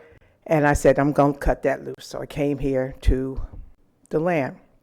We got involved in the church, Greater Union First Baptist Church. And there was a lady who used to come every so often, and she was there pretty often. Her name was Joyce Cusack. And they always introduced her. And I looked over and I would see this lady, and she says, I'm bringing greetings and information from Tallahassee. She was coming home to tell us what was happening in Tallahassee. She was giving us the information that she needed us to know so that we could better our lives. I said, that's my girl right there. I know what that's about. So when Joyce finished her term there, I met her one day on the way into church, and I said, Joyce, I said, you don't know me. I introduced myself. I said, but has anybody come to you and said that we want to have something to honor you for all the hard work that you've done over the years? And she said, no. Knowing Joyce didn't do it for that reason. I said, well, we're going to do something. Got together, got some folks together, and we honored Joyce. I'm saying all that to say that what you do matters. And it matters more than most of you on a day-to-day basis think about, especially right now. Right now, what we're going through in our country with representatives who are there and not there, that lady right there, she knows how to represent. Joyce, I thank you so much. When I saw the video, kind of brought a little tears to my eyes because I know the struggle. I know the sacrifice that you've made over the years for all of us. And you know what? And although this may be your last meeting, this is not your last time. And you cannot, and you will not, I know you will not give it up. You will still be there because it's in you. It's in you. And so I want you to know that I, for one, and I'm sure everybody else here who's here for you, feels the same way. We appreciate you and the sacrifice that you've made over the years. Didn't have to do it, but you did it anyway. And I thank you so much. You made a difference in my life, I'll tell you. And some of the things we've been through. And I just hope and pray that each of you, as you move on with your service, that you have that kind of determination and that kind of commitment for why you're sitting in the seats that you're in. Because our lives, all of our lives matter. And what you do makes a difference in our lives. So I thank you for your service. I thank you for your willingness to do what you do. And I pray and I hope, and Reverend, you know what I'm talking about when I talk about praying and hoping, that you all will do what you need to do across the board for all people. I love you, Joyce Cusack. You the best, girl. You the best. You the best.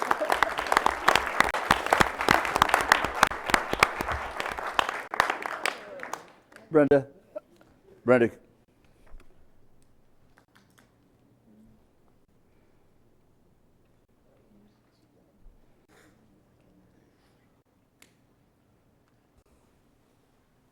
first want to talk to the person who decided to put me up behind Audrey.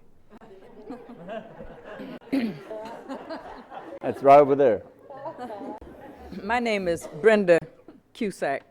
I am commonly known as the other Mrs. Cusack, Mrs. Cusack Jr., or however you want to call it. And for 45 years of my life, I have been Joyce's sister-in-law. About 50 years ago, I came to DeLand, and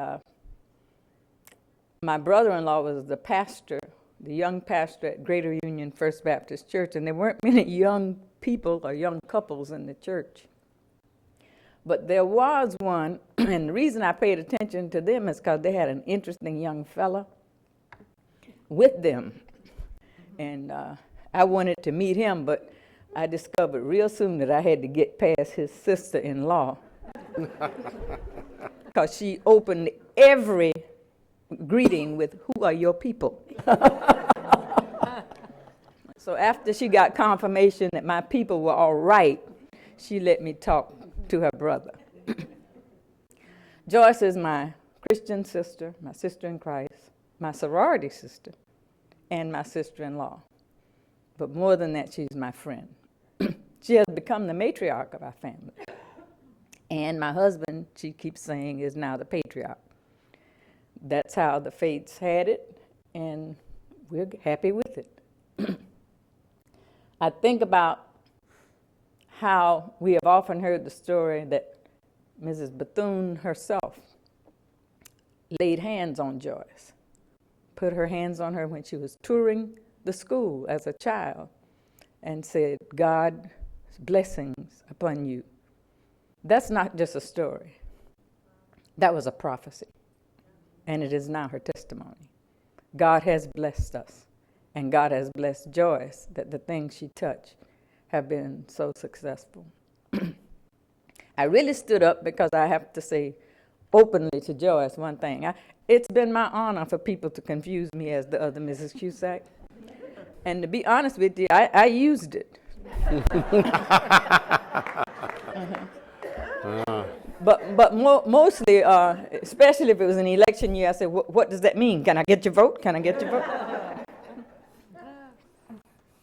But I just want to say to you, Joyce, we're so glad to have you home, have you back available. I would like some mustard greens next week. We've been through some tough times, and still through all of that, you continue to serve this community. God's going to reward you for that. I want you to know, Joyce, that the word retire does not mean new ways to get tired. We are excited. We are so proud of your accomplishments, the little things and the big things. They all count. And we're looking forward to having you. Yeah, you can continue to serve them, but welcome home. God bless you.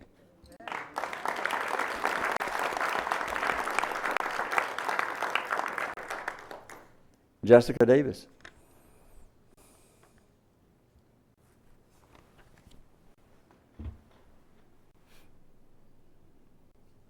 Good afternoon, all, and thank you to the Honorable Council for allowing me to speak. I met Mrs. Cusack early 2000 as a college student at Florida A&M University. And at that time, I was taking an American government class, and I was required to interview an elected official. This was a difficult task for me because Jessica is from public housing, never had any interaction with an elected official. It's kind of like on one side of the fence and the other side of the fence. So I made a phone call to my friend at that time, Mario Davis, down in Miami while he was attending college, and said, "Hey, this is my dilemma and my grade. Hey, I know someone that attends my church. I need you to go up to the Capitol and meet her." So I went in, not really sure what to ask, not really sure what to do, just knew I had to complete an interview, but really didn't know the role that that she played. "Here you go, baby." Handed me a stack of papers and all kind of maps and all kind of different things, and I was able to take that information in my class. But that's just how it started, but it's definitely not how it's going to end. I also served with you on the Spring Hill CRA, as well as Council Patterson. So the both of you have played a big impact in my journey and especially you, Mrs. Cusack. I just thank you for your dedicated service. I thank you for mentoring me. I thank you for continuing to be my friend and my soror as well. The path that I've decided to take has a lot to do with you, this political arena, which can get ugly sometimes, and you just keep me encouraged, and I just thank you for that. And I would like to invite the public as well as the council, because the city of DeLand within our Spring Hill CRA, I made a motion to name our new resource center in Spring Hill, Dr. Joyce M. Cusack Resource Center. So we definitely want to honor you in a big way.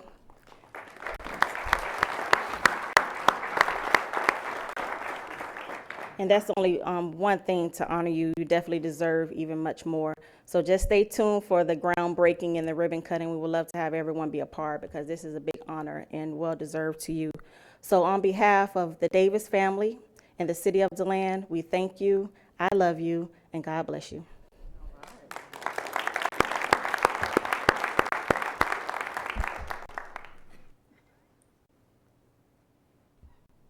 Was there anyone who wanted to say something after all those remarks that didn't get a chance to fill anything out? If you do,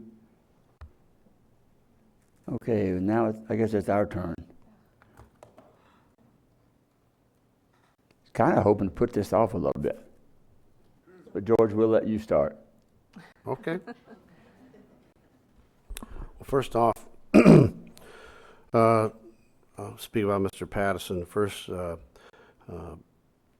when I think of Mr. Patterson, the first two words that come to mind are statesman and professional.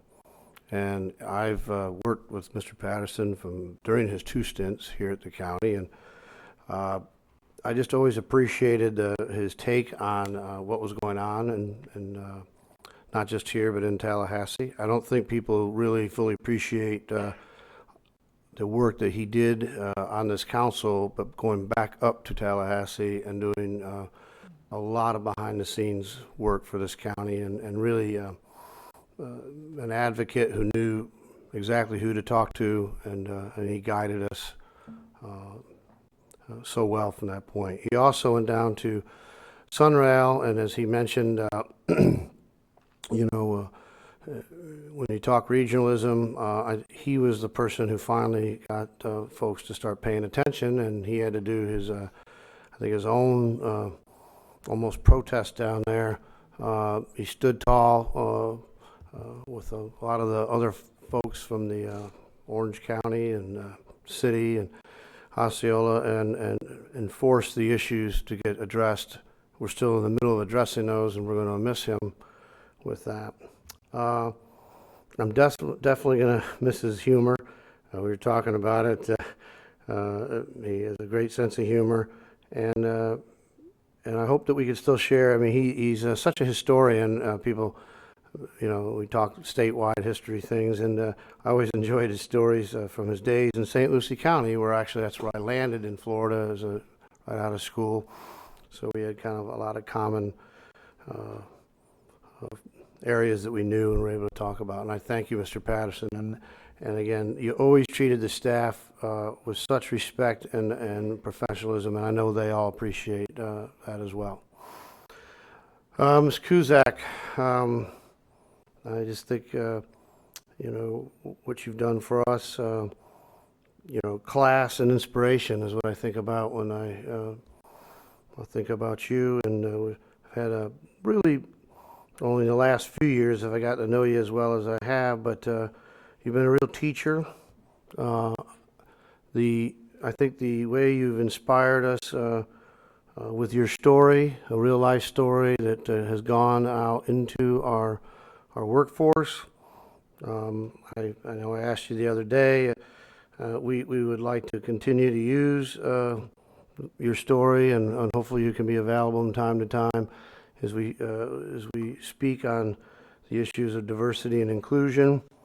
I'm happy to say that that's not just a program around here, it's the way we do business, and we'll continue to do business.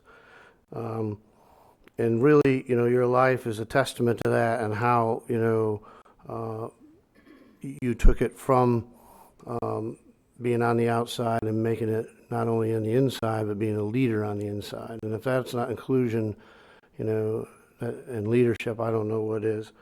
And then I do have to say, you know, as an ambassador, you were the first actual employee that I met when I came on in 1997, because they told me to report to take a physical. And so Ms. Cusack came out and gave me my physical, and I'm happy to say passed me. And I told this the other day, and so I used to kind of joke around, but you know, there's no council person that knows more about me than Joyce Cusack. So thank you for that wonderful physical. And again, I just think it was appropriate to throw a little humor so I don't get to crying myself.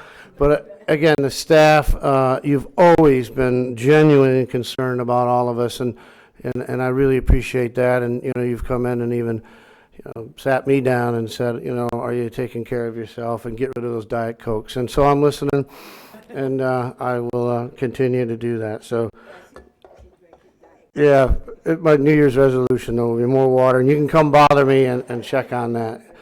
So again, thank you so much. You know, and both of you, the amount of time and effort out of your personal lives.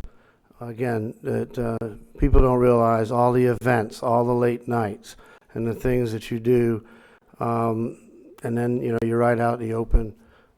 So again, I appreciate that, and I don't think there's any finer place to serve really than in county government. It's where the rubber meets the road. We're right out there in the front line with our citizens, and so I'm very happy that you served and worked with us and led us. Thank you. Donna?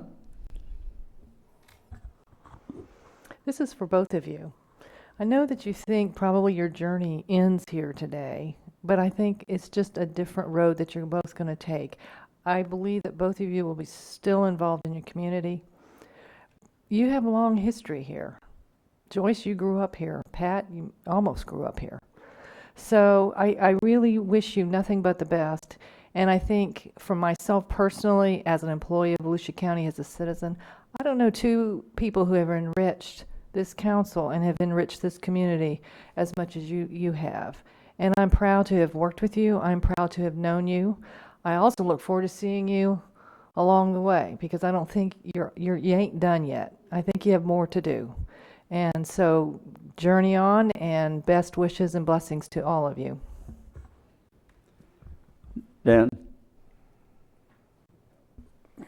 Really nothing to add.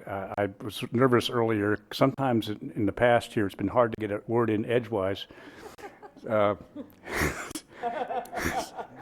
So I guess I felt just obligated to blurt it out. I was also a little worried that Councilmember Patterson, whom I know well, might just go on from the and leave the chamber, because that is the kind of a person he is, self-effacing.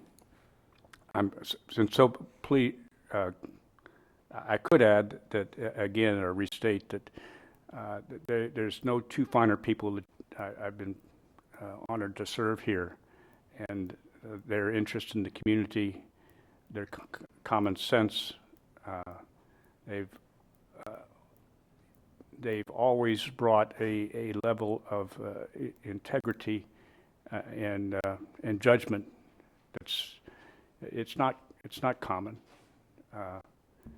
and we could all strive for it. Nothing else. Thank you. Thank you, Dan. Now it's really our turn.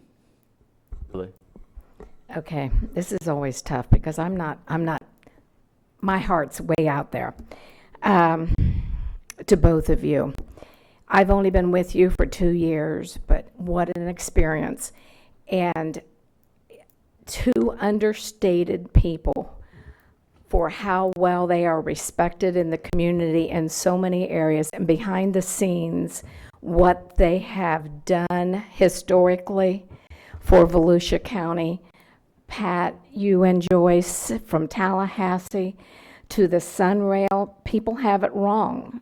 They don't, they don't see all the things that you have accomplished and still are working on as we speak in the Sunrail and going up to Tallahassee, all the things that you do behind the scenes. You have made it better for us. I thank you for your work ethics, your knowledge, your jokes, sometimes your words, not so much, but no, I appreciate your friendship, Pat. I really do, and I'm counting on that to be ongoing, and I'm counting on you to continue to teach me about Robert's Rules of Order. You're the expert. And between the two of you, you both have appointed me to committees that you held near and dear to your heart, and you entrusted them to me. And We were just trying to get even. yeah, the canvassing was one of them. Thank you very much. No. But Joyce, as my partner next to me, I came on the council 6 months after I lost my husband. It was a tough journey. It was a tough end of my campaigning time. And who do I get to sit next to is the one widow in the group that had gone through the same experience while she was on council. There's a reason why I am placed here at this time and beside this honorable lady. She has held my hand. We've cried. We've moaned and groaned. We've had a martini or two. I can't tell you how much I respect you and I love you. And we both know how hard it is to serve sometimes ungrateful people, but we know that we were here for a reason. And you constantly, when I get down and out, which I don't very seldom, Joyce always reminds me of that reason, that you were placed here for a reason. You see the good in people and you want to serve them. I thank you for that inspiring comments to me all the time. I can only pray, Miss Joyce Cusack, that I can be half as good as you in serving the people. And I can't say enough words about these two people with the integrity and all that they have done prior for me to walk down their path that they have already laid out. There's so much work behind the scenes that they have done so honorably. And for some of it, I already get the credit for it because I just happen to be here at this time. Again, Pat, I love you. Joyce, love you.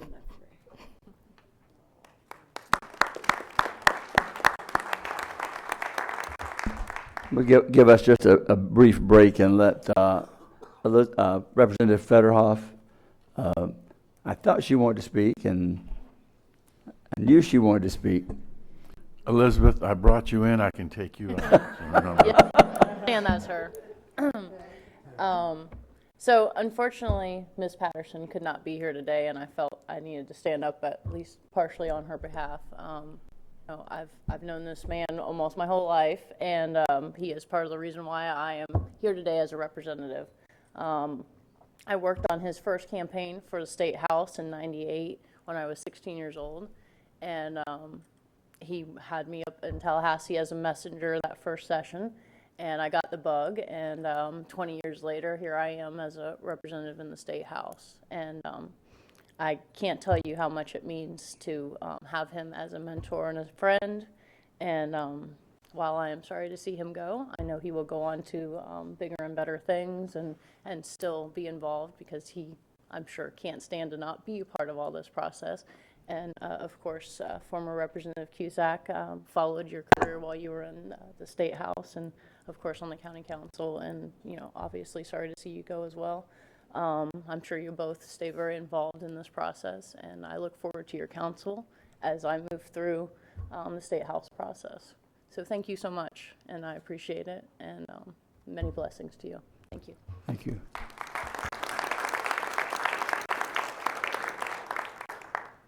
Al Bowie. He was too shy and bashful to fill a card out earlier. I've been known for a lot of things, but shy and bashful is not one of them, Champ. I figured everyone out there would know that was really kind of teasing. Thank you anyway. Thank you for the opportunity. I missed it earlier, but to the council and those assembled here, I feel that I have to make a few comments, partly because all of you know Joyce Cusack's accomplishments as a legislator, trailblazer, all the wonderful things she's done in the political arena. She's made an impact that's going to be long-lasting, and I think her legacy will last for forever and ever. And those who follow really have a really high mark to attain and to reach. But I want to share a personal story with you, one that was left with me. I've known Joyce for many years. I've been a resident of DeLand for 50 years. When I came here, shortly about 2 years after I arrived, I bought a home from her sister Joan and her husband, and that's when I met the Cusack family, all of the Cusacks, Brenda, Jimmy, and Joyce's husband. And we all, joined, we were in the same church, but something that you all need to know about her humanity, her dedication to humanity, her heart, as well as her will and determination. Her profession as a nurse really meant a lot to me at a time when I was going through a very difficult period in my life. My family was in an accident, and I lost my daughter, and my son was in the hospital, and my wife was in another. After a short time, my son was able to come home. And while I was busy with family and friends at home too, and attending to the concerns of my wife who was in another hospital, I didn't have time to really think about how my son was getting along because he was home and recuperating. But I would, when I did get home at night, check on him, of course. But then when I got there, my family told me Joyce Cusack had already been there. I didn't have to ask her to come and look in on my son. I didn't have a nurse in the family. I didn't have anyone there who really knew anything about changing bandages and really helping a youngster with some broken bones heal to make sure he was well taken care of. But Joyce stopped by every day after work to look in on him and to make sure that I didn't have to worry about him healing at home because I was preoccupied with some other matters. So I didn't have to worry about that. I got home and they tell me Joyce had already been there. Looked in, changed his bandages, make sure he had the right nutrition, make sure everything was working well, make sure he was not experiencing a whole lot of pain and, just going through it. And that I will never forget. You need to know this lady's heart, her dedication to not only the community, but also to humanity. Just making sure that things are well done. And I want to tell you, Joyce, publicly, I love you. I thank you for what you did for me then. I thank for what you've already done so many times for so many people. Because that I will never, ever forget. And my prayer is that God will continue to bless you in a mighty way, and that you will always be in his favor. Because the blessings that you have given to so many people cannot be counted. And he has done his work through you in many ways. So I know there's some good things yet for you in this, well, you'll leave from your duties here in this council. And I will always remember that. And I just wanted public to know just what a genuine friend, what a dynamic person that you are in ways many in this council may not have known. God bless you.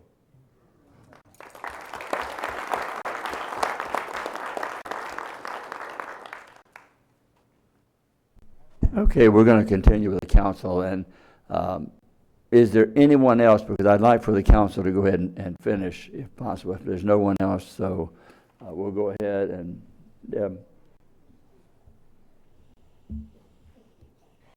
Thank you, Mr. Chair. I'm going to start with my colleague, Mr. Patterson, first, because I've known you the longest. When we moved to Florida, Pat Patterson was an Allstate agent and taught my insurance class, my husband's insurance class, when we passed the Florida exam. Then he became our Allstate agent. So we have been friends and professional colleagues a long time before the political arena. But I've seen you in the community. I've known you in the community. I don't have as many probably personal tales as we've just heard with Mr. Bowie sharing about Councilwoman Cusack, but I do know that you have touched a lot of lives personally that have gone unrecorded, and things that you have intervened in personally for outcomes for individuals. I know that for a fact. So I want to thank you for that. And both with Pat and Joyce, what we're losing is institutional knowledge. We're losing a lot of institutional knowledge. And sometimes, especially in the political arena, it's like, you know, wipe the slate clean and bring in fresh blood. Well, guess what you lose? You lose that foundation. And even where you sit right now, 2 bookends here in the dais, you've been a good balance to those, because, you know, if you don't know what goes before you, you don't know what the vision is going forward. And there's a lot of conversations sometimes, as you know, when council goes someplace that we think we should go, or a new council gets seated, and you kind of have to stop and say, wait a minute, there's a reason we did it this way, or those before us did it this way, and if you do this, this is the unintended consequences of what might sound good at first blush, but implementation and walking it out, you're going to cause more negative consequences than positive. So we're losing that. Volusia County's losing that with Councilwoman Cusack and what's his name? Yeah, I'm trying to think here, Pat.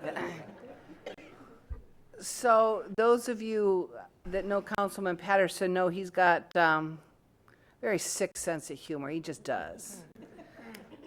See, they're laughing. They know you, Pat. They know you.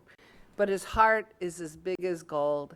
And we talk about legacy footprints, and I'm going to refer to Councilman Cusack just a little minute. But with Representative Federhoff out here, what she just said, I was actually going to say that. So your legacy lives on, Pat, because both you and Joyce, you're mentors. You're mentors. And I think the fruit, you know, they said don't judge people by their actions, judge them by their fruit. Well, there you go. I think you're both very solid in that regard, and I thank you for that. I'm going to miss those conversations, Pat, and upstairs on the 3rd floor where our offices are, I don't know if you've ever been up there, but they're more like coat closets. Don't. It's nothing that, you know, you would purposely put in your own home and call it an office, but it sustains us. So Councilman Patterson's is on the far end, and then it's mine, and then I think it's Ed, you're next. Well, Pat has a beautiful picture of his wife up on the wall. Directly when he's sitting at his desk, he's looking at Ann. Oh, I don't know, 6 months, a year ago, I took it down, and I replaced it. I won't tell you what I replaced it with, but it was good. It was really good. And it was up for quite a while. One day he comes walking in my office with his picture. He says, you did this. I said, well, yeah, months ago. I did that months ago. So there's a lot of collegial respect and disrespect sometimes that goes on as we serve in this office. So, Pat, I'm sure I'll see you around again on the circuit, but thank you. Thank you for entering the arena and staying in the arena. Councilwoman Cusack, you know, they talked about a legacy too. I remember, was it the Legacy Award Gala? Is that where they had that beautiful video of you up? I was hoping they were going to play that today because I remember that video that they played. Mary, you probably had something to do with that they played at that event. It was a piece of history and what you endured and what you walked through in life that I never did, that none of us, because we all have our own life stories. I mean, I have a story you don't know about. And you would probably be shocked if you saw it on a big screen. But that was a glimpse into your life and who you are as a person and what has crafted you as a leader. And that's what brings us to do what we do and make the decisions we make. And several years ago, I sat at the far end of the dais, and Joyce, I think you were still there, and our meetings would go long. And I was kind of zoned out, and all of a sudden I heard this voice and other dais going, "Councilwoman Denny's, are you hearing me?" I'm like, yeah, Joyce, you got my attention. I can't tell you what the issue was. Didn't matter what the issue was. What she was saying to me is, Deb, this is important to me. I need your support. Okay, I'm in. I don't remember what it was I voted for. I don't. I voted. I'm just saying. Because up here, what we do is all about integrity and trust and leadership, and I have that with you, Joyce. Pat Patterson, I have that with you. When we disagree, fair enough, it's always a fair fight. And that's what we're here for. And one thing that I just heard, and I forgot who just shared it, Mary McLeod Bethune, Dr. Bethune, laid hands on you. That alone is probably the most powerful thing I have heard. What an honor.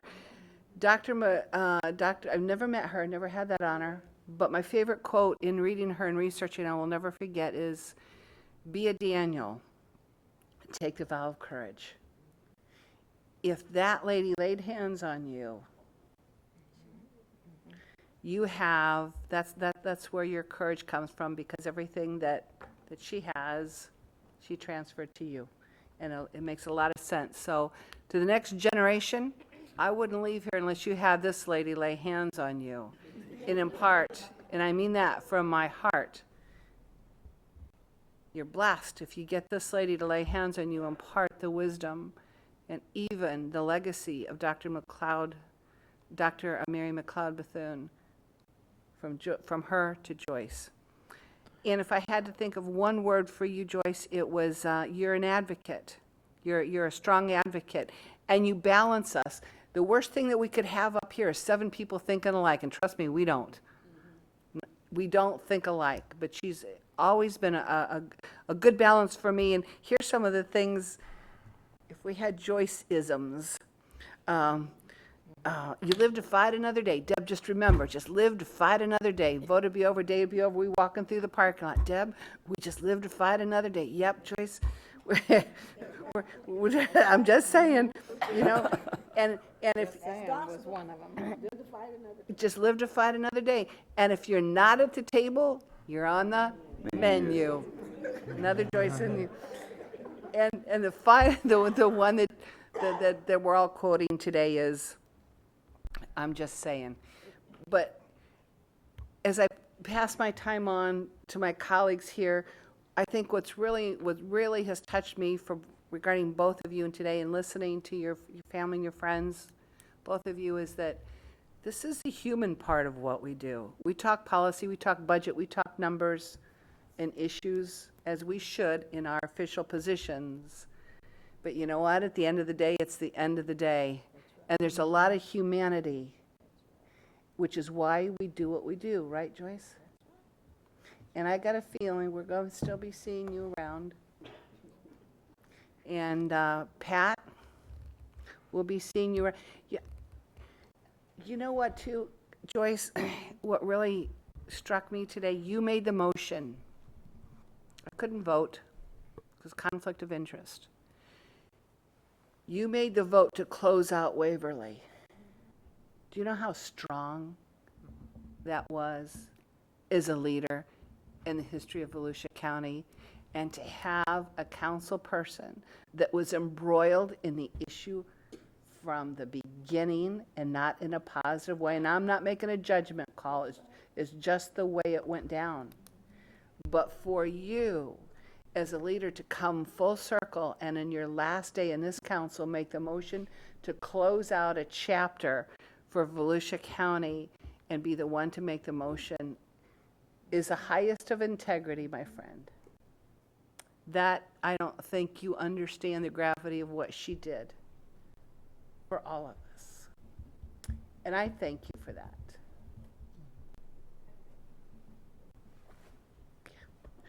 I'm done. Next. After Miss Joyce's bunch got up here a few minutes ago, I thought we were going to have church up in here, and I was getting excited. I was getting ready to take up an offering or something, you know. Anyway, that was great. I always get excited when the Lord gets the glory as well as us, because He works through us to accomplish the things that we can get done. We are losing two great sources of wisdom and knowledge. Joyce has been a great inspiration to me. She is firm but kind, and that's a good combination to have. And sometimes I'm known as a quiet one, I guess, but well, yeah, okay. Well, that's all right. I do that on Sunday. But anyway, I can't tell you how many times I thought I understood everything, and then one of my colleagues says something, and I thought, oh man, I'm glad I didn't say what I was going to say, because that'd have been stupid compared to what they just said, you know. So I tend to sit back a little bit and listen to my colleagues, and it's just been great to serve with you all. I also remember Joyce saying we got 2 ears and 1 mouth, and I think that's from the book of James. But anyway, and I always remember that. Joyce, thank you so much for the inspiration you've been to me. I appreciate it so much. And then with Pat, I know when I was going to was thinking about running for the county council, I wanted to try to meet with as many of the current councils as I could. And Joyce, I apologize I didn't get to meet with you, and I regret that. I wished I had have. But I did get to meet with Pat. And he gave me some really good advice, and he got it from somebody else, I think, but he said, you just got to think what you want to be remembered as. You want to be remembered as a good pastor or as a council member. And I got thinking about that, because I don't want to, being a good pastor is more important to me than anything. So I don't want to lose that part. And so I've wanted to not do anything that would diminish that. And I learned how to not bid on a steer. I learned how to do that. And, you know, coming on board, you know, like I think George said it, both these are statesmen, but Pat, you know, impresses me as the elder statesman and the class guy. And Deb and Joyce, you might remember this. I haven't been on a council 2 months. Pat loses his balance and falls out of his chair right here on the dais. I thought, hey, I can follow that. I can do that. I'm going to be okay. And I don't know if you remember that or not. But anyway, did you get pictures? It's on video.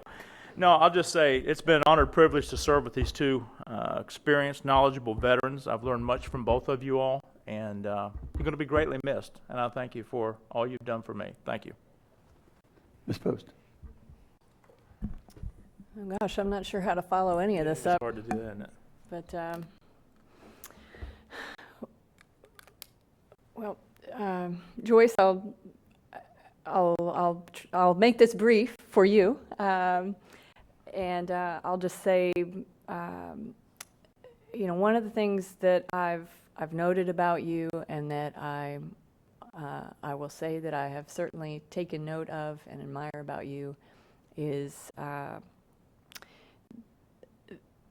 that you stand by your convictions, certainly, and that you also stand up for people who have no voice. And yes, I summed Joyce up right there. So there you go. And those are two things that I sincerely take to heart, and two things that I try to do as well. certainly not with the finesse that you have acquired over the years, but one day we'll get there. Change is happening. But so I do want you to know, there's been talk about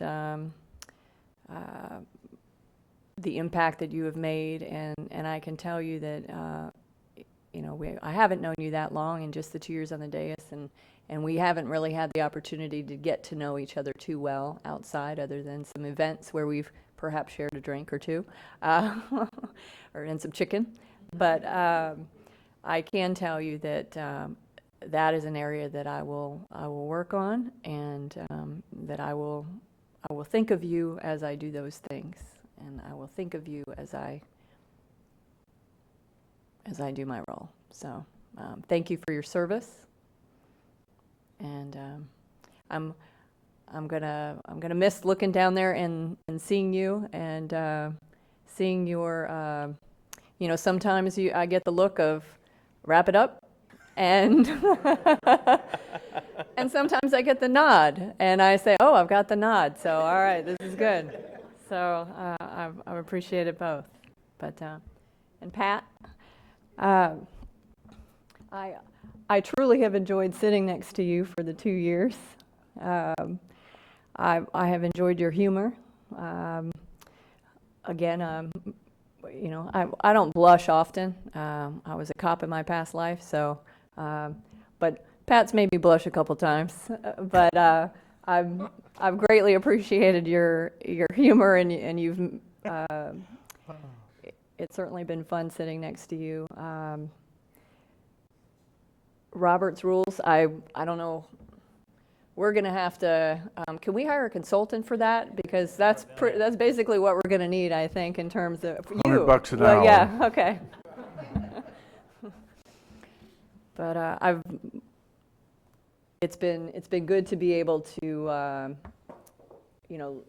look to you in Robert's Rules and say, hey, what's the appropriate way to get A, B, and C, and hear from you. I'd also like to point out about so what's the main thing that I've noted about Pat Patterson in my 2 years here, and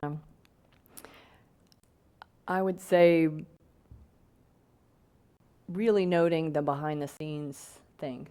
So your involvement with Tomorrow's Leaders, your involvement with the it's not 4-H, but the farm and agricultural areas, and noting those kinds of things, and certainly your relationship with Ann. I've greatly enjoyed seeing that, and you're certainly blessed in that way. And I know that you're retiring after a very, very long career in service, and accolades to anyone who stays in politics for a long time, because it is brutal, but it's worth it. So I wish you well. Well, the tough part is going last. Yeah, it is. So I should just end it and saying ditto to everything was said from the audience and everything that's said up here, but I'm not. Brevity is the soul of wit. There's a lot of differences and there's a lot of similarities in these two. Both are relatively quiet, but when they speak, it's truth, and you listen. They both serve and have served for the right reasons that I think people should serve in elected office. And that is to serve, not to try to be somebody. We all are somebody to start with.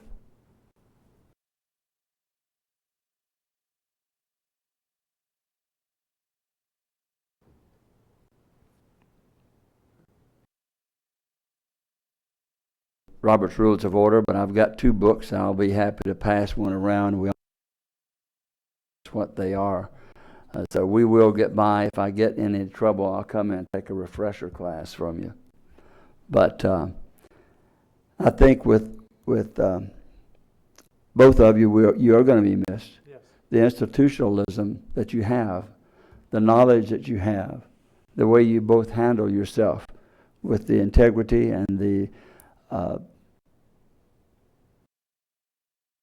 board that you represent. Either one of you out in the county representing Volusia County Council, I feel proud to say I'm a part of. And you both serve on boards that require boards where you serve and the places you serve within the community. People know that you're there and in everything that you do. So we're going to have to step it up here, because your shoes are going to be missed. And what we're going to have to do to make that up. I will agree with everything else that's been said about the two of them, but I want to say one thing about Joyce. If she and I, or 425 and 100 of us, were in Washington, D.C., and they were all like us, she and I could get this country going. That's right. And Wait a minute. And you take a white man and a woman that can get along as good as we do, as respectful as we are of each other. We have learned to disagree but not be disagreeable when we disagree. And respectful. And you can disagree and be respectful. But the two of us could do that with Joyce. I love her like can't say a mother because she's not that old. I've never thought that I could, you just don't really think about loving somebody that you work with. But I do. And she knows she's going to be missed. We enjoy sitting, when we get to have lunch together, I always make sure that I get to sit beside her. Maybe some of that goodness will rub off. But whatever's rubbed off, she's still got a whole lot left, hasn't she?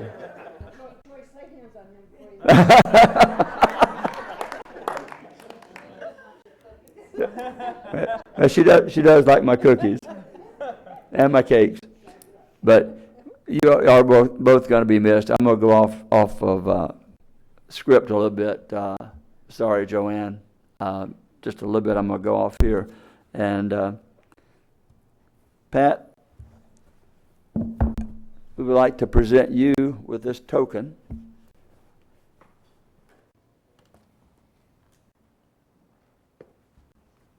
Let me get out of the way. Yep.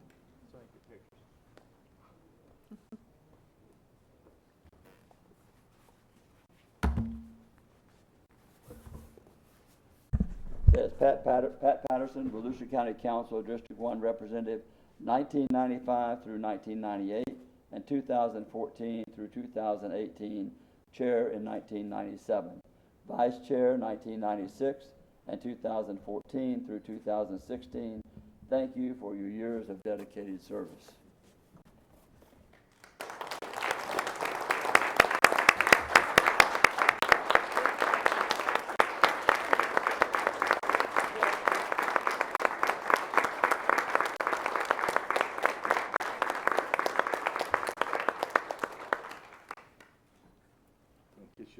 No.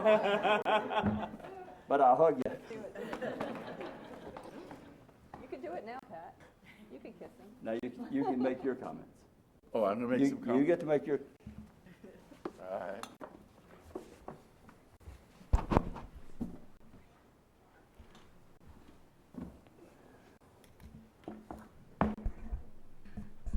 Usually these kind of things, when you're asked to finally speak, you're trying to get even, but it's kind of hard to get even when people have been so nice to you or everything. But you know, my journey in the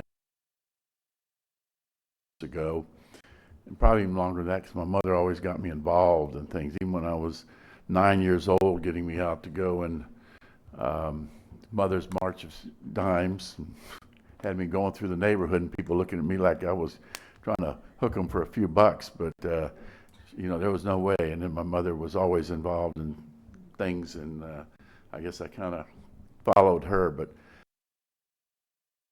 involved in politics, and the next thing you know, I'm doing campaigns, and the next thing after that, I'm managing campaigns, and people are getting elected.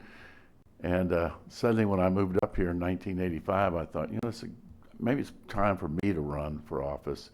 And I did, first time in 1992, lost that election, but I learned something from it. And I decided I'd just keep going for 2 more years and then run for the County Council District 1 seat. I ran for the at-large seat. And that was a real experience because I learned how big this county really is. When you're running around trying to get votes all over Volusia County, it was really it was just humongous running at large. But and then I came on the County Council, and I still remember coming on. Pat Northey, who had run in 92, she won. I came on there in 94, and I mean in 95.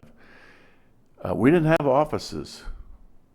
They talk about the little cubby holes you have now. We didn't have an office, and we griped about that. I convinced Dick Kelton, who was the actor, to get the keys to this little conference room over here. It took me about 3 months to get the keys so that I have a place to meet people out here, and rather than meeting them in the coffee shops or wherever. But then Pat Northey became the chair, and Pat and I started working. We've got one office, 7 council members with one office at that time.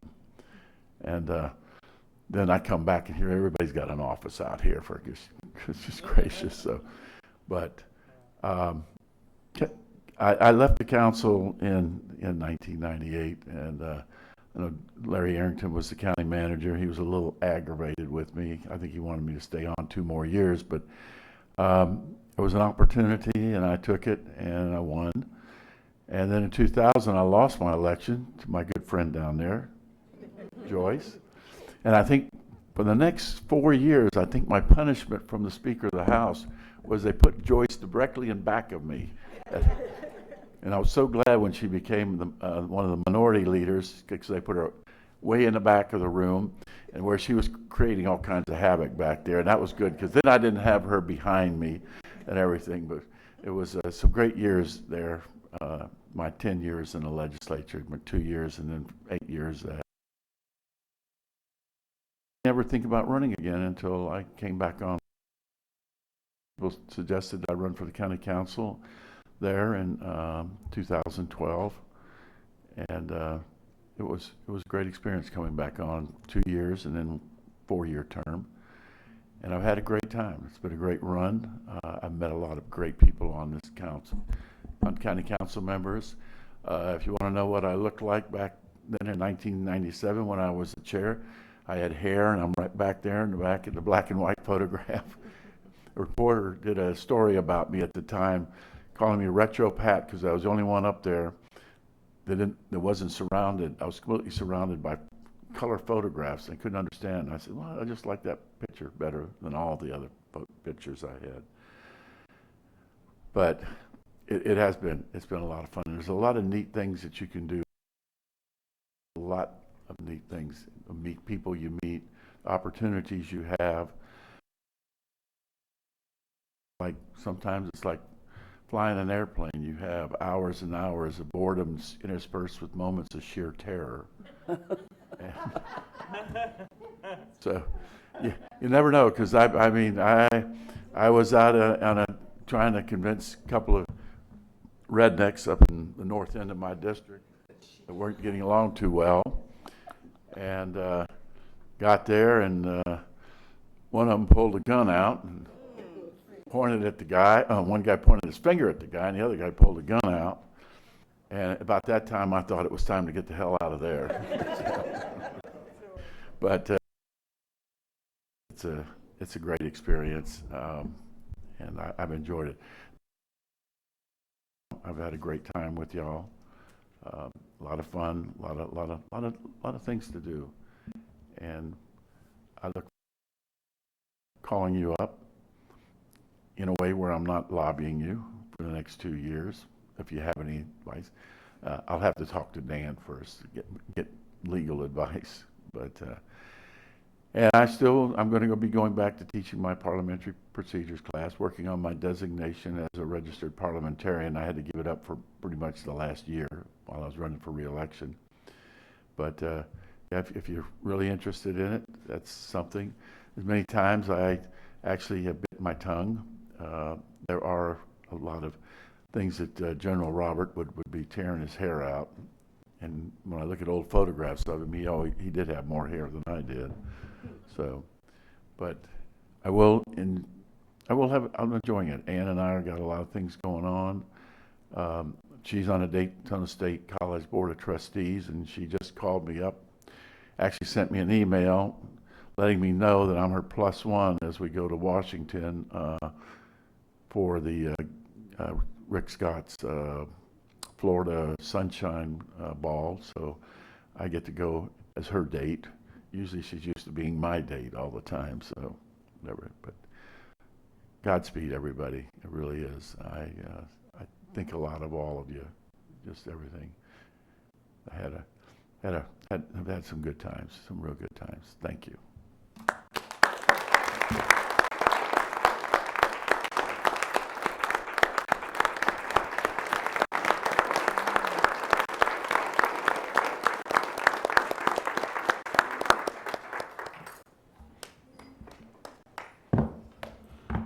Councilwoman Cusack, come on down.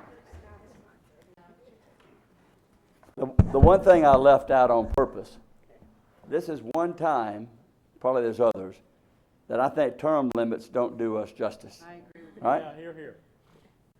Now, I'm glad that when she was in the House, they did term her out, so we could have her. But this is one time when I think we are really going to be lost having a term limit. My friend.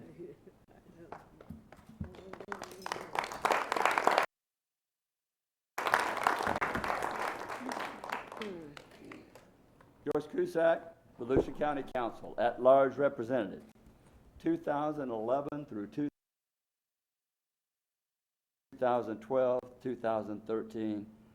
Thank you for your years of dedicated service, and you put those 8 years in the House together. Thank you so much.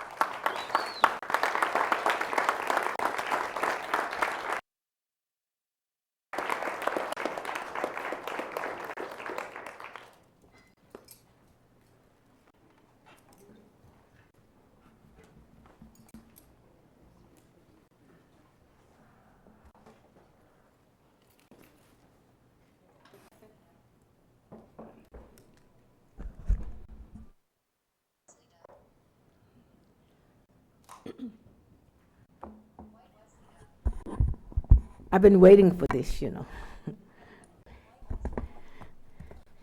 To all things, there is a season. The time has come that I close this chapter in my journey. Serving as the at-large member on this Volusia County Council has come to an end. It has been a wonderful experience. Thanks for that video, for Joan and Jeff and all those involved in getting that together, for Julie for line telling me you needed the pictures for the school. Thank you all for getting that done. To you, my colleagues, it's been a pleasure serving with you, and I wish you well as you continue to serve as members of this august body. Pat, we have served together close to 12 years, I think. We've had some good times in the Florida legislature. We didn't agree on much, but we were able to do a lot of things together, and there were times that we did agree. I guess we agreed on more than we disagreed upon, as I think about it. And then we always had the opportunity to be friends. That establishment gave you the opportunity to develop some very lasting friendships.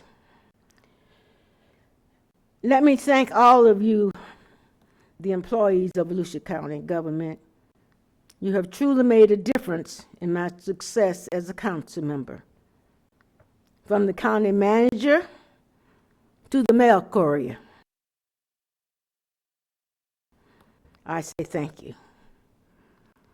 I thank you from the bottom of my heart.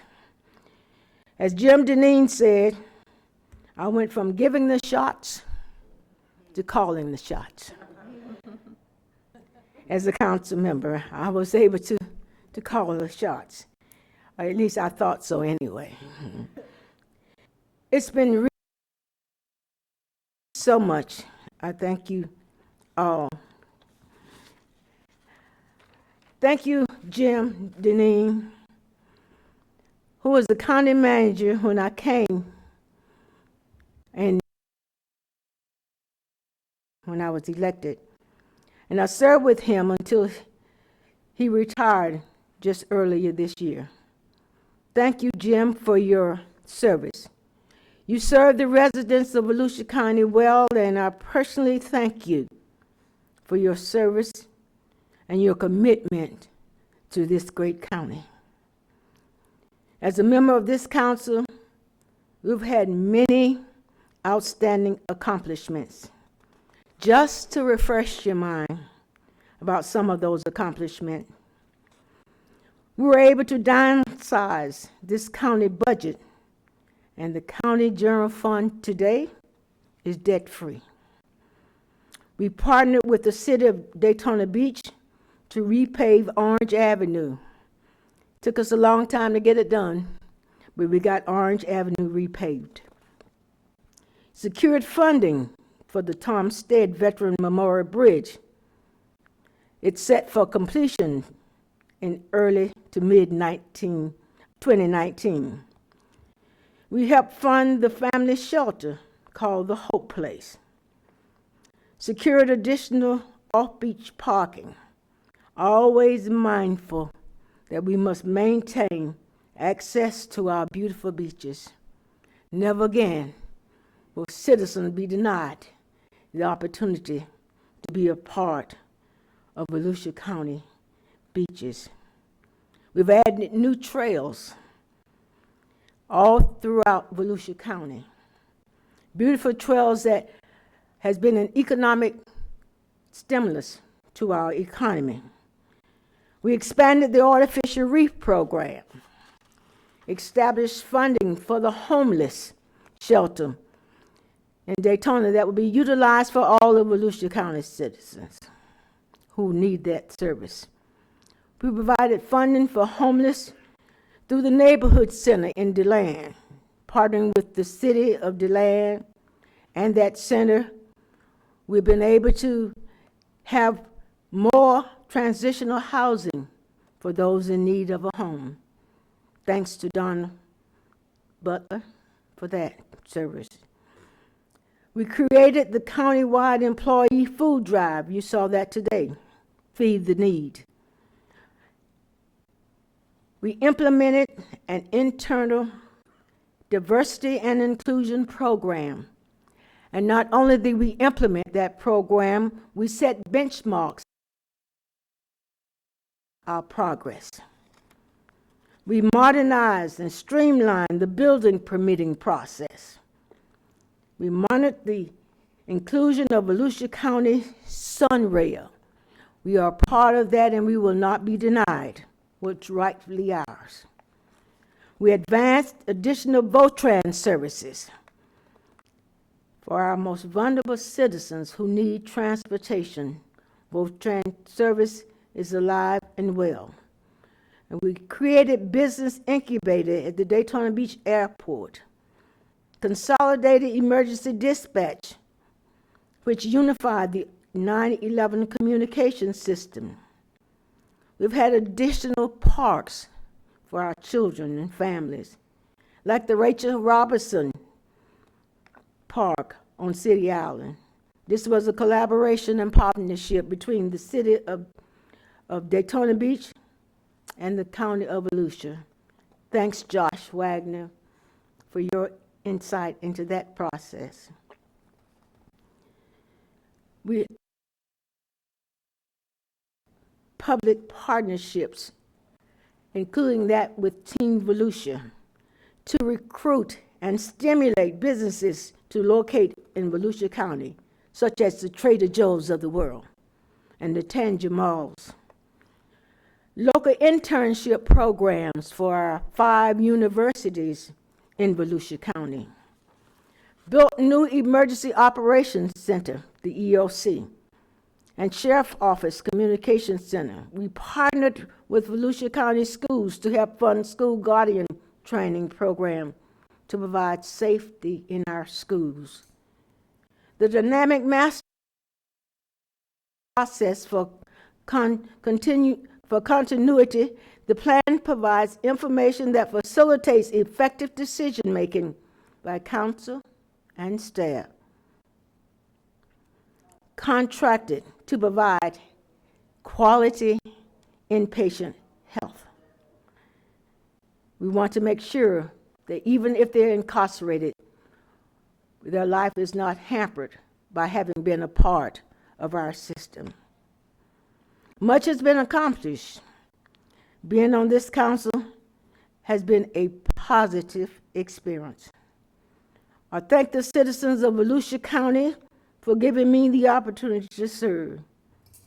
During my tenure, for 2 months, I was the chair.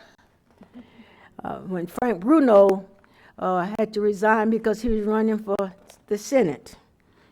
And I served the rest of that time as the vice chair for 2 years. Thank you, Darla, and all of the staff in the county manager's office. Thanks to all of the citizens that served on advisory boards. Your commitment to this county is appreciated. George Rechtenwald, interim county manager, for stepping up to serve as the interim. You're doing an excellent job. You're a visionary. You have made some very important decisions in your tenure. And I think that you are the one to lead this organization. Now, they will see that after the search is complete. And then I can say to them, I told you so. Thank you so much, George, for your service and your commitment to this county, for your leadership with your team, for all of the fact that the things that you do to make it better. You picked up that ball and you have not stopped running, and I thank you. I think that the citizens of Volusia County are indebted to the George that we have here in George Rechtenwald. Thank you, Donna DePeister, and your staff. Financially, this county is stable. To Dan Eckert and his team, I say to you, your ability to provide sound legal advice is always appreciated. And finally, I want to thank all of my family and friends. Each of you have been a part of my journey. It's you that make my life complete. Thank you for the flowers today. Thank you for believing in me. My mom always believed in me. When I told her I was going to run for the Florida House of Representatives, she says, are you sure, Joyce? I said, yes, Mother, I'm sure. Thank you, Mother, for believing in me. Thank you for giving me permission to run. We had a family meeting to make that decision. Chuck and the girls, I said, we need to make a decision about this. I want to run for the Florida House of Representatives. I told them to come over. We needed to have a Cusack family meeting. And by this time, they thought I was sick. And so I told them I wanted to run for a public office. Oh, yeah, yes, yes, yes. That was the least of their words at that point. And I said to Chuck, Chuck, you know that means I have to quit my job. I was the nurse here at that time. So we did something here on this counter that says that you can run for public office and still be an employee here. That we changed that. Went from giving the shots to calling the shots. That was a great thing for every person that works here. Should have the opportunity to without having to lose their job. Thank you for giving me the opportunity to the citizens to be in this public office. Thank you for supporting me when I made the decision to run again then for to my darling granddaughters and my little niece here today. I say to you, keep the faith. Keep working. Keep studying. And to all of you, I say, keep fighting for positive change. So together, we can make this a better place for all mankind. For you see, life is not measured by the number of breaths we take, but by the moments that take our breath away. In this moment, you have taken my breath away. So, keep dreaming.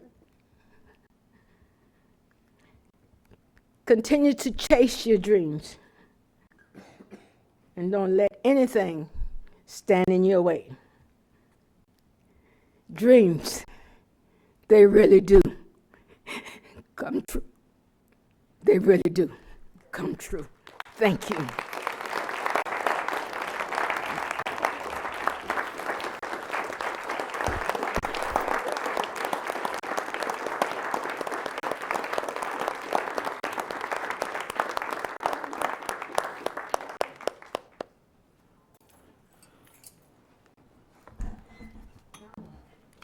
Well,